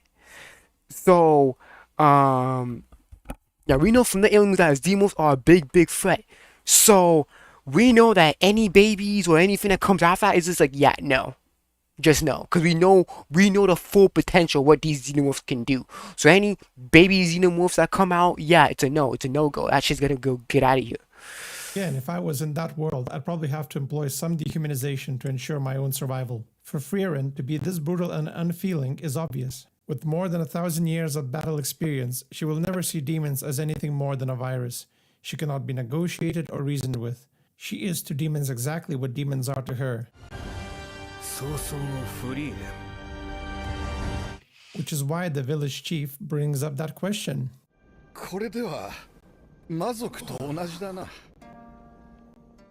I'm going to ask a controversial. And that's the issue. That's the thing about Frieren, is that it's that emotional disconnect. Sure, Frieren's been alive for centuries. So she knows how demons are. She knows how these demons evolved. So she knows better. These humans live a very compared to her. Their lives are like specks of dust compared to Frieren's lifespan. So they're basically, humans are naive to what demons can do. She knows it because she's been here for centuries and she knows how demons are. She knows that they're just evil beings. So again, it's that emotional disconnect thing. It's just like, yeah, she's been here for longer, so she knows how demons are. Humans, on the other hand, not really. question. How exactly is Frieren different from demons? She's also a solitary creature. She's pretty indifferent about relationships and family life. She's able to use demon spells and is shown to have no problems with killing or deception. If the only difference between her and demons is the targets that they choose to attack, I don't think she has any moral high ground to stand on. I guess that's why Himmel is nicknamed Himmel the Hero, and Frieren is Frieren the Slayer. Again, not trying to be demon sympathist trend, I just have a tendency to look at both sides of the conflict. It's obvious that the conflict between the two sides is not an ideological one, but an existential one. These two cannot coexist in harmony. One right the other, different, that's understood. It's a bit tricky, especially as a Christian-like religion. Mercy, atonement, and redemption. Himmel too follows a clear code of honor to preserve his image as a hero, which caused him to pay the price for it. Which leads me to the topic of self-preservation, which is a theme that's pretty prominent in the series, but especially focused on in episode 7. The episode starts with a flashback of the party talking about Flamme, Frieren's mentor, and of humanity's magic. But here's the thing though. You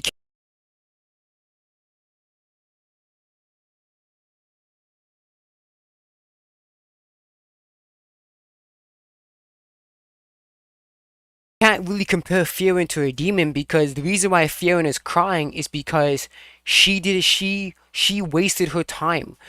Oh crap, my thing's behind again. The thing is that Frieren, she's crying because she didn't use that time wisely to get to know Himmel and all the people better. That's the thing. Or is crying because she's gonna lose. She's gonna fucking die. Frieren is crying because she didn't get to learn. She didn't get to understand She didn't get to understand her party that she was a part of. So sure, yeah, both of them are crying, but the reasons they're crying, Frieren is crying for another person, or is crying for herself. She's crying that she's losing. She's crying because she's gonna die. Frieren is crying because she didn't have the opportunity to learn more about Himmel. So the demons, and I can understand the argument why you're trying to parallel Frieren and the demons, but they're not the same. 本物が実在するかどうかわからなくなりますね。人類の魔法の階層、フランメ自体がおとぎ話のようなものだ。Eisen points out that due to the lack of genuine articles or evidence of her existence, Flamme is like a fairy tale. Frieren acknowledges this and brings up a point that she may be the only person who remembers Flamme's face. Words that seem to have resonated with Himmel. An obvious setup for what happens later. Back at the present day, Frieren and her current party members are helping a merchant reach town. During this scene, Frieren points out that elves are going extinct because of their lack of romantic feelings and reproductive instincts. 私たちエルフは長くは生きると描いてる性欲本能みたいのが根付しているからね。Seems like elves also lack certain human emotions. It's a bit strange since we saw Frieren live in an elf village, so presumably there were some elf families there. They're both existent. Yeah. Merchants informed us celebrating Liberation Day to remember him and his party freeing the land from demons. He also points out that remembering these events is important, as 80 years is enough time for a to pass memory to implement the self-position. Himmel begins statues of him everywhere he goes. He preserves himself in the memory of as a hero and be more scared. He does interfere, but I would say one more man of a hero. He has an image of it and his own actions and behavior, which is why he so loves what she wants. She doesn't care about preserving herself in the memories of others, because she's probably going to outlive them anyway. Yep. This concept also plays well with what we found out about elves. While our elves have long lives, they're not motivated by that kind of self-preservation. Too bad she didn't take time with her statue. People would have recognized her and treated her with a bit more respect. For demons, on the other hand, self-preservation is their number one priority. Our creatures, the only to preserve themselves is to simply not die. Even the way they die is thematic to their race. When they are killed, they simply fizzle out of existence, and it makes sense. These creatures don't have funerals or sentimental notions of an afterlife. They would have no one to mourn them. Even their kin don't really care about each other, besides how they can work together to ensure their survival.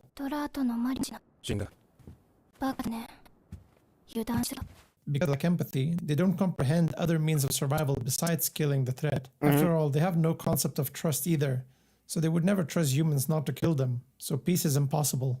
It also makes sense why demons show off their mana all the time. Demons can easily determine who's in charge and avoid conflict amongst their own kind. Weaker demons will be the stronger one. They have loyalty or camaraderie to each other, but they fight. I made this comparison before, but demons are like xenomorphs. New house of other species. Good reasons why they do like this. Demons are hunters and can more of a both conflicted the first time and the time the demon go. I mean, clearly his daughter is Frieren. Understands to be Himmel the hero, not Hitler. Writing script helped understand demons and the role they also know free. and fear in her face. They also present an internal conflict, at least the side characters like Fred Stark, and even Perry doesn't seem to have a problem with these shows. She does it promptly without much introspection. But what she lacks in internal struggles, she makes up for in character development. Who also had friends grow for years, something of the importance in Friends' life. While her and her minions let us see from the perspective of the demons, and it was further why she has a justifiable hate for them. Episodes 7 through 10 really showcase Varian's brutality. She just Zol tracks her enemies. But some she saw kill an enemy with her hands, called out Minecraft herself. Oh, and what's it going to be for the battle too? It's the first much. Really subtle and hard to read. Not even sure why she's smiling. Is she excited to kill more demons? To fight Aura again? To hear joy? Sure. Or how you feel about demons is all down to personal preference and understanding of these creatures. A personal reaction feels bad for a creature begging for mercy or tormented. After all, If it, again, it's not. It's again. It's so superficial because.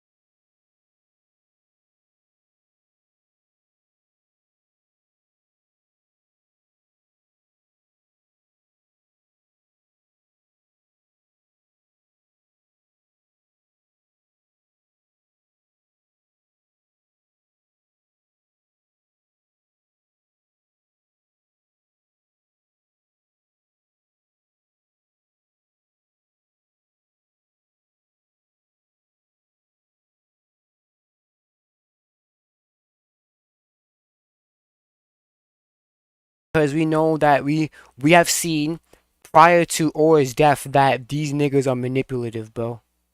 So it's just like, yeah, I get it. You wanna cry for them and all that stuff, but again, that crying is so superficial because we know that's not what they're crying for. They're not crying because they hurt people. They're crying because they're gonna lose. They're gonna die.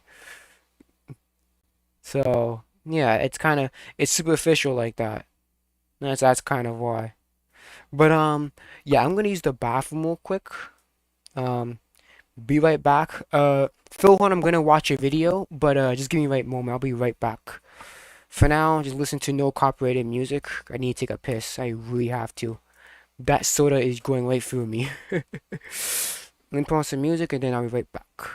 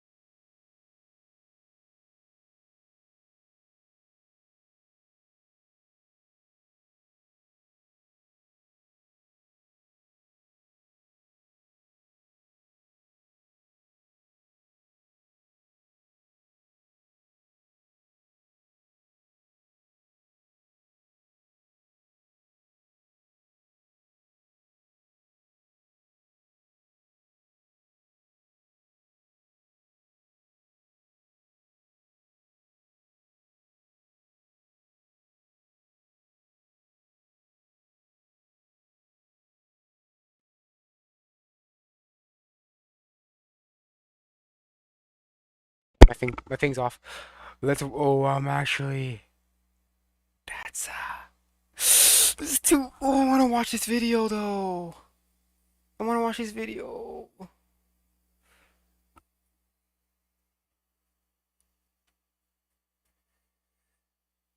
Oh shit. Okay. Um.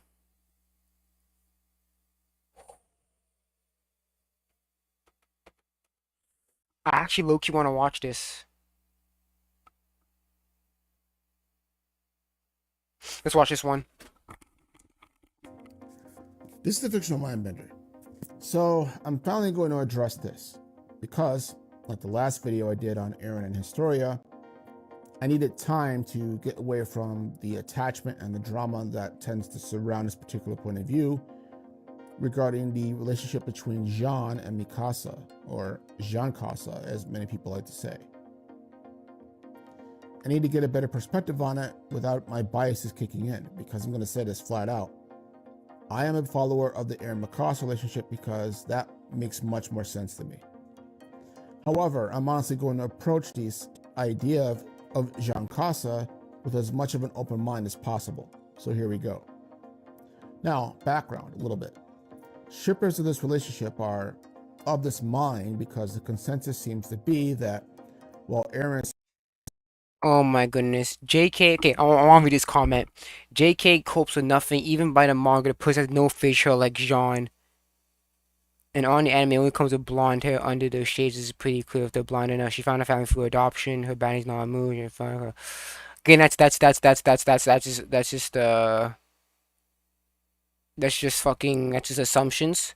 And again, Jean can shave. Do you know Jean can shave his face, right? That's you know, people can shave, right? That's why Aaron shaved his mustache and beard. So I mean, Jean can do the same thing. I mean, I didn't even watch the anime, so I don't fuck. I didn't. Seems to barely show any interest in Mikasa beyond being a close friend, and only as a lover or potential lover in season 4. Even then, that not being till towards the end. Yep. Jean has been sipping over her since literally day 1. And while Mikasa seemed to be a one note in terms of her relationship to Aaron, there was it is one note. room for her to grow with John because it wasn't so toxic. Essentially, that Mikasa's devotion to Aaron was one-sided. Yep, it was. Sad because it was unrequited for so long and hindering proper character development until season 4. Yep. When she has to now challenge that point of view, or I should say is forced to.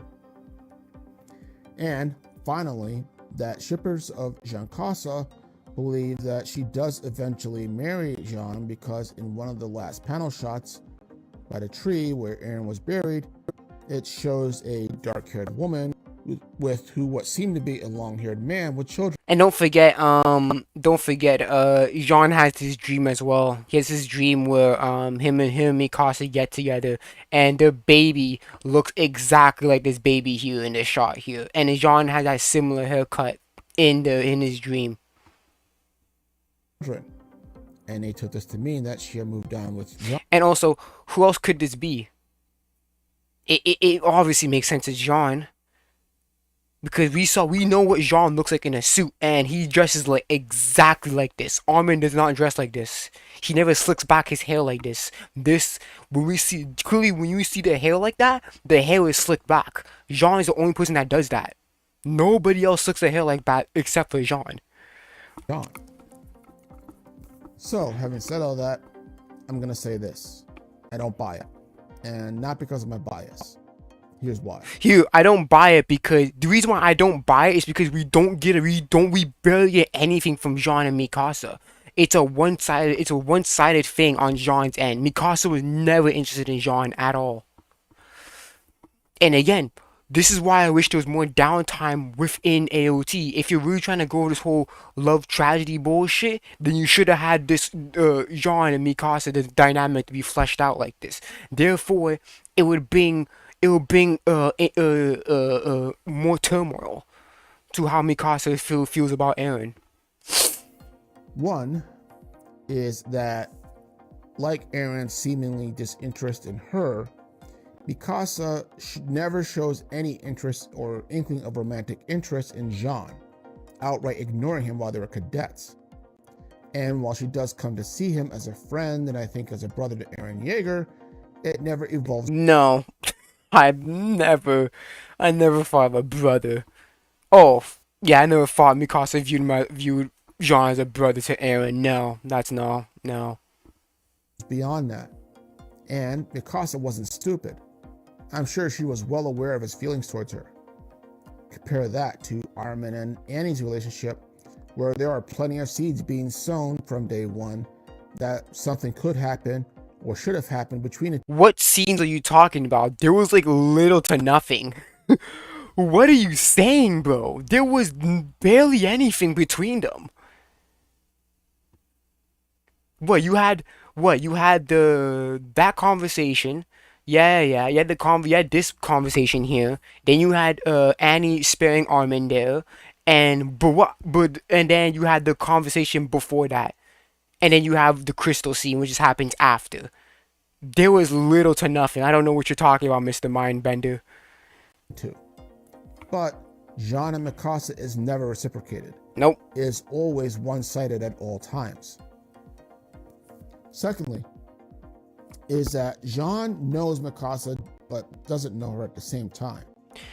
It's kind of like an acquaintance thing. You're just like, yeah, I know this person's name, but I don't know any of them. I don't know what their life is like. I don't know anything about their background or anything. So it's kind of like an acquaintance. Like, yeah, I know your name, but I don't really know anything besides that. Jean, even by season 4, still sees Mikasa as his ideal woman, the princess on a pedestal, the woman to make him happy, cook dinner, and give him kids and whatever. Which is so fucking stupid. It's so dumb that Jean never gets out of his mindset. And this happens in real life as well, where one person will see the object of their desire in the light of that desire, but not who that person actually is. No, because here. Let me tell you something. Again, Jean should have gone out of his mindset so long ago. Cause Jean's not delusional. Here's the thing about Jean. Jean is a very realist person. For him to have this delusion, even in the post time skip, is so fucking stupid. It is so dumb. My favorite girl in MHO is Jiro, the earphone jack girl. She's the strongest female character. People don't realize she's strong in Mount Lady, Nejire, and big 3-year students. Bro, the 3-year students are barely nothing. Nejire, we don't know anything about Nejire. Besides what? Besides, she's part of the big 3. We don't know anything about her background and why she wanted to become a hero. She's just a hero, right? Jiro, yeah, she had a moment in the festival, and then after that, it's just like, and then she came back in the thing. My favorite girl was Momo. I think Momo had the most potential, is because, again, like, her family is rich, right? So obviously her becoming a hero is not money, right? I think it would be much more better if we got, again, that's the issue of My Hero. My Hero is so ripe for fleshing out characters and shit like that. It is ripe for characterization, but we don't get a lot of it. Come on. Jean knows that Mikasa can be fanatically devoted to Eren to the point of violence, as do the others. But he does not know nor understand the root of that, where it comes from, why she is like that. His upbringing was relatively normal up until he joined the Survey Corps. Mikasa... I don't remember this scene. I don't think this scene was in the anime. I think this was an extra.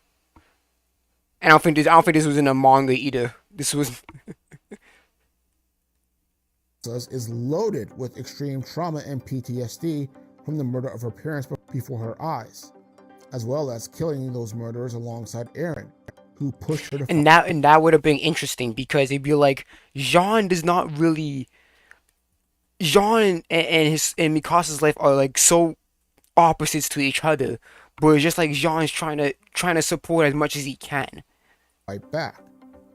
And this level of conviction in the midst of such darkness is something that Jean doesn't understand, even with the whole experience with fighting Titans. And that isn't his fault either, as Mikasa never opens up to him nor anyone else about it, except... And this is why I wanted more downtime, because you don't get to see even Jean asking her this. That's the problem. We don't get to see Jean ask her anything about her previous life. So it's like, you interested in the girl, but you don't want to chat her up? Like, come on, bro. And that's why I wish that there was more downtime in AOT so you get these interactions. Because they're not fighting Titans 24/7. So there's going to be some in-between times where, like, they're either doing some training or checking over supplies or whatever. And you tell me that they have not... And obviously during the 3 years, the Titans they killed all Titans on their island. So obviously between those 4 years, there must have been some downtime when they're not really doing much besides, probably, doing a little routine around an area or some shit like that. So you telling me John never really bothered to try talking to Mikasa? It's just so unbelievable. That's the problem about John and Mikasa. It could have worked. It really could have worked. But it's just like, we didn't get... John's interested in Mikasa. He tried once in a pre-time skip and never tries again. And I don't know. It's just Armin. And Eren was there for the whole thing already. Moreover, this particular event makes Mikasa a hyper-violent person. And you can see that... This is in... No. I'm not using supplementary material, bro. Don't use supplementary material to back up your points, bro. When you compare Mikasa in her OVA version to... I don't care about the OVA, because the OVA is not the main material. Don't use it as evidence, man. Don't use it as evidence. I'm fucking stuttering. The main material should stand on its own 2 feet. I shouldn't have to use an OVA to back up the points here. Mikasa in the main timeline, a much openly gentler, kinder, and loving person. But mainline Mikasa is someone who will not shy away from literal showers of blood, be they Titans or humans. You know why? It's because, again, if you're using... You can't use the OVA because the OVA, she didn't go through that traumatic experience. I hope you realize that. She didn't go for that traumatic experience in the OVA. The kidnappers died by wolves. They got eaten by wolves. Well, yeah, they got eaten by wolves. They got eaten by wolves prior to going to her house. So the kidnappers never killed her parents. That's why she's so much gentle in the OVA compared to here. Because she's traumatized in the mainline series. If you dare get in her way. She's an introvert whom, if she doesn't know you, will ignore you or just probably be bitchy towards you. Most guys would see his behavior and swear off her no matter how hot she was. Yes, and then that's why it's so stupid for Jean to be so delusional about them getting together. And while Jean is in her inner circle of friends whom she feels somewhat comfortable around and absolutely trusts with her life enough to follow him when he's a leader, he's not close enough to where he can connect with her on that level. And there's an issue. The issue is that Jean doesn't try. Jean knows that Mikasa's not gonna start up the conversation. Jean knows that. Jean knows that she's not gonna start up the conversation between them. So Jean's gonna have to do the heavy legwork, and he doesn't try. We don't get to see him try before all this shit happened. Like if we saw the downtime prior to all this shit happened, if we saw the downtime in the prior seasons and we get to see him actually try down, we'll be like, okay, yeah. But he doesn't try. He tries in season 1 and then it's pretty...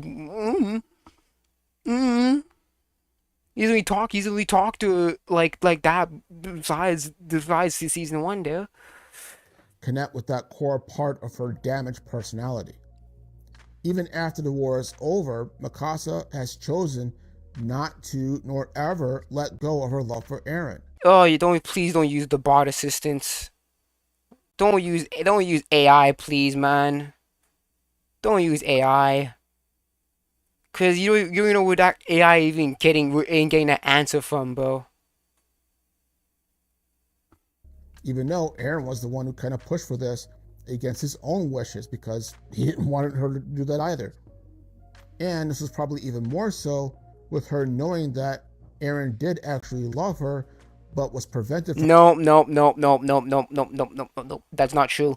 When he didn't tell her that he loved her. He didn't tell her that because again, in the manga, when Aaron said all that shit to Armin, he told Armin not to tell to Mikasa. So that means that in chapter 138, that little cabin scene shit, he didn't tell her there. He didn't tell her he loved her there. So I don't know where you're getting this from. From that life because of forces outside of both of theirs controls. Which leads me to the third point, that no matter the timeline, Mikasa is always falling in love with Eren because of a mixture of her own choice, even if some of us don't like that, and two, motivations from Ymir because of her own. And that's also stupid because again, this was never built up until the end. This was never built up until the end. So this makes also no fucking sense. Relationship to a monster, the king of Eldia, who had cut out her tongue and was responsible for the enslaving of her people and the creation of the Eldian race. Yeah, and the fact that the writer trying to imply that their relationship is similar is honestly the dumbest thing you can ever freaking do. You really think that King Eren treated Mikasa similar to Kingfish treating Ymir? Stupid. Though I argue that Ymir's was easily worse than Mikasa's monster because Much easily fucking worse. Eren didn't freaking assault her. At least not a sexual assaulter. Not the same. Eren never wanted to be a monster, whereas the king just literally did not give a fuck. Yeah. But basically, here's the thing. Again, this would have been believable if the king was whispering sweet nothings to her. If he faked his care for Ymir and that if he faked his care for Ymir, that would have made sense to why Ymir would have that skewed perception of the king. But the king never did anything like that. So no. Eren and Mikasa are literally bound to each other beyond space and time, and good luck getting to that. Lastly, and more importantly though, is that, quite frankly, Jean deserves better. That too. Jean does deserve better. I always say that, like, him and Jean and Peak, though that's the thing I can get behind for sure. I'm not much of a shipper, but Jean and Peak I can get behind. Mikasa's a lost cause, bud. And that's the thing. That's the issue that I have. Jean doesn't get it over Mikasa like that. That's the issue. It's not he didn't have a thing in his head be like, yeah, this dream that I'm thinking about is fucking delusional. I should never. Like, we didn't get that from Jean. Yes, you heard me say that right, and I'm gonna say it again. Jean deserves better. Obviously. Hear me out. Even if, Bro, I don't even need to hear you. I fucking agree with you. Jean deserves fucking better. Again, Mikasa's a lost cause. Point blank period. But man, you don't have to convince me. Oh, I knew that 3 years ago. I knew that 3 years ago when I read the manga. I'm good. You good, bro? Actually, no, 4 years ago. I knew that 4 years ago, man. It's okay. If I went along with Jean and Mikasa getting together at any point in time, he would always bend the cuck, the third wheel, the one outside looking in, because he will always know that he was never Mikasa's first choice. Now, simping as a teenager is acceptable and okay because it actually kind of makes some sense. But continuing to... No, it doesn't for Jean as a character, because Jean is a realist. Jean knows... Jean's like that guy who'll be like... Jean's like that buzzkill nigga. He'll be like, yeah, you know, you do what you're gonna be... He's like the straight man. Jean knows that it's stupid. Jean be like that guy who'll be like, yo, you have your group of friends, right? You'd be like, yo, let's do this risky ass shit, man. Let's graffiti on the wall. And John be like, you guys fucking stupid. Like, John be that straight man. He would not tolerate your bullshit. So, Jean should have already knew that that was a lost cause. Him giving Mikasa is a lost cause. And my issue is that we should have seen we should have seen more attempts of Jean trying to care for Mikasa or trying to conversate with Mikasa. We don't get to see that. Sure, yeah, he put his life on risk, but we don't get to see him like think about like, yo, shit, I'm putting my life at risk for her, and she's not reciprocating. Like, we didn't get to see that. Do so over the same person into adulthood with someone whom you see only as your ideal rather than the person they actually are borders on toxic. I mean, the woman is still going to his grave years later. What person continues to see their ex on a continual basis? Can't we say ex because they never dated? Well, in another relationship. Jean got so much great development in season 4 that him continuing to bark up the wrong tree would just drag him down. If anything, Yeah, and that's the aspect he doesn't get over that. That's one aspect of John I don't like is his infatuation over Mikasa. It's just like you do realize, and again he just doesn't get over this. We don't see him get over it. We don't see him like, oh shit, like is there any reason to try anymore?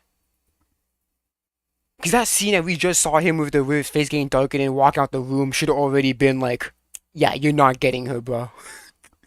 But the fact that he's still deluding himself, like him being with Mikasa, just like, yeah, no, bro, you ain't getting her. Just stop it. I saw him moving on with Peak at the end because, unlike Mikasa, there does seem to be some subtle cues that she might be into him, at least as far as I can tell.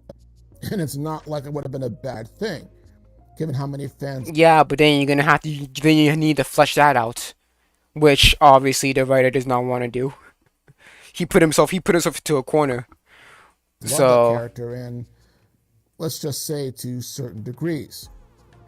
But either way, a Jean-Casa relationship, in my opinion, would have been detrimental to Jean's character. It is. It still is. It would have been detrimental.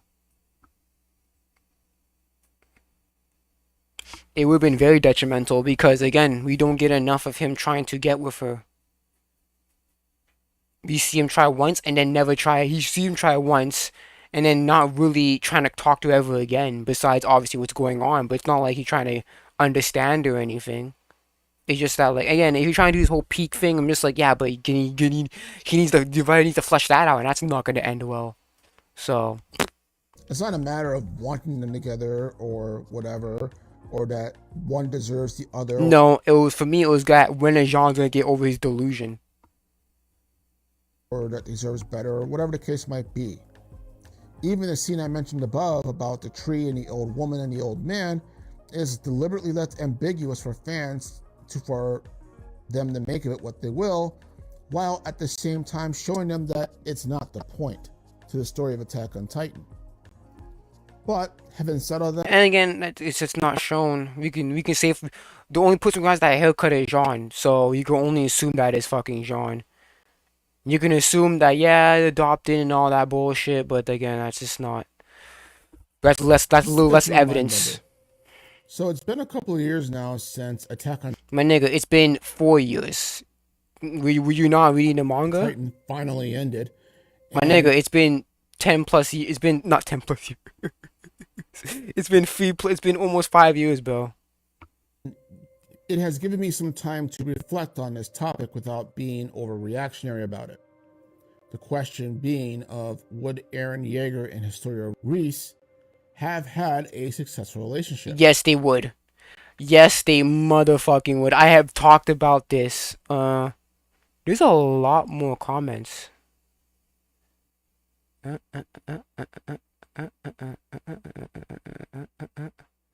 Hey, shout out to Annette.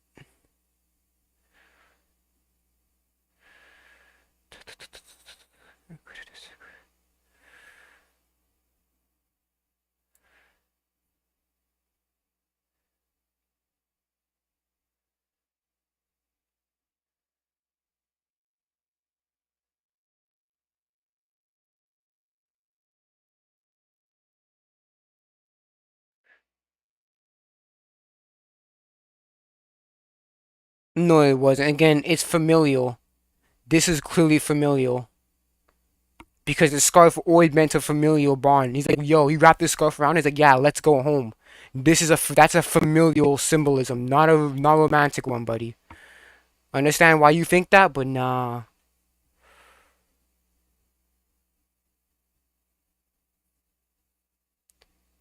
It's pretty platonic. Yeah, no. How many times Eren saved Historia? 0. That means nothing. That means nothing because what matters is that Historia saved him. Again, people, man, you don't understand. I hate to understand, but I'm gonna have to do that snobbiness. They don't understand shit. More or less, basically goes that in season 3, that both of them were kidnapped by Historia's recently returned. I'm gonna say the manga did this better. The uprising arc was so when I watched the anime and read the manga, there's a lot of shit taken out of the manga. No, yeah, not out of the manga. There's a lot of shit taken out of the anime adaptation that's taken out from the manga. Long lost father, Rod. Reason being because it was now confirmed that Eren now had the founding titan along with the attack titan. And Rod was trying to literally keep it in the family, since that power had always been passed down in their bloodline. That is, before Eren's father came in and killed the entire family. Now, problem being that once someone else took possession of the bloodline power via Eaton's prior owner, the curse of one of their ancestors and the founder of Paradise Island kicks in and overrides the new owner's potential, making slaves to his final command that the founder now used to eliminate Paradise, even if on the island died, because that king had come to believe that elders were cursed and it would just be a punishment for sins from Paradise Masters. And all their ancestors, many of the nobles of Paradise Island were bound to their oath, even at the end of death. And my issue is that Zeke said he got over it.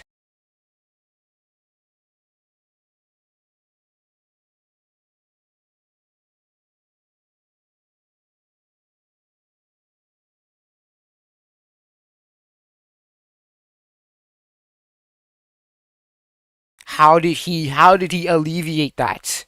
That does not make sense. That is a problem that I had. Zeke's like, oh yeah, I'm not the one that's not bounded. I'm not bounded by it anymore. It's like, wait a minute, hold on. Nigga, you can't say you're unbounded by it and you're not explaining how he did that shit. How did he do it? That's never explained either. However, with the power now in the hands of a non-royal, that curse/command was now circumvented, having no influence or power over someone who was not of the royal bloodline. And guess what? That wasn't true because guess what? He was manipulated by Yami. So I guess him having a fountain titan doesn't really mean anything, does it? Even on a surface level, it's like he's not royal blooded, but guess what? He still got manipulated by Ymir. So it doesn't really matter, does it? Again, courtesy of Eren's father, killing nearly the entire family except Rod and Historia. Historia wasn't there, and Rod just barely escaped with his life. Rod actually had to let Historia go prior on because he had an affair with her mother, who was a maid, and that had resulted in the maid getting killed, and in order to save Historia's life, she was sent away. Oh, it's so funny because in my fanfic it's for a different reason. For my fanfic it's an AU. Like this same events happen, but obviously different but obviously why they happen and how they happen are different. But like the conclusion is the same. Well, at least for some of it. All this eventually was. I'll talk about it next stream tomorrow. I'll talk about more about my fanfic on next stream tomorrow. I'll go in detail about it, but results in Historia ultimately rejecting both her hereditary obligation and her father, whom she eventually kills with her own hands. And Eren. I'm about to say, oh yeah, because she does kill him with the whole slash at the neck thing. I'm about to say she didn't kill him, but she did. Being freed, but also now starting to get an inkling of just how much bigger a burden that has been thrust upon him that he was not aware of.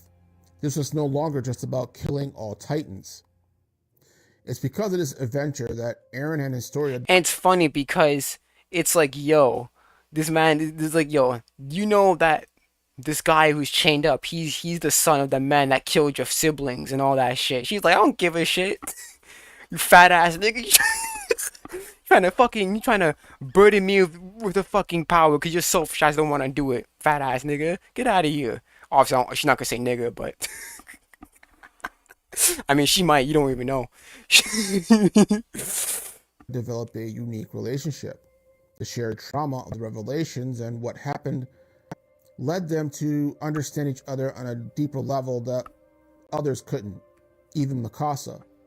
But Yep. this only lasted for a while, and I'll get into that in a bit. Ooh, get So into it. then, when Historia gets pregnant in season 4 as part of Aaron's plan, The pregnancy shit was so bad, bro.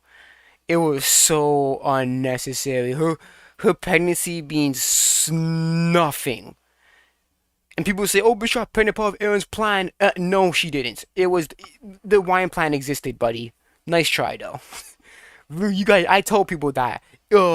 Zeke has the wine plan. I remember I did this on Twitter back in 2021. Be like, yo, her pregnancy doesn't exist because Aaron already knew about the wine plan from Yelena, so her getting pregnant for Aaron's plan will be contradictory to what Aaron wants in the fucking first place for her. It's just like people nowadays, bro. They don't understand this shit, bro. save her from becoming a Titan ship. It's just like, yeah, cause he was against her story getting pregnant for a plan, but why would he let her get pregnant for his plan? That doesn't make any sense, does it? People don't want to listen and say, "Oh, bro," no, it was no contingency. The wine plan was the contingency, and that was it, buddy. Shit, my fault. It was easy to conclude for many fans that Aaron was the father, and honestly, that makes a lot of sense.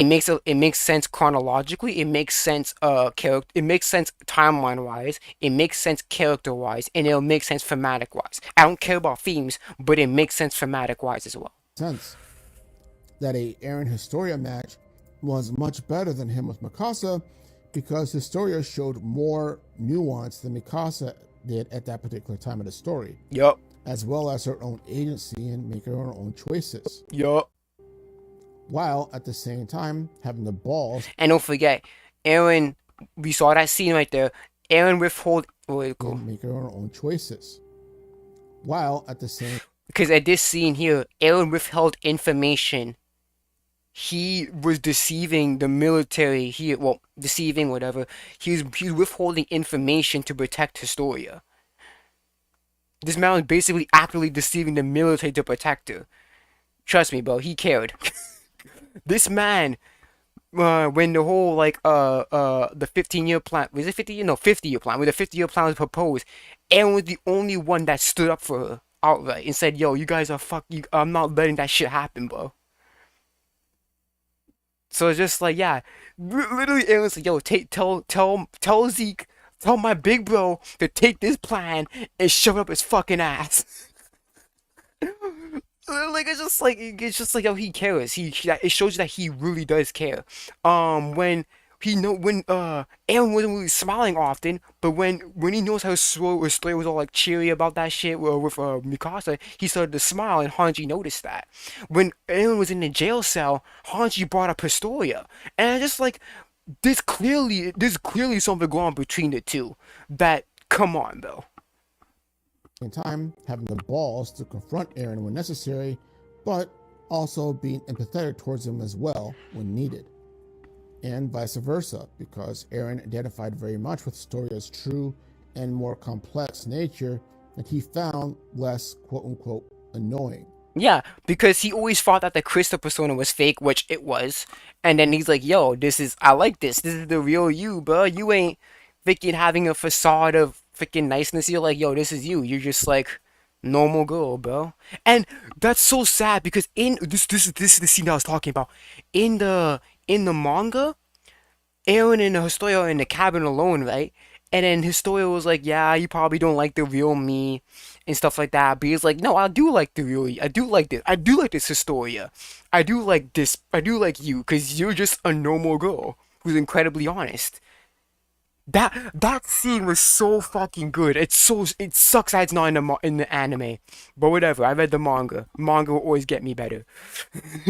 and then like it was funny because even like we saw when it was when Historia trying to justify why she saved Aaron, we saw little flashback panels of like them conversating, and like it was so funny because like Aaron was like leaning in, right? He was leaning forward. So he was like interested in talking to her. He was opening up and shit. I'm not a body language expert, but that's how you really when you usually interested in someone, you typically lean in to kind of close the distance. You know what I'm saying? So it really shows that he was interested in talking to her. So confided in her about his struggles with the revelations that he was dealing with. That being said, I do believe that a relationship between the two would not have worked out. What do you mean? I'll explain why. Let's explain. It can't be denied that Aaron and Historia had a unique bond that was exclusive. It was. She was there at because those don't forget they're both burdened with heavy things. Aaron is the only Titan. Well, he's the most important Titan. So essentially, he's essentially an asset, and she's an asset because she's a royal blood. So Aaron and Historia are essentially tools for the military because of what they have. His now lowest point in his life, learning his father had murdered an entire family, as well as cursed him by having him eaten and taken on the power of both the attack and founding Titan without his knowledge. So much so that he basically blacked it out. Historia consoled him while also telling him to basically man up. Yeah, because here, look at this. In this scene here, I'm going to talk about it. In this scene here, Aaron was like, yo, I can get eaten by a rod, and then you can get the information from him and shit like that. Levi was like, are you sure you want to go through that? You sure you want to do that? And then Aaron was like, yeah, I'm going to go through it. Mikasa was about to say something, and then Historia's like, nah, we're not doing that. I'm going to kill my dad. And we're just like, and everyone's kind of shocked for a bit. It was like, oh shit. And then Historia even tried to justify, like, his dad's actions. It's just like, bro. And then obviously after that, everyone was like, yo, she's strong as shit. Like, I remember that he had a whole monologue where he was like looking at his story who was talking to Owen, and she was like, yo, and he was like, yo, she's strong as shit, man. Like, holy fuck. Like, my bad.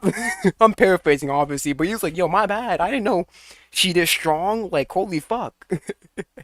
But yeah, it shows you that he has a newfound appreciation for Historia.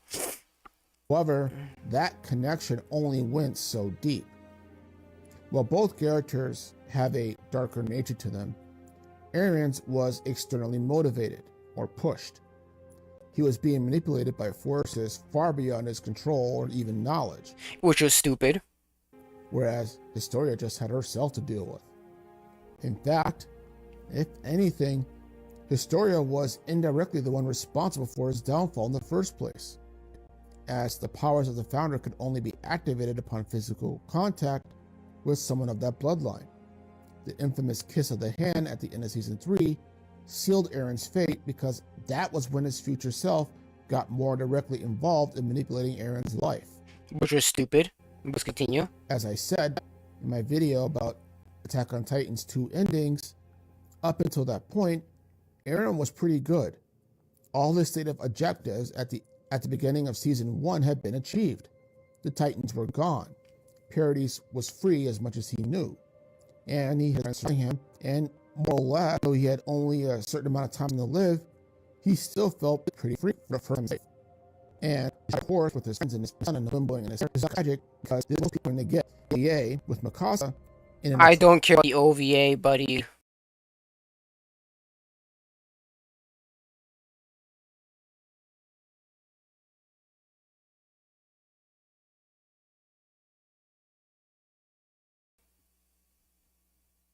Take this out the video. You should not use the OVA to support your arguments for the mainline series, buddy. That's like saying Neo is a good character, but that's like saying Neo from Ruby is a good character, but you have to read her backstory, her books to understand more of the character. I'm like, no. Because the mainline series did not really do much with Neo. I should not be using fucking other supplementary material to freaking back up this shit. Come on, bro. Toward the timeline, Mikasa is told that she can't save Eren because he is bound to death. One way or another, Eren Yeager was going to die. He was bound to an authority that went beyond just the physical world, no matter how hard he or Mikasa tried. Now, the second reason why I think a relationship... Again, that's not connected to the mainline series, so it doesn't mean anything. ...between Historia and Eren would not have worked out at all is that adult Aaron and Historia are now two completely different people than when they were teenagers who were kidnapped.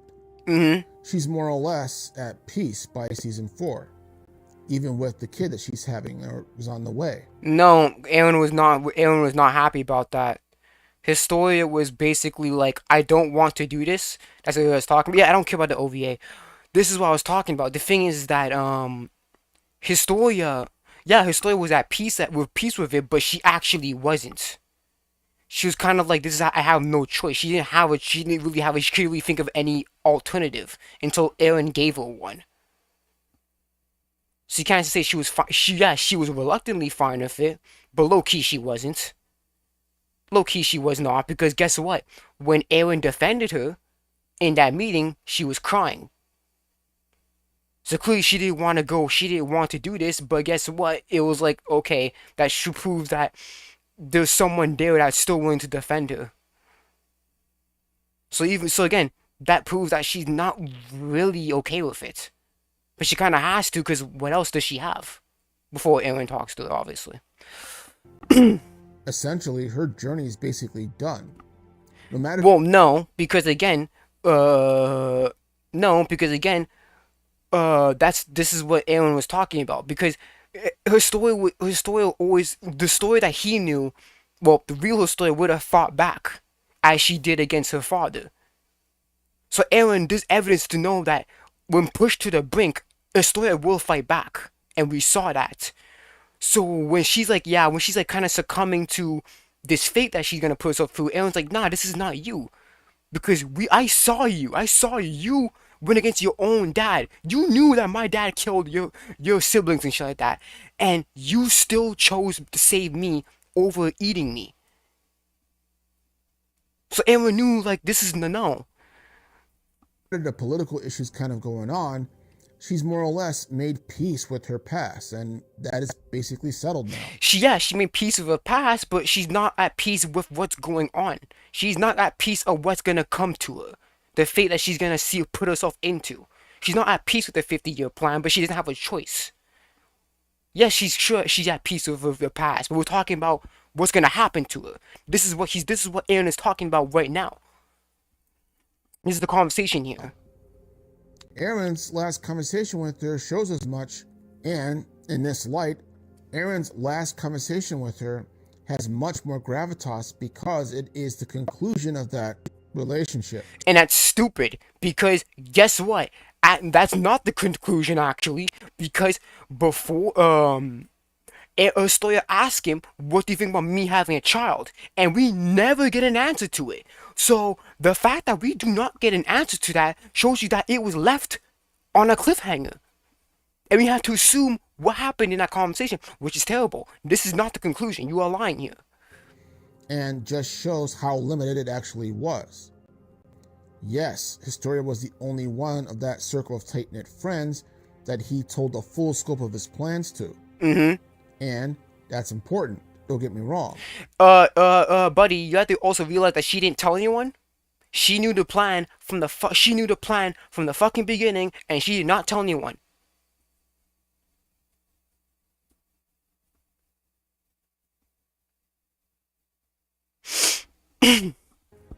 But also too, Historia couldn't live with that knowledge. She couldn't condone the annihilation of the entire human. I mean, she technically did it because she didn't tell anyone. She didn't tell anyone that Aaron was gonna do this. She knew the plan. Aaron was basically risking this whole plan. He knew about what's gonna happen. He knew about the plan, all the and stuff like that, right? And then he went and told Historia. There is no reason for Aaron to tell Historia about the plan. If anything, it's actually a greater risk, because Historia can literally go 6ix9ine him. I mean by that I mean snitch on him. By the way, she can snitch on him she can snitch on him, and then the whole plan is fucking ruined. But she didn't do that. So essentially, yeah, she was condoning it. Race, even to save her own people, and that wasn't the curse of the king working. That was just her own morals. So what does Aaron do? He erases or buries the memories entirely. No, he doesn't. No, he doesn't, because he said he would want. Fuck, I might get it confused. I was gonna say something, but he might have. I'm probably gonna mix AOT and I. But okay, no, because he offered that. He offered her that thing, but she didn't want that. She didn't want her memory being erased. He offered that. He offered that solution, but she said no. Essentially. So that she's not aware of it anymore. No, and again, she didn't want that because again, Frida was doing that, and he was gonna do the exact same thing that Frida was gonna do, and she didn't want that. Relationship concluded, problem solved. No, it's not concluded because again, Historia asked him, "What do you think about me having a baby?" Why would Historia ask Aaron? Why would she want his opinion on having a child? Why would she ask him on that? It doesn't make sense. He chose his path with the consequences, as the saying goes. Yeah, exactly. And again, what I was saying, what I was saying is that again, it doesn't make sense because why would Aaron's opinion even matter? Historia asked Aaron in chapter 130, "What do you think about me having a baby?" Why would that even matter to him? Why would she want his opinion? Unless there was something behind it.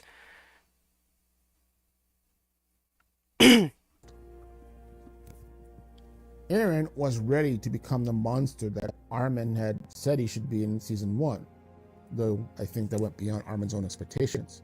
And far beyond the monster that Commander Aaron was, no disrespect to Aaron, because he's easily one of the top 3 badass characters in Attack on Titan. Yeah, but here's the thing.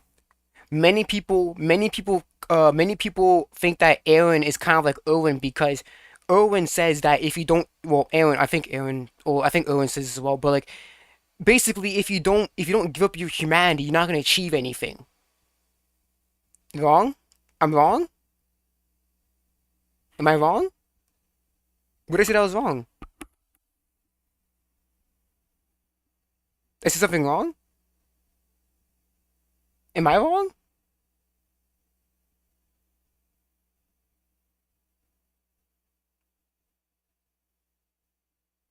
Okay, I'm gonna let you explain yourself, and I'm gonna continue. The reason why many people think that Aaron is kind of like Owen is because Owen is willing to abandon his humanity to achieve his goals. Even though obviously he didn't achieve the thing, get to the basement, obviously, but he was willing to drop his humanity to achieve that. He was aware of that. Aaron was willing to do that as well.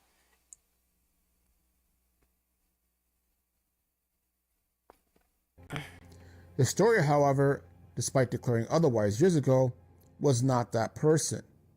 She was not willing to become a monster nor aid in another monster's actions. Well, you are dead wrong because again, when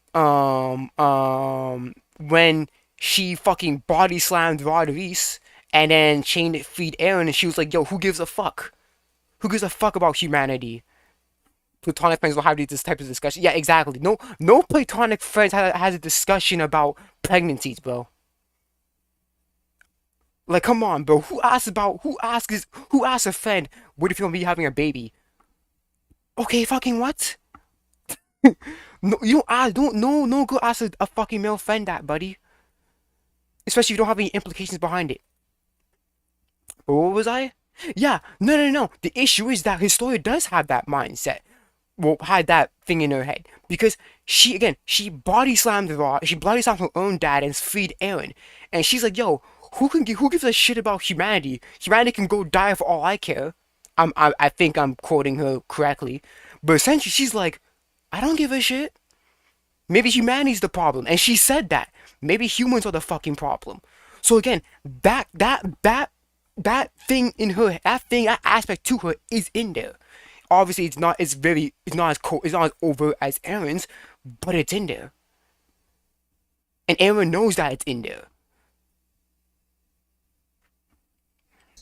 No matter how much she may have cared for him. And if they had a relationship at that point in time, that for certain would have broke it. The third reason No, you're wrong there. Given what happens when Aaron... Again, you're wrong there. Again, she seems to be willing to be fine with the plan. Again, she didn't say anything. And uh, why? And again, she lied about her due dates because Levi said, "Oh, she's gonna give birth in a few months," but then she gives birth like earlier, and there was no mention of being premature. It's not like a nurse said, "Oh crap, this baby's coming early," so there was no mention of premature. So that means it went to full term. So that means that Historia lied about her due dates. Why would she lie about her due dates? Why would she not tell the military about what Aaron's gonna do? I mean, who cares, right? Her for that's it's not like it's not like Aaron fathered her child, so why would she care? Not just anyone from the royal bloodline, it makes any kind of physical relationship impossible. I'm going to have No, that's not true because it was implied by what chapter was it? I don't know what chapter was it, but basically what happened was before they meet Keith, before they talk to Keith, Jean mentions in an offhand line that that's right, all you've been doing is holding hands with Astoria. So that tells you right there that Aaron and Astoria were touching were continuously touching each other multiple times.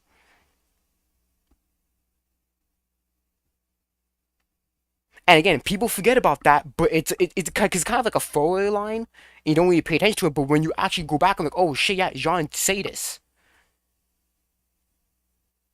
Because Jean's like, oh yeah, all you need to do, or you think you need a hit in the head or something. All you've been doing is holding hands with Astoria. That means that Aaron and Astoria were holding hands multiple times, and therefore that could also imply that they talked to each other even more during those times. Too bad I don't get to see it, but yeah. That dialogue was in the anime, the definitive version, fanboys. No, it was in the anime. I'm pretty sure it was in the anime, Phil Horn. So again, if people are saying that, they're just dead wrong. So my apologies for this. But if you can imagine the two of them trying to have sex, what would that have been like? It takes the whole idea of sex being a traumatic experience to a whole other level because all time and space now floods into your brain. And anytime that happens, it throws into a state of shock if he's not overwhelmingly angry, that is.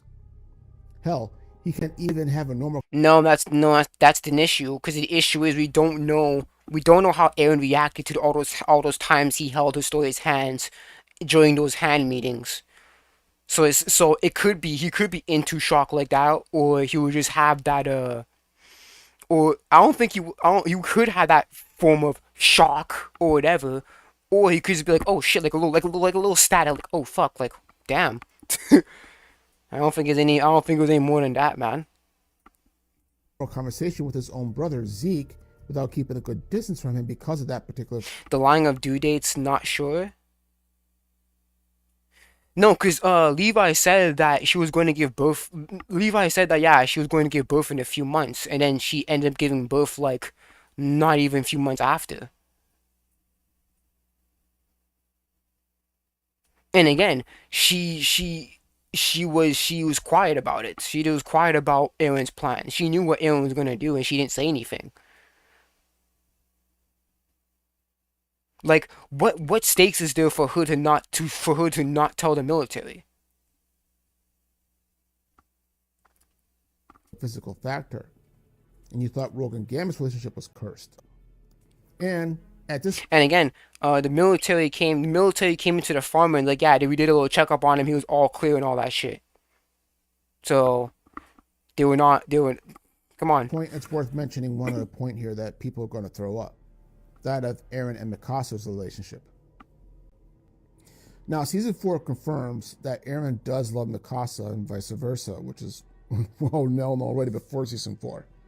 But what makes his relationship with her unique when compared to the unique one that he has with Historia is that, like Aaron, she too is bound to him by higher powers as well as her own love. And that's stupid because again, that means a lot of these emotions are lessened because it's just like, okay, you're basically loving each other because again, Aaron can go back in time and basically manipulate pretty much anything. If he's able to manipulate his dad to killing the Rice family and manipulate Dina to killing his mom, he essentially can manipulate the whole event of the story. And again, with that in mind, that means that a lot of scenes are the impact of those scenes are lessened because again, that's just how it's basically how he played out. It's like Aaron's the director and he knows what's going on. It's just like it's just so stupid. He's like an actor director. He's like, yeah, I know what's going on, but I'm gonna pretend I don't know what's going on. In every time. It's like doing a math test, but you have the answer key. Just like, wait, what's the fucking point? Why are you taking a test if you know if you have the answer sheet right next to you, bro? Timeline, Aaron meets Mikasa, and the two of them form a My nigga, don't stop using the OVA. Stop it. Stop it. strong bond. She always chooses to fall in love with him, even though she can't save him. And it appears that in every line, Aaron also falls in love with her, though he's not the greatest at expressing that. While Mikasa does not understand Aaron's suffering on a level that Historia did, something that she was clearly jealous about, but out of love for him and respect for Historia, respected, Mikasa still accepted Aaron regardless, as long as she could be next to him. She didn't want him. Yeah, and that's superficial. Because guess what? She doesn't really know the real Aaron. She doesn't know that. Historia knows that. Historia knows the multiple aspects of Aaron. Mikasa only has this superficial view of Aaron. She literally in one of the boat scenes, she's like, what Aaron am I seeing? So that means that her view on Aaron isn't even consistent. So what are you talking about here, buddy? To become a monster, but still loved him regardless when he did become one, more than anyone else, Historia included. Zeke says it best, pointing out that Mikasa isn't under any kind of manipulation from any ancient alien science or even the king himself, but just loves him so damn much that she will, and has, tear apart a Titan just to keep him safe. And Ymir, the original founding Titan, now on the ethereal paths plane, uses this to get answers for herself regarding her own relationship to a monster. And it's stupid because she couldn't get those answers from any other relationship prior to them. You tell me how these two it's such a stretch, it's like it's unbelievable. You telling me throughout 2,000 years you did not see any relationship similar to them? I don't believe you. The king that was responsible for enslaving her, cutting out her tongue, Mm-hmm. and having her own kids eat her after she died. Mm-hmm. Honestly, that king is the true villain of Attack on Titan. Fuck him. Yet, while Mikasa is ultimately willing to kill Eren, she also refuses to abandon him or forget about him. Even long after he's dead and into their descendants or reincarnations or whatever they are lives. Their relationship is different from Eren's and Historia's. Oh yeah, it's stupid. Yeah, here's a movie, guys. That's stupid bullshit. Relationship because it goes much deeper. But that doesn't throw shade on Historia either, because this happens in real life. And again, there's no build up to this. There's no build up to Mikasa being linked to Ymir. That was a last second thing. Just like, oh, what the fuck?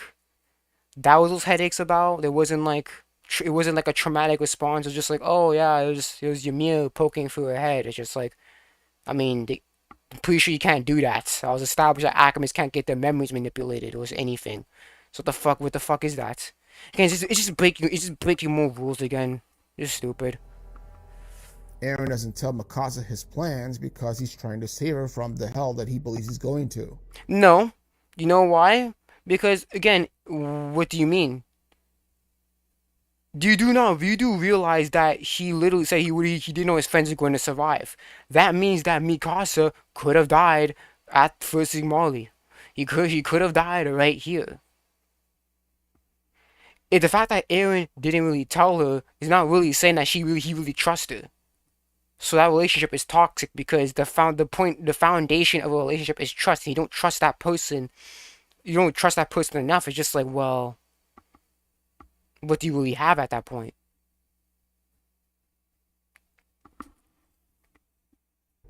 But the fact of the matter always was that Mikasa will go to hell for Eren no matter what the circumstances were. Many fans think of Eren's relationships in black and white terms. It's Historia or Mikasa and no in between. And if you think both, then you're in another place. However, there's nothing wrong with having two special and unique relationships. They're just different. No, it's all about the execution. It's all about the context behind those and how they're used. Mikasa never really understood Eren on a deeper level. It was very superficial. We knew that from the boat scene. You just forget about that. you say in your comments you read the manga, but yet you didn't actually talk about that boat scene. Literally, that boat scene debunks pretty much this shit. It's like, yo, she didn't even know what Eren that she was seeing, so she doesn't really know Eren on a deeper level. She was like, what type of Eren am I seeing? She literally said that in her thoughts. Told me that she's lying in her thoughts too, man. So that clearly shows you the fact that she's thinking of that shows that she's not really know Eren like that. She's really not know Eren on a deeper level. For her, it's just like a she's seeing Eren through rose-tinted lenses without really seeing the monster until like it's way too late. One is not lesser than the other. In fact, if anything, it's incredible how respectful the two women are towards each other, given the circumstances. Both of them. I wouldn't really say that. We're not gonna ignore the fact that Mikasa threatened to kill Astoria when Eren is kidnapped. When Eren is kidnapped in Ymir, and she was like behind Ymir, like, yeah, don't hurt her. You're like, yo, you're gonna get my way too. Like, she was threatening to kill her. We're not gonna forget about that, are we? Recognizing the other's relationship and the boundaries surrounding it. Mikasa knows that Historia and Eren have shared a traumatic experience that she wasn't there for. Just as yeah, because she was jealous. Yeah, because again, and that's what made her do that fucking sandbag thing, because she was jealous. Is with him. But Mikasa will still be there for him no matter what. Likewise, Historia also knows that Mikasa is deeply in love with Eren, and that there is also a bond between them that she was not. And here's the problem. The thing is that Ymir, the freckled Ymir, told Historia to live for yourself and be selfish. Wouldn't that be now? Wouldn't that be funny if Historia really took out the heart by stealing another girl's man? Be like, he chose me, man. Because your freckled Ymir was like, yo, go live for yourself and shit. Be selfish. And wouldn't that be hilarious by showing how by even putting more evidence about Historia really truly living for herself if she liked the same dude that another girl liked, but yeah, she took him. Wouldn't that be fun? That'd be funny. That would have been funny. It would have been funny, and it would have made sense too.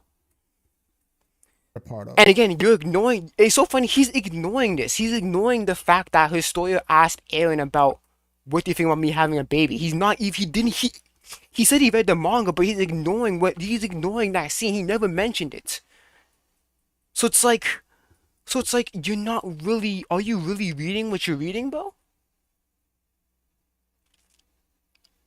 He never brought that. He didn't bring that scene up.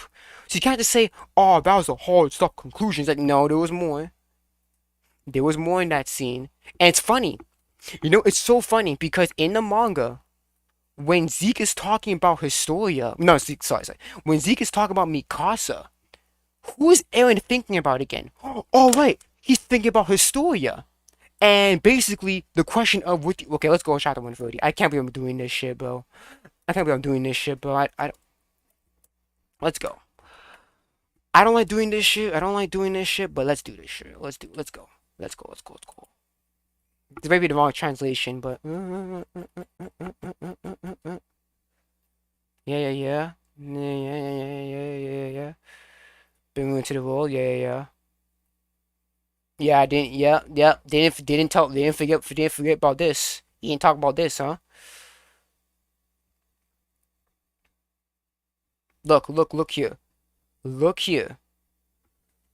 When Zeke is talking about how much Mikasa loves Eren, what is Eren thinking about? You see, typically when you're asking a person, typically you would think Aaron is thinking about Mikasa, right? It would make sense, right? Zeke is talking about Aaron asked about the Akame manipulation, right? And then Zeke's talking about, nah, this ain't true. Mikasa loves you. So naturally, in your head, you would think that, hey, Aaron would be thinking about Mikasa, because obviously she's a topic, she's a subject of what they're talking about. But instead of doing that, instead of showing a panel of Mikasa or something, instead it's Historia. Why? Why would Isayama, or yeah, whatever? Why would Isayama put this panel here? Historia is not even a subject here. We're talking about another person entirely. But instead of thinking about Mikasa, he's thinking about this moment with Historia? How does that make any sense? How does that make any motherfucking sense? Again, Bill, am I reading too much into it? I don't know. I don't know. Maybe I'm not. Maybe I'm reading too much into it. Maybe I don't know what I'm talking about. Maybe I'm just delusional, right? And then the writer just put it. The writer just put this panel here for no fucking reason. He had no space. He just put it over here.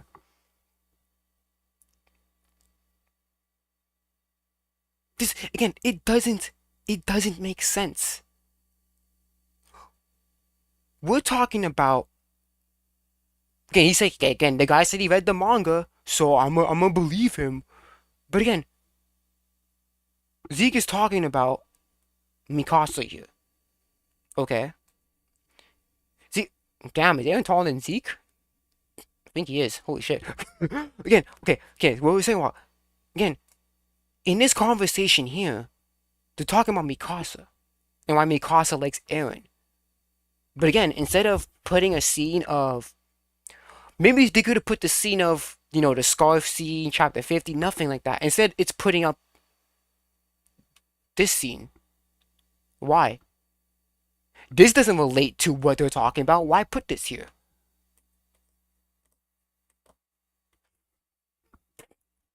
And it's funny because he said he read the manga, but he's not bringing that up. He's not bringing that up. Okay. I might be wrong. I didn't pay attention. And she respects that. It's a very mature outlook, no matter what. Do you think she respects that? Again, Historia knew that. Historia knew that Mikasa. I mean, it was pretty obvious that Historia knew that Mikasa liked Aaron, and yet they were talking to each other. Like, we're gonna not forget about that. Cool. It's just people are.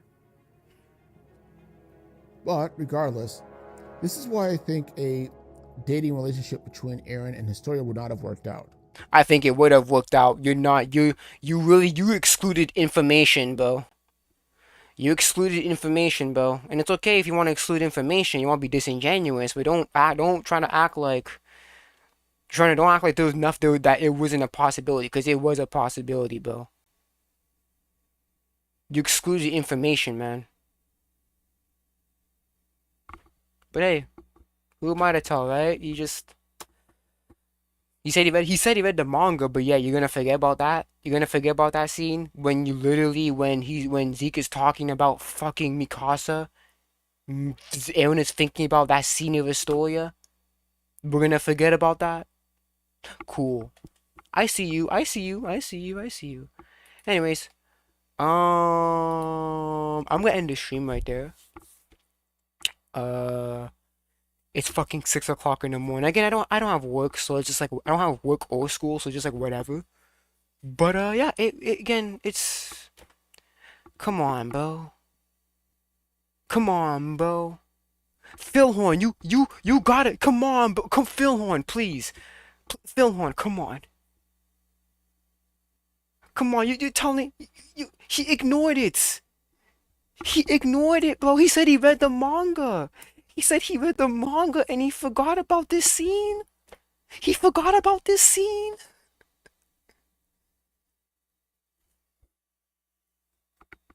Hey, he said he read the manga. What do I know, right? What do I know? I don't. Hey, it's been 10 months since he made that video. I'm not gonna bother to correct. I'm not gonna bother to make a comment on his video now. I don't really care enough to do that. I'm just saying, bro. This, come on, bro. We're talking about Mikasa, but then we're talking about his story. Come on, bro. Come on, bro. I'm not delusional here. I read this manga, bro. I read it. Come on, bro. Anyways, bro. Phil Horn, bro. I'm gonna say it right now, bro. I might be. I don't know. Maybe I'm dumb. Maybe I'm dumb. Maybe I don't know. Right? Maybe I don't know. Maybe I'm reading it. Maybe I'm reading the wrong manga. Maybe I read the wrong manga. Maybe I didn't read it right. Maybe I should just. I don't know. I just read it wrong, bro.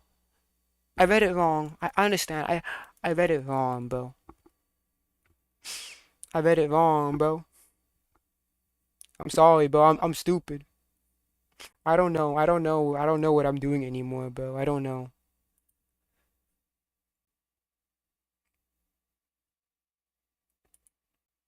I don't know, bro. Can you still react to my song?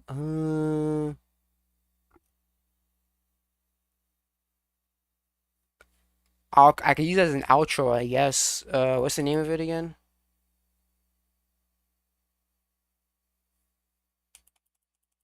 Come on, it's freaking 6 o'clock in the morning. I just want to end it.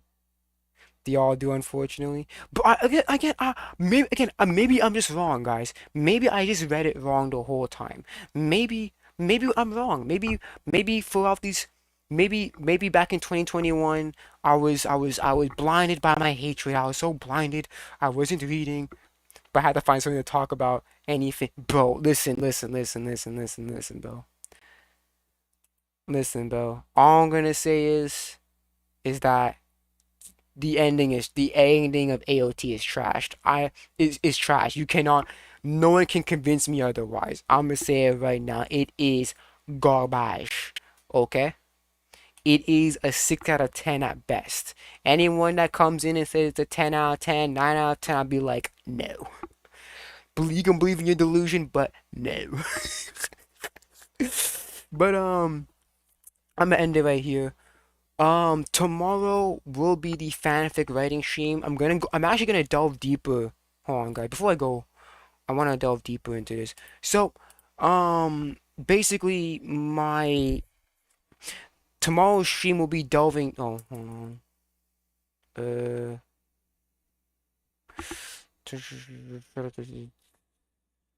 Shiny pop. Oh yeah, okay. Hold on a second. Oh, sorry. Hold on a second. Uh, tomorrow's stream. Facts. Yeah. Again, I'm dumb, bro. I'm just stupid, bro. I don't know any better. Okay. Anyways, yeah. So tomorrow's stream, I'm gonna delve deeper into this and basically my planning. Cause I have an outline, so I'm just gonna delve deeper into what I'm doing for my fanfic. I'm gonna do a fanfic writing stream tomorrow. I'm just gonna delve deeper into what I'm planning on doing with this. And obviously my progress. Um, Also my web novel link. If you want, oh, sorry, hold on, shit. Just seeing everything now. Just seeing everything. So if you guys really want to know the title of my shit, it's called Shingeki Adventures. It's gonna be it's very slow paced warning. So if you guys don't have the freaking attention span, then you guys can't really watch out. Anyways, I'll see you guys tomorrow. What is it called? Shorter. I said pooping. Shorty popping. Don't know what. I have no. Wait, what? Shorty popping. Shout out. Twitch TV. Irony Clem. It's the name. It's on YouTube. Is that the name of your thing? Irony. Irony. Oh, fuck. I can't spell. I can't spell. What? Which one is it?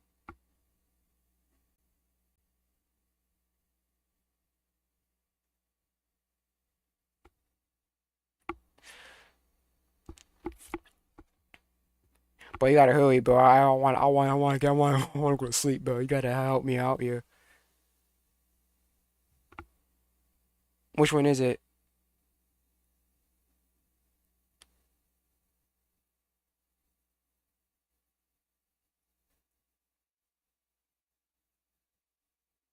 I spelled it. No, I said I don't know what it is.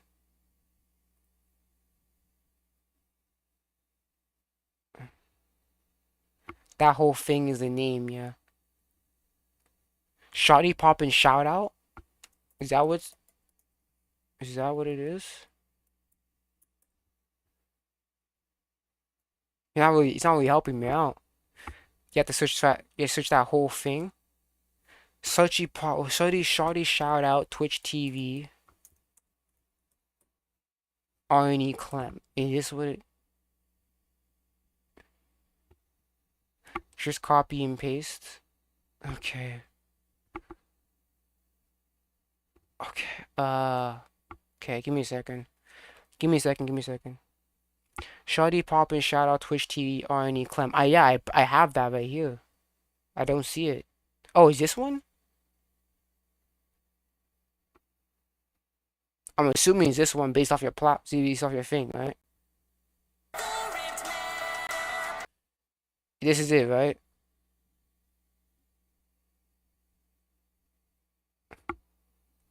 I don't know. You gotta tell me, you gotta help me out.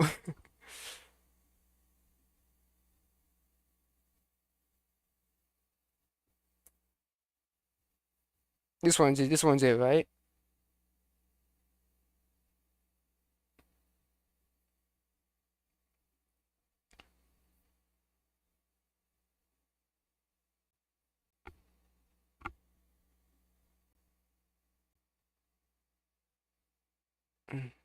Catch it.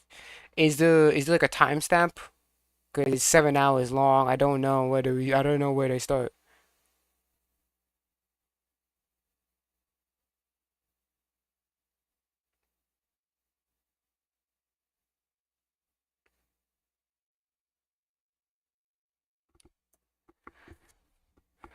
This is the only one I have right here though.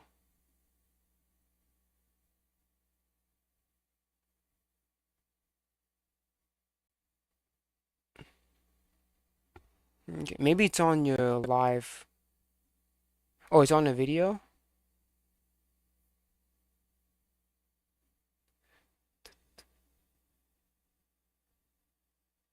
Yeah, okay. This is your channel, I can tell. You tell by the name of your at. Uh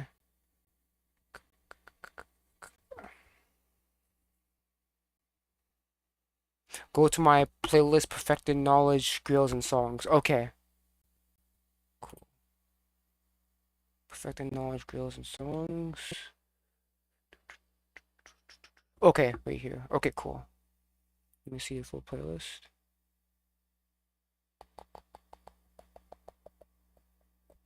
Oh, there it is. Cool. We finna get it, shiny poppin'.